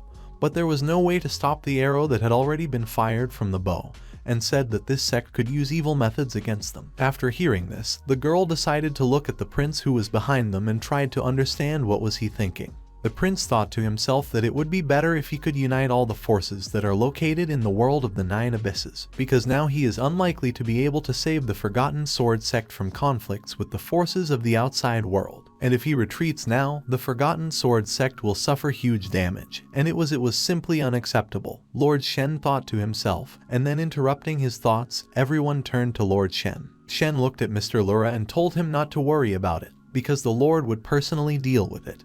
And bowing to the prince, the old man said that Lord Shen was kind and his gratitude knew no bounds. After hearing this, Miss Chu turned to the master and asked, "Didn't Mr. Merchant from the outside world say that the power of the western cave of the glorified moon was huge?"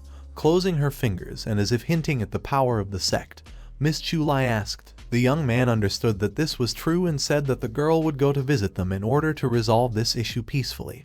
After hearing this revenge, Chu could not believe that the prince wanted to send her, because she had to go personally, and was the prince sure of this? Because the girl herself was not. She was confident in her abilities and was insanely worried about whether she would cope with the task that Lord Shen had set her. But there was nothing to do, and the Lord of the Lands should not interfere in this, Shen told Miss Chu so she had to go alone, and taking a horse, the girl went from the Forgotten Sword sect to where Lord Nen sent him. Miss Chu really did not understand how the master had such confidence in her, to which, recalling their conversation, Miss Chu said that she did not want to die. The young man replied to her that the sect was not stupid enough to do as they said right away, so if the girl refused at errands, the young man would just kill them all. After hearing this, she understood that it was up to her. Miss Chu thinking that despite the fact that the master was the strongest person in the world of the 9 abysses, but in the 8th higher world, is he also sure that he can defeat everyone? She could not understand this in any way,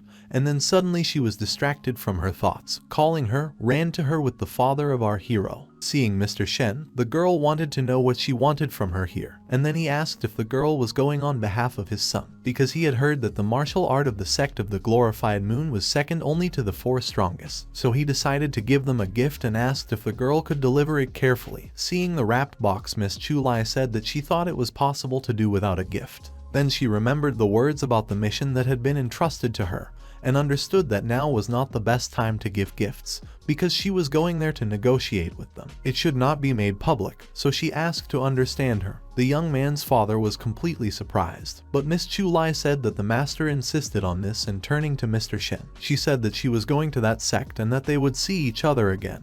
Climbing on the horse and taking the reins, she told that Shen, to which the man, looking at the retreating girl on the horse, asked himself what his son was up to. After all, he knew his son and understood that he clearly wanted to do something.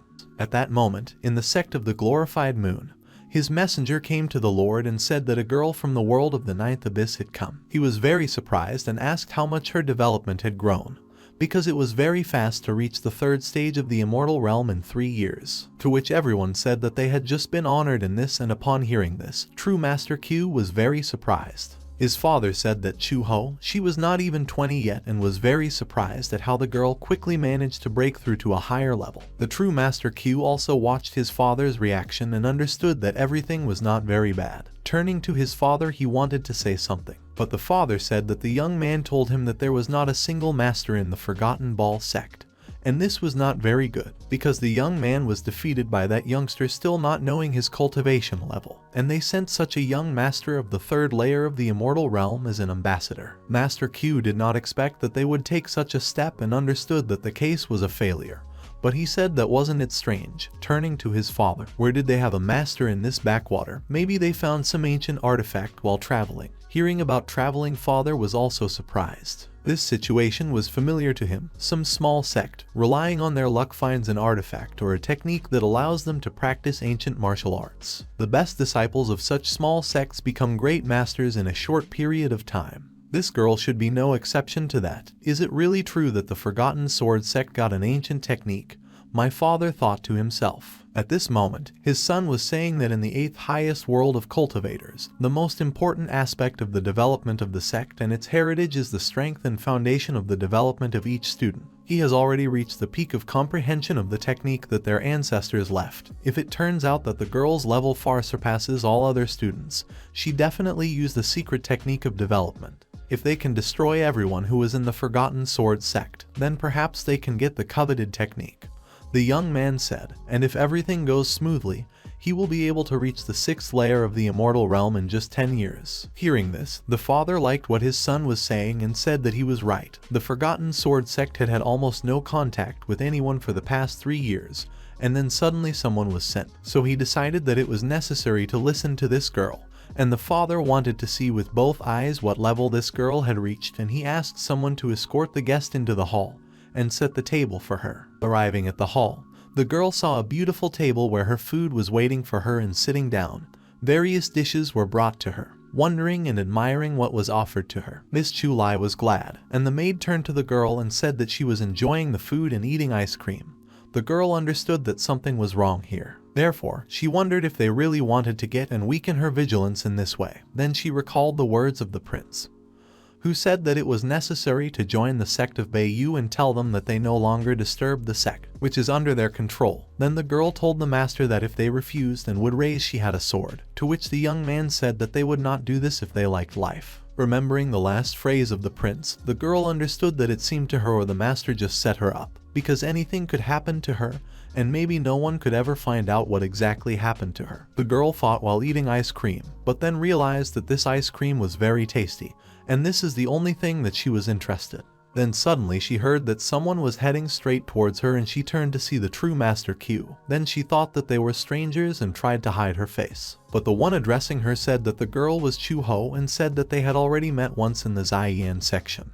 Then Miss Chu understood that she was discovered and tried to understand what the young man wanted from her. At that moment, Master Q was standing next to her, and addressing him, the girl, she said that the master was so generous to her master, and there was some misunderstanding. She said the young man crossed his arms and tried to listen to what she wanted, To himself, the true Master Q thought that then he was publicly humiliated. His spiritual demons almost caused his stagnation and development. Did the girl think that he would just forgive everything? And sitting in front of her on the chair, Master Q said that the girl had a good level and progress in development.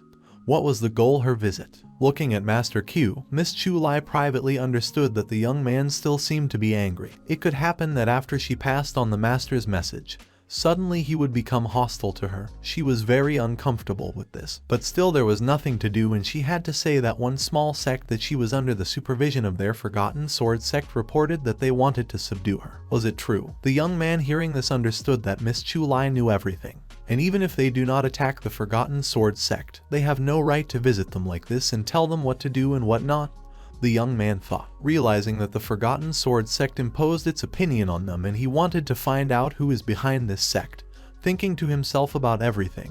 What Miss Chu said. Turning to the girl, he asked that if this was the case. Then Chu heard how arrogant the young man was talking to her, and thinking about what to do, because her master would not listen to excuses. Chu thought to herself, it would be great if they could find a common language, but it was bad, because she saw how Master Q was angry and understood that she had to come up with something.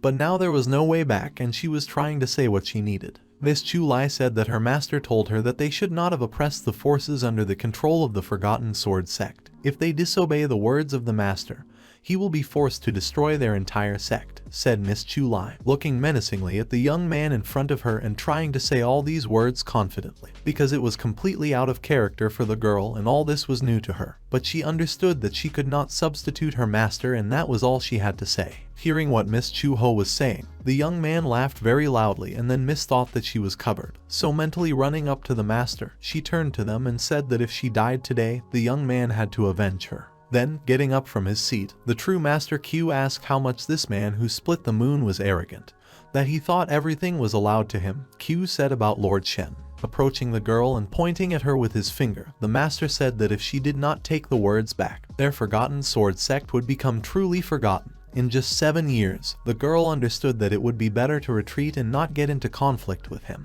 Realizing that she had conveyed everything that Master Shen had told her, she said to the young man that she had conveyed to him everything that she had to, and therefore left the young man, wishing him a good day. Miss Chu thought to himself that somehow she did what her master said. But looking for the desserts that were left on the table, she thought that she was very sad to leave them, and turning around, the girl was about to leave. But then suddenly the young man asked her to stop. The master said that since she had come here like this, it seems that the girl was a good combat expert and asked to demonstrate her skills to her. The girl thought that as she expected Q to want this, and turning to Master Q, she said that she agreed, but within reason. The young man understood that everything was right, because she was on the 3rd layer of the immortal realm, and he was only on the 2nd, and told Miss Chu that she was already so strong at a young age. Of course the young man was not her rival, but this sect was not a place that could be underestimated. By turning, a young man was talking to her, and I decided to tell her a story about their sect. There are 3 elders and 6 protectors in their sect. One of them can spar with Chu. If the girl wins, then they will send her back with all the proper honors. But if Miss Chu loses, then she will have to leave something here. Having heard, this girl did not understand to leave something here, what it meant, what the young man was talking about, because he could mean anything. The Baiyu sect has existed for several hundred years. Its elders and defenders are an order of magnitude stronger than her, the girl said, addressing the true master, to which he said, of course, the one who is at the level of Miss Chu will go, the young man said, addressing her, because everything had to be honest. After hearing this, the girl decided that she needs to think. Mr. Merchant said that the Baiyu sect, the 2nd strongest in Yanju, Yanmen province. How could it be that its elders and protectors are at such a low level? Could it be that what she thought was true, and decided to ask Master Q about it? Asking him a question, the girl asked if she could ask this question, and her question was what rank their elders had. This question was not to Master Q's liking, and then he wondered why she was asking about it. Turning to the girl, Master Q said that the 3 elders come right after his father, the patriarch of the Baiyu sect. 2 of them are on the 4th layer of the immortal realm, and Elder Sidhu is on the 3rd. As for the 6 protectors, each of them was on the 3rd layer, Master Q explained. The girl listened to everything the young man said, thinking that really, if she joined the sect, she would be able to become her protector. Was she really that good? Dreaming in her dreams of Miss Chu, to which the young man said that she could only think about it in her dreams. Master Q understood that everything was going as it should, because his father said that after some time the young man would try to provoke the girl into sparring so that Mei Kejin would go against the girl. The father talked about it with his son Q, and he agreed with him. Remembering all this, the young man thought that the way the girl behaved was very arrogant. He could no longer tolerate it and had to invite her to sparring. Addressing Miss Chu Lai, Master Q said that they met her as an honored guest, but why did she allow herself to humiliate their elders and protectors? To which the girl said, after seeing his reaction, that she overdid it, understanding about herself. Then Master Q, coming closer to her, said that she wanted to see the war in this way on behalf of the Forgotten Sword sect. To which the girl said that he had misunderstood something and understood that she was stuck with her arrogance. Then she reminded me that wasn't there such a rule that for new sects there is protection that lasts for 10 years. Master Q, pressing on the girl, said that since she wanted to declare war so much, they would not sit idly by, and in addition, sparring with Defender Mei was still in force. Depending on him, the outcome of their dialogue would be determined. The girl was trying to understand why exactly the defender had to act against her. Then, addressing Master Q, Miss Chu Lai said that the young man had just told her that there was an elder named Sidhu, who was on the 3rd layer of the immortal sphere, and since he was an elder, it turns out he was stronger than 6 defenders, to which the young man said that of course it was so. And Master Q continued to say that Elder Sidhu was able to hone the techniques of their sect to the highest mastery. He is not so far from the 4th layer, to which Miss Chu Lai said that it was good, and she asked for a duel with Elder Sidhu, recalling the prince's words that while her opponent is on the 3rd layer of the immortal realm, Miss would never lose to him. After hearing what the girl wanted, Master Q realized that everything was not going according to his plan and asked how Defender Mei, and remembering his words that Defender Mei was good at defensive techniques, the best candidate for sparring with a girl. To which Miss Chu Lai, looking at the young man and waving her finger in front of him, said that the weak guys were not interested in her. At that moment there was a crash, and the door that was the entrance to the house where Miss Chu Lai was broken by a young man who entered the house and said that the girl was too arrogant, because she was apparently looking for death, and asked to be allowed to teach her a lesson. To which the young man was asked to calm down, addressing him as sits, because it was not his fault that the girl looked at everyone from above. Did she think that the defenders were not her equal? Then the young men appeared before Miss Chu. They said that the girl was young and inexperienced. After seeing this crowd, Miss Chu, of course, was surprised, because she did not expect that her words would have such an impact on the situation that has developed now. Looking in front of her and taking off her hood, Elder Sidhu was in front of her, and she thought that she had to fight against him. The young man said that the girl was small and that she had reached the 3rd layer of the immortal sphere, because he was already impatient to see her abilities, and therefore he asked to start sparring. Looking at the young man, the girl asked Master Q if she could really leave this place if she overcame this guy in front of her, and asking if the master had not lied to her. He absolutely could not stand the girl, and did not answer anything. Then others said that it was simply unthinkable how the girl dared to look down on their sect. After hearing this, she understood that it was Master Su who was speaking, and standing in front of her, covering his face. The young man said that if she wanted to leave so much, then she had to defeat him first. At this moment, the young man was using a technique against Miss Chu Lai, who was coming right out of his eye. Seeing this, girl easily dodged, and then the attack destroyed the column. Seeing this, Master Q asked the young men to be more careful, because these possessions could be destroyed, and the restoration cost money, and therefore he asked everyone to be more careful when the battle. At that moment, Master Su started attacking the girl again and saw that she had grabbed her sword. The girl, grabbing her sword, went on the attack to repel the attacks of this young man, and thought about why he attacked her so suddenly, and she was scared. But then she suddenly remembered the words of the prince. The young man, addressing her, said that in order for Miss Chu to remember in the battle, she had to take the initiative first, get rid of her opponent before he could climb to the top. It was necessary to attack first and take advantage of her own hands. Then Miss Chu Lai understood, remembering the advice of the young man, that it would not work anymore because she attacked neither she. It was an annoyance, and the girl, looking ahead of herself at the young man, thought about what to do next. The master of satiety, looking at Miss Chu Lai, who seemed carefree to him, understood that the girl easily evaded his gaze, piercing like a blade. Was it really true that the sect of the Forgotten Sword was able to find a martial technique of antiquity? Looking at the young man who was staring at her, Chu understood that now in the course she had to attack first.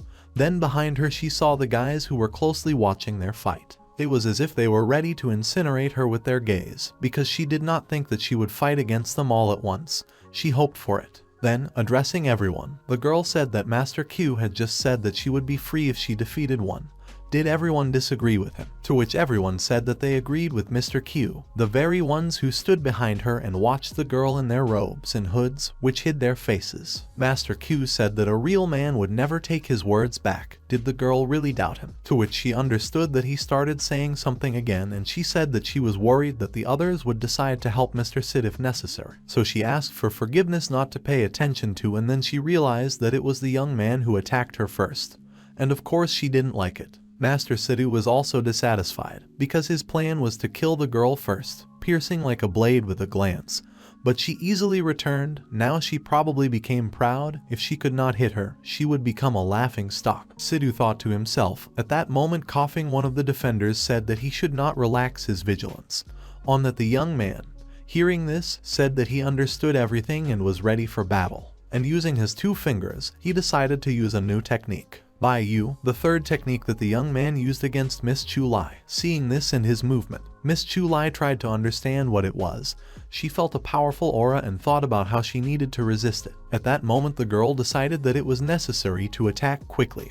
And then Master Sidhu saw a blade in front of him that attacked him and understood that the girl was attacking very quickly. His defense was crumbling before his eyes and he could not stop her attack. The young man understood how strong the girl was, that she was able to break through his attack, to which Chu, seeing that something had failed, said that it was a failure, because she thought that this speed would be enough. After hearing this, the master could not believe his eyes. Was it really a failure? Because her sword almost cut his head, to which the girl replied that she had to try again and again went on the attack on Master Sidhu. Attacking him with his swords, he only managed to dodge as it seemed to him, but he only had to defend himself. All his clothes were already torn, and at some point Miss Chu saw that she had cut off the hair from the head of Master Sidhu, and this shocked her very much at first. And then realizing that when Miss Chu began to laugh and point her finger at the Master of Satiety, because he looked very funny without his hair. Then realizing that the girl was laughing at him again, the young man was completely beside himself with anger, deciding to attack the girl. Then Miss Chu, looking at the evil Siddha, said that she could trim his temples as well. At that moment the girl attacked the guy again. Everyone else watching their fight said that this girl had disgraced Siddha and that was enough. Therefore, one of those watching both that were in hoods behind our heroine took off his hood, showing his face. Then, seeing the person in front of her who was taking off the hood of Miss Chu, regrouped and jumped aside from the blow that fell directly into her from behind. Then looking back, she saw another elder in front of her who wanted to stand up for Siddha, and saw Master Q's father in front of her. Everyone talked in front of themselves, asked why the art of the Forgotten Sword sect was so fast. Everyone understood that they were lucky and thought that it was good that they did not fight with Miss Chu. Then the happy girl asked who was next and asked to come forward. She promised that she would not mock them. Everything they stood in silence and no one wanted to fight with the girl. Miss Chu thought to herself that the sword art that her master had taught her was very powerful, so she asked everyone to attack her, because it was time to show herself. At that moment she remembered about Master Sidhu, who was standing behind her, and the young man asked the girl not to be arrogant. After all, he had not yet admitted defeat. At that moment an elder called out to him, addressing the young man, and he looked at him and realized that everything was over. So putting on his hood and passing by Miss Chu, he accidentally, as if brushing her shoulder, grunted and walked away to everyone else. There was only one person left in front of the girl, and addressing Miss Chu, he said that she showed excellent skills and said that it could be concluded that her master was an extraordinary person, and since he had conveyed such words, they could not help but respect him, and said that the future sect of Baiyu, she will not cross the path of the forces that are under the control of their sect. After hearing this, Miss Chu was very happy and said that it was great. The demonstrated strength of this young lady is amazing. It seems that the man who cut the moon is too mysterious. So far it was not worth arguing with him, the elder thought to himself, and he thought that it was good that everything had been decided. So turning to his son, he asked them to escort their guest to the gate. Master Q was completely dissatisfied with the current situation, because how was it that Chu Ho turned out to be so strong, and if he had come out against her, he would have left this world long ago. Then thinking about it, the young man did not hear his father's request at all. And the same turning to him again asked the young man to do what they ordered, and upon hearing this, the master asked Mrs. Chu to follow him. The girl came forward singing songs and went down the stairs. The master followed her. Then all the others who remained in the room whispered among themselves. When he came back, Q said that he saw the girl off, and then the father said that it was necessary to discuss everything that had happened again. Then he asked that they found out everything about this sect of the Forgotten Sword. All that whispered stood silently and said nothing. Then the elder asked if anyone understood what techniques the girl used. At first glance, her fighting techniques may seem unsightly, but in fact only experts who are at a higher level will be able to resist these techniques. Remembering the battle, the elder said. Then one of the people standing nearby told the gentleman that he practiced the 7th skill of their sect and specialized in all kinds of techniques related to the sword. Only as soon as that miss released her blade from the scabbard, it turned into such a weightless brilliant, but at the same time something very dangerous. It was difficult to understand that the same was this technique. The other one offered his deepest apologies. It was Mr. Sidhu, and said that this girl was really very good. Everyone else said that it was impossible to argue with this, and it was true. Then the elder was thinking that the Forgotten Sword sect really got an ancient legacy. Then Master Q told his father that he remembered something.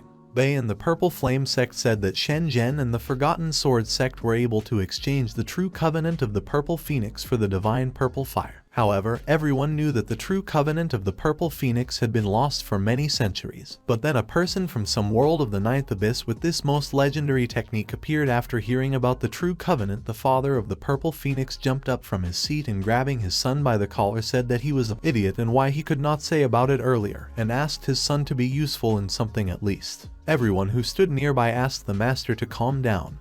The young master may have simply forgotten about this detail. But now they knew that the Forgotten Sword sect had the Phoenix Covenant, but they were afraid that they had more than one such technique up their sleeve, to which the elder asked what the young man wanted to say. Hundreds of years ago, the Purple Flame sect flourished, and their master had the title of Duke, but after one incident, the master of the Purple Flame sect suddenly disappeared, and the true covenant of the Purple Phoenix was forgotten. Now, the Forgotten Sword sect appeared, which almost immediately established itself in the 8th higher world, having received allies of the sect or this flame and their divine fire technique. Thinking about all this, the elder thought it was good. But after all, the Purple Flame sect specializes in fire techniques. He has never seen this sword technique. Then this girl's sword technique is just great, although it looks like it. But it is definitely not one of those that the Purple Flame sect owns, the elder said. What am I fed up with? He said that he was right. When he fought with the girl, he could feel a faint echo of the fiery energy. Everyone understood that the girl was hiding her origin, and it was exactly like that. Remembering the attacks and remembering Miss Chu herself, the guys said. There could be no doubt that Shen had obtained an ancient technique from the Purple Flame sect. Only this could explain such a rapid development. The elder thought. The ancient technique of the Violet Flame sect is a serious matter. Only their sect can get the right to own this treasure. Starting from today, they will try to be closer to them, find out their weaknesses, and get the ancient technique. The elder said. Everyone who stood next to him agreed with this. At that moment, Miss Chu, returning to the Forgotten Sword sect, told the master that she had returned and her mission was successfully completed. The girl was beaming with happiness and said that she had defeated one of the elders of their sect. He was on the 3rd layer of the immortal sphere. Hearing this, the prince said that the girl was waiting for even more severe training than before. Standing on the mountain, Miss Chu and Lord Shen looked at everyone from above and saw how many people were training. At this moment, the prince's father and grandmother Chu approached them, saying that recently more and more people have a desire to join the Forgotten Sword sect. Many of them are truly talented. Shen's father spoke, but it was all a bit strange.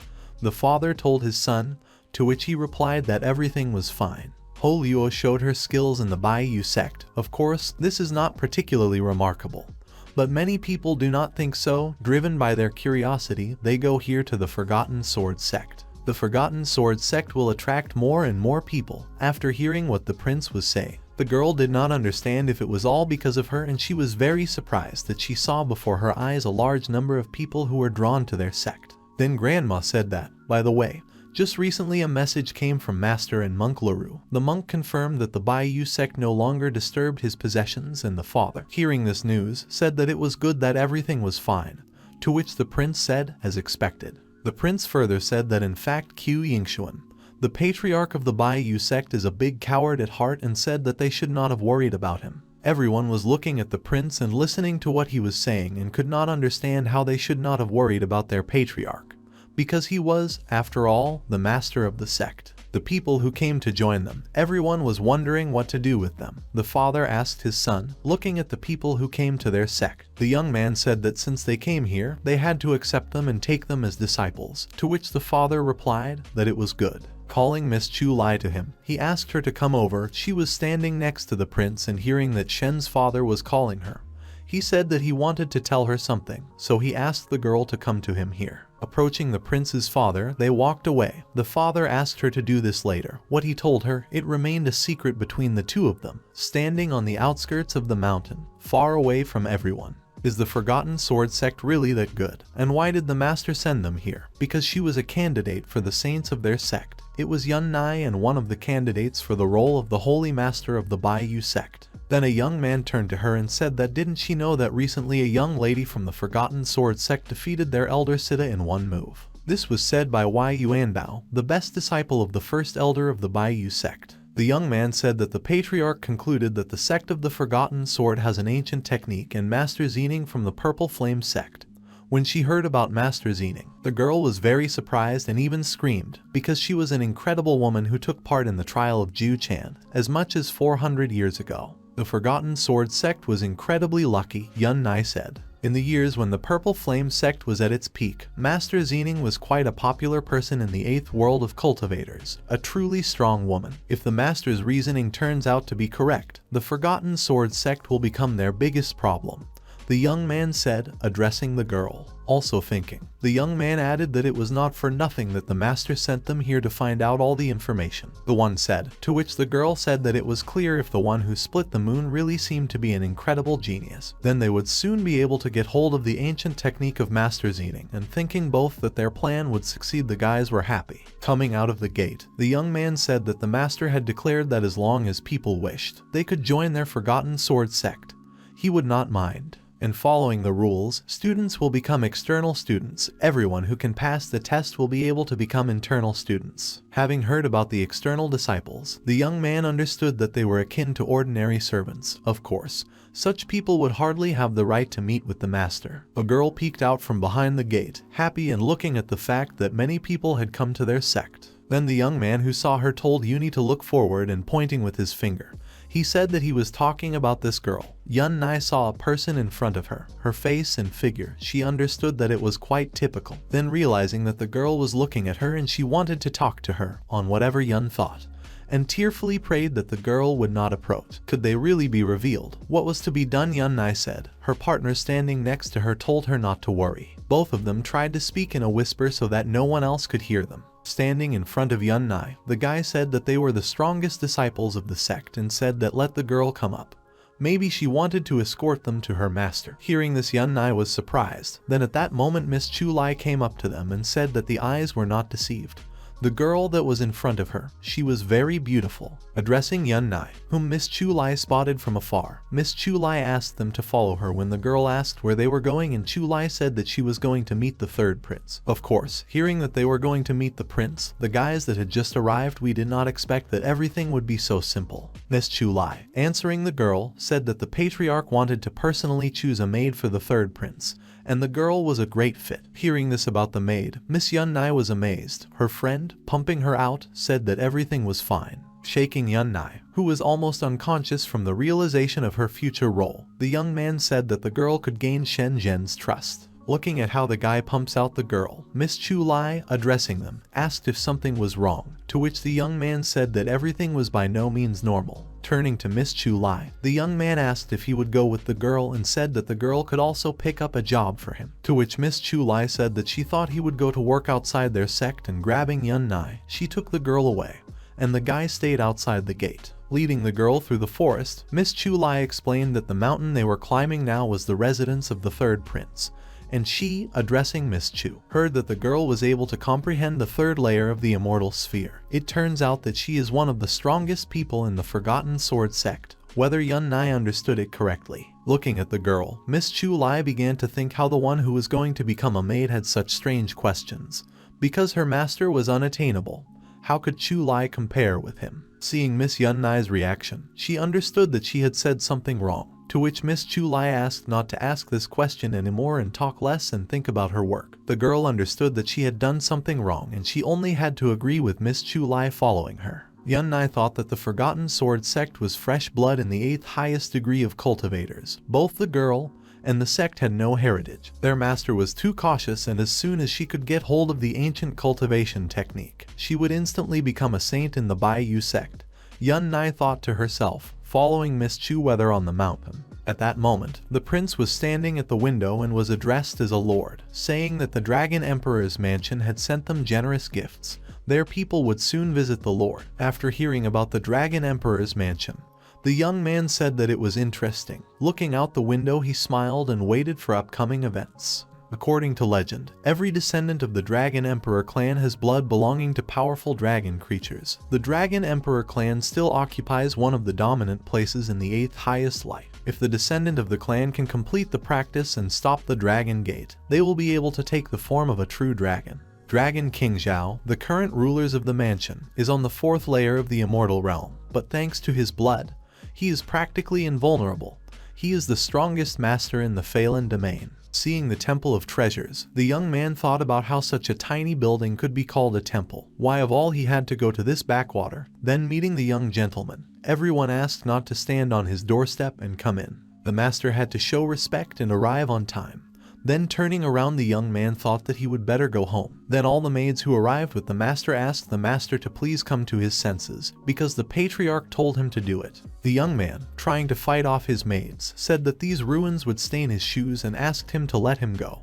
But then everyone called the young master and said that the young man was no longer a child. The Forgotten Sword sect was here, and the young man thought that it was no match for his family. The young man told everyone. At that moment his father, Master Shen, and Grandma Kai Ho came out with him to greet their honored guest who had just arrived. Shen's father said that their sect had only recently shown itself. Of course they did not dare to compete with the family of the Dragon Emperor, and he asked them to forgive them for being invited to such a nondescript place, and since their esteemed guest was already here, he already asked to pass him into the house. Straightening his clothes, the young man passed into the house. Speaking of what about the plainness, the prince's father correctly noticed, like frogs wishing to taste the swan's meat. Hearing about the comparison with frogs, the father turned to the young man and asked if he could find out his name, to which the guy said that inside this chicken coop looked no better. Going into the house and saying that he was the nephew of the patriarch of the mansion of the Dragon Emperor was in front of them, and people called him the young dragon. Then looking at Shen Zhen's father, who greeted him, and looking at the gray hair that the man had, the young man said that the development had only touched the immortal sphere, and the hair was so gray, and thought that people from the world of the ninth abyss were such weaklings. How he wanted to go home. The prince said that if he had already arrived, why the one who had split the moon so far had not greeted him, why some old man met him instead. The young man said despite the attitude. Then Granny Kai Ho, who was standing behind Shen's father, decided to object to the young man's audacity, telling the dear guest that Patriarch Shen is the father of the third prince. Shen did not think to himself that after all, the people from this Dragon Emperor mansion did not come here to establish friendly contact with them. Then the young man, hearing this, asked who was the grandmother in front of him and how she dared to address him so brazenly. In the sect of the Forgotten Sword that only old men lived. Then the woman was angry that she wanted to teach the young man a lesson. But Shen's father stopped her and said that Mrs. Chu Ho was an elder of their sect. Granny Chu Ho also decided that she could not remain silent, and, addressing the prince, said, since the young man came here, he had to show them respect. After hearing this, the guy started laughing and pointing his finger at both of them. The young man said that how dare such a weak person that only knew the realm of the immortals talk to him about respect. The patriarch and his elder are only at the initial layer of the immortal sphere. So where does the Forgotten Sword sect have the audacity to exist in the same world with great powers? One has only to imagine that the person who split the moon represents himself. At that moment, the prince was wiping his eyes and saying that he had not laughed like that for a long time.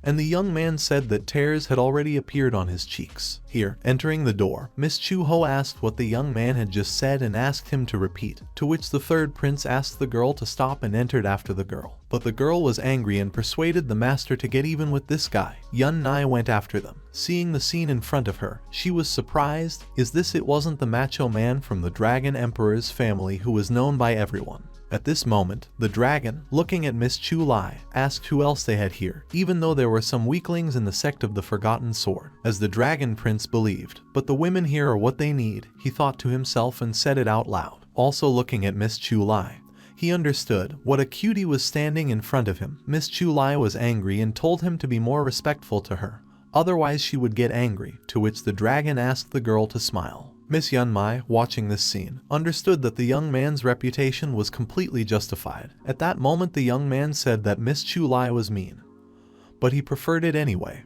And at that moment when he began to speak, the third prince sensed danger and reacted, stood up for Yunmai, because he tried rushing straight to her. The girl was very scared, but at that moment Miss Chu drew her sword and decided to attack the dragon. Attacking the dragon, she cut his clothes, which the young man did not expect at all, and the third prince was blocking Miss Yunmai from the attacks of the dragon prince. At that moment Miss Chu launched an attack on the dragon. He did not expect it at all, and everyone around thought that this was what he needed, because the young man behaved disrespectful to everyone, even though he was a guest in their sect. Turning to Miss Chu, asked if her sister was okay, talking about Yunmai hiding behind the third prince, and smiling asked the master if he saw how cool the girl was. Yunmai, who was standing behind the third prince, said that she was fine, and the dragon, smiling, said that it was such a surprise. There is still a person in the Forgotten Sword sect who can fight back against him. And looking at the girl, the prince said that everything was decided. This little prickly rose was supposed to be his, so he asked to follow him to his Dragon Emperor mansion.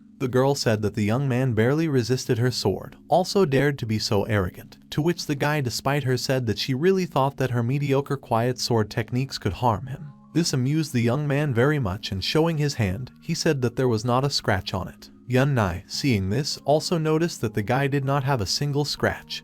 Shen's father, looking at the young man, thought that the young man was invulnerable, and Grandma Kaiho saw that they were all on the third layer of the immortal sphere. However, the granddaughter's sword did not harm the young man at all. Then the third prince said that did the young dragon really think that he could provoke the local lord, relying only on his golden scaly armor? The prince asked, looking at the young man standing right in front of him. The situation was tense. The prince had solved the secret of the dragon prince, which he did not expect from him at all.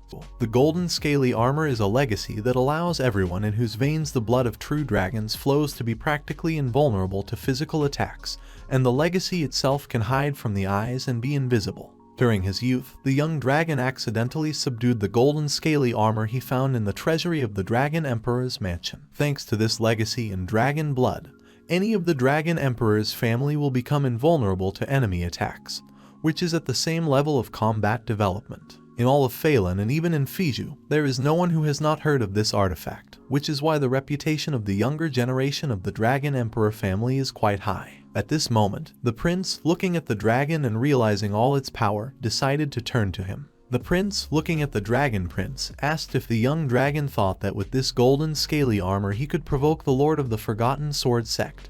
Then the dragon prince, looking at the third prince, asked how the young man knew about the legacy of his family, and Miss Chu, who was standing behind the third prince, was also surprised, and she turned to her master to tell them. The young man said that the young dragon should not have cared about this, it was just a rumor. Golden scales, the prince had encountered dragons in the past, the young man thought, but he did not think that the legacy would fall into the hands of such a youngster. Then the dragon prince said that the young man could not tell him and asked if he wanted to challenge him to a duel. He really would like to see the strength of those who had just arrived in their world. Miss Chu, looking at the dragon, told him not to be so arrogant. Her sword would show him where the dragons winter, to which the young man asked if the girl could cope with him, because he had armor. Miss Chu, after hearing this, was already not so confident in herself and could not answer anything. The dragon said that the Forgotten Sword sect should have been more modest, otherwise one day it might not become. This made Miss Chu very angry, and she said that no matter what treasures the young man had, she would fight with him. Raising her sword and deciding to attack, the girl told the young man to get what he deserved this time the moment the third prince stopped her, which Miss Chu did not expect at all. The young man said that the young dragon was so confident in his golden scaly armor and asked if maybe then he could act against him, Lord Shen, because he was also wondering if the young man could damage his artifact. Miss Chu was surprised that the third prince wanted to go out to fight with this guy, and when he saw it, he said that what was the lord hesitating for? He was also interested. With a smirk and addressing the prince, the guy was talking and waiting for an attack from the prince. The father, looking at Shen, said that his son should not fight with him, but the young man said that he should not worry. Mr. Shen certainly didn't doubt his third son's abilities, but he could tell. He believed that his son could damage this golden scaly armor, even if he couldn't destroy it anyway. The Forgotten Ball sect would be able to show the Dragon Emperor Mansion that it was better not to provoke them. At this moment, the father carefully watched how the Dragon Prince stood against his son and asked the young man to attack him. Then turning to Zhen, the father looked at what the prince would do next. He, attacking the dragon, first decided to release his technique. Then the dragon saw it and realized that it was necessary to gather. Because it was bad and I wanted to use my protection, the golden scaly armor, faster. At this moment, when the prince's attack was directed at the dragon and he used his armor, silence hung in the hall. Everyone watching and gathered here were silent, watching what would happen next. The next moment the Dragon Prince started laughing, saying that he really thought that the intention of the sword would be able to penetrate the armor. But what was it just now? He needed to at least look to at least confront him, shouted the Dragon Prince. And neither was it all that the prince and his sect could do. Everyone stood petrified, not understanding what was happening. At that moment the prince was saying to Miss Chu that they could leave, to which the Dragon Prince, looking at the young man in front of him, asked if he wanted to escape. Hearing the words of the Dragon Prince about the fact that the third prince wanted to escape, the young man was already standing with his back to the dragon and asked if this was really the case and asked to first check the condition of his armor. The Dragon Prince, looking in front of him, told him to stop talking nonsense, was the one who stood in front of him able to split the moon and asked to show him what else the prince had hidden. At that moment, there was a crash and the Dragon Prince's armor was destroyed. The next moment everyone was shocked, including the Dragon Prince himself, and the girls stood with their mouths open and looked at what was happening. No one could believe that the prince could do it so easily, and after all, the Dragon Prince was so confident in himself and his armor. The prince, turning to Miss Chu, wanted to leave already and said that he thought that would be enough, and asked the girl to follow him. She, with sparkling eyes, said that the master was amazing, and the young man used the blade of the moon to attack his opponent, and defeat him with one blow, which he did not expect. At that moment, Granny Kaiho, addressing Patriarch Shen, said that everything was fine. She tried to support the Patriarch, and he, looking at his son, said that he was moving further and further away from him, looking after the young man who was leaving the sect. Running through the forest, the girl tried to find what she needed. This time she asked him to keep an eye on the bisect. It is obvious that they are opposed to the sect, the Forgotten Sword. Their family was on the verge of a crisis, and they needed allies. It was decided that the girl would marry the lord of the lands of the Forgotten Sword sect in order to create strong family ties. And the one who stood with his back to her as her father said that he sent the young dragon forward so that he could present generous gifts to their future relatives. The girl understood what her father was thinking, because her cousin grew up with her almost from the cradle. He became so attached to her that he was unlikely to just accept new relatives. She had to stop him before he did something and trying to run as fast as possible. The girl asked her cousin not to succumb to temptation. After all, she was almost there. At that moment, a battle was taking place in the Forgotten Sword sect. In the temple, there was a rumble, and the next moment, the young man, thinking about the golden scaly armor, realized that it had been broken by Shen. He had never released its full force before. How was this possible? Looking at the fragments of scaly armor that lay before him, the prince thought. Looking at the young man who was standing and walking away not far from him, how did the prince understand that this skill of the people of the world of the Nine Abysses still surpassed them, and it was impossible? Absolutely impossible. Addressing Shen, the young man was thinking of saying something. But then he was interrupted by a girl who flew into the sect and, addressing the Dragon Prince as a cousin, was told to show respect to these people, and immediately. His sister was standing on the threshold, and when he saw his cousin, he did not expect such a visit at all. When everyone heard that the young man was calling the girl cousin, they understood that it was Miss Dragon Princess. Then Miss Chu looked at the girl and asked if the young man had brought reinforcements. Back then, looking at his cousin, the Dragon Prince didn't understand why she was here. The girl asked what happened here, and why the golden scaly armor was destroyed. Grabbing the Dragon Prince, she said why his golden scenting armor was destroyed. This artifact, the treasures of their family. Then pointing his finger forward, the guy said that it was all him. At that moment, turning back, the girl saw the young man, and next to him 2 girls. Addressing the young man who was in front of her, she said that the young man was young Master Shen, the lord of the Forgotten Sword sect's domain. Was it so, and was it true that the young man destroyed the legacy and their families? The Dragon Emperor's mansion came to him with generous gifts, and what they received in return, the girl asked, looking at the prince, and he was only silent. So hearing this, and Miss Chu could not stand it, and went into battle. Miss Chu, addressing the girl who was standing right in front of her, said that it was the young man who was to blame, and asked the girl to open her eyes wider, because the one who started all this was the young dragon. Then the prince, entering into conversation, said that the girl was right. It was he who broke their legacy, and asked how could he be of use to this young miss. Looking at the young man, she thought to herself, what could she have done? They needed to enlist the support of the Forgotten Sword sect. But now, how did it come to this, and she had to make concessions? The girl said that the sword technique was amazing. She had nothing more to add at this moment. The dragon prince shouted to his cousin that she really just wanted to forgive him for this terrible offense, and asked only not to dare to tell him that everything was exactly like that. At that moment, Miss Chu said that it was all nonsense, because it was the young man who began to behave impudently. No wonder that the master put the dragon prince in his place. The cousin understood that everything was as she expected. Listening to her father and remembering what he said that the Dragon Emperor mansion was on the verge of a crisis, and the union of the Forgotten Sword sect was vital for all of them. So she decided to act and start by talking to Lord Shen, because only she was able to save her family. The girl introduced herself as the daughter of the patriarch of the Dragon Emperor family. Just now this miss said that their representative was the first to provoke the people of their sect, and their Dragon Emperor family was always fair, paid respect to others. At this moment the young man turned to his cousin, but she did not listen to him at all and continued, what if exactly her cousin started all this? On behalf of the Dragon Mansion, the girl asked for forgiveness from the Forgotten Sword sect, to which Miss Chu said that it would be better if her brother asked for forgiveness, because even before crossing the threshold, he had already humiliated Patriarch Shen, attacked Sister Yun Nai, and wanted to take her by force. The young man from the very beginning behaved humiliatingly towards everyone in this sect, even including the elders and everyone who was in the sect. Everything she said was true, said Miss Chu,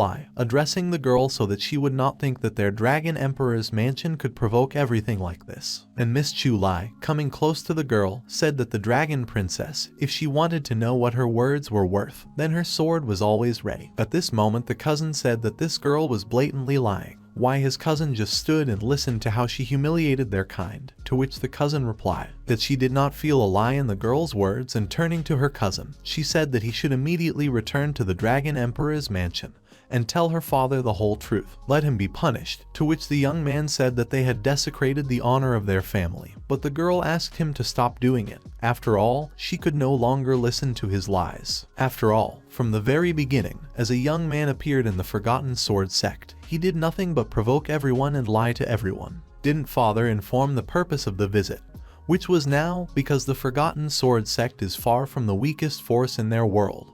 The Dragon Emperor mansion came here with sincere intentions to establish friendly contact. But what were the cousin's intentions? She asked and ordered the guy to come back. He, realizing that no one listened to him, obeyed his cousin, and he walked away, angry and annoyed that he was not given due respect. After all, he came here first and honored the god-forsaken sect of the Forgotten Sword, and he was given a cold reception and was not met properly. His cousin didn't believe him. Everyone else started fighting with him, and he realized that he should leave so as not to provoke his cousin, who came to save him.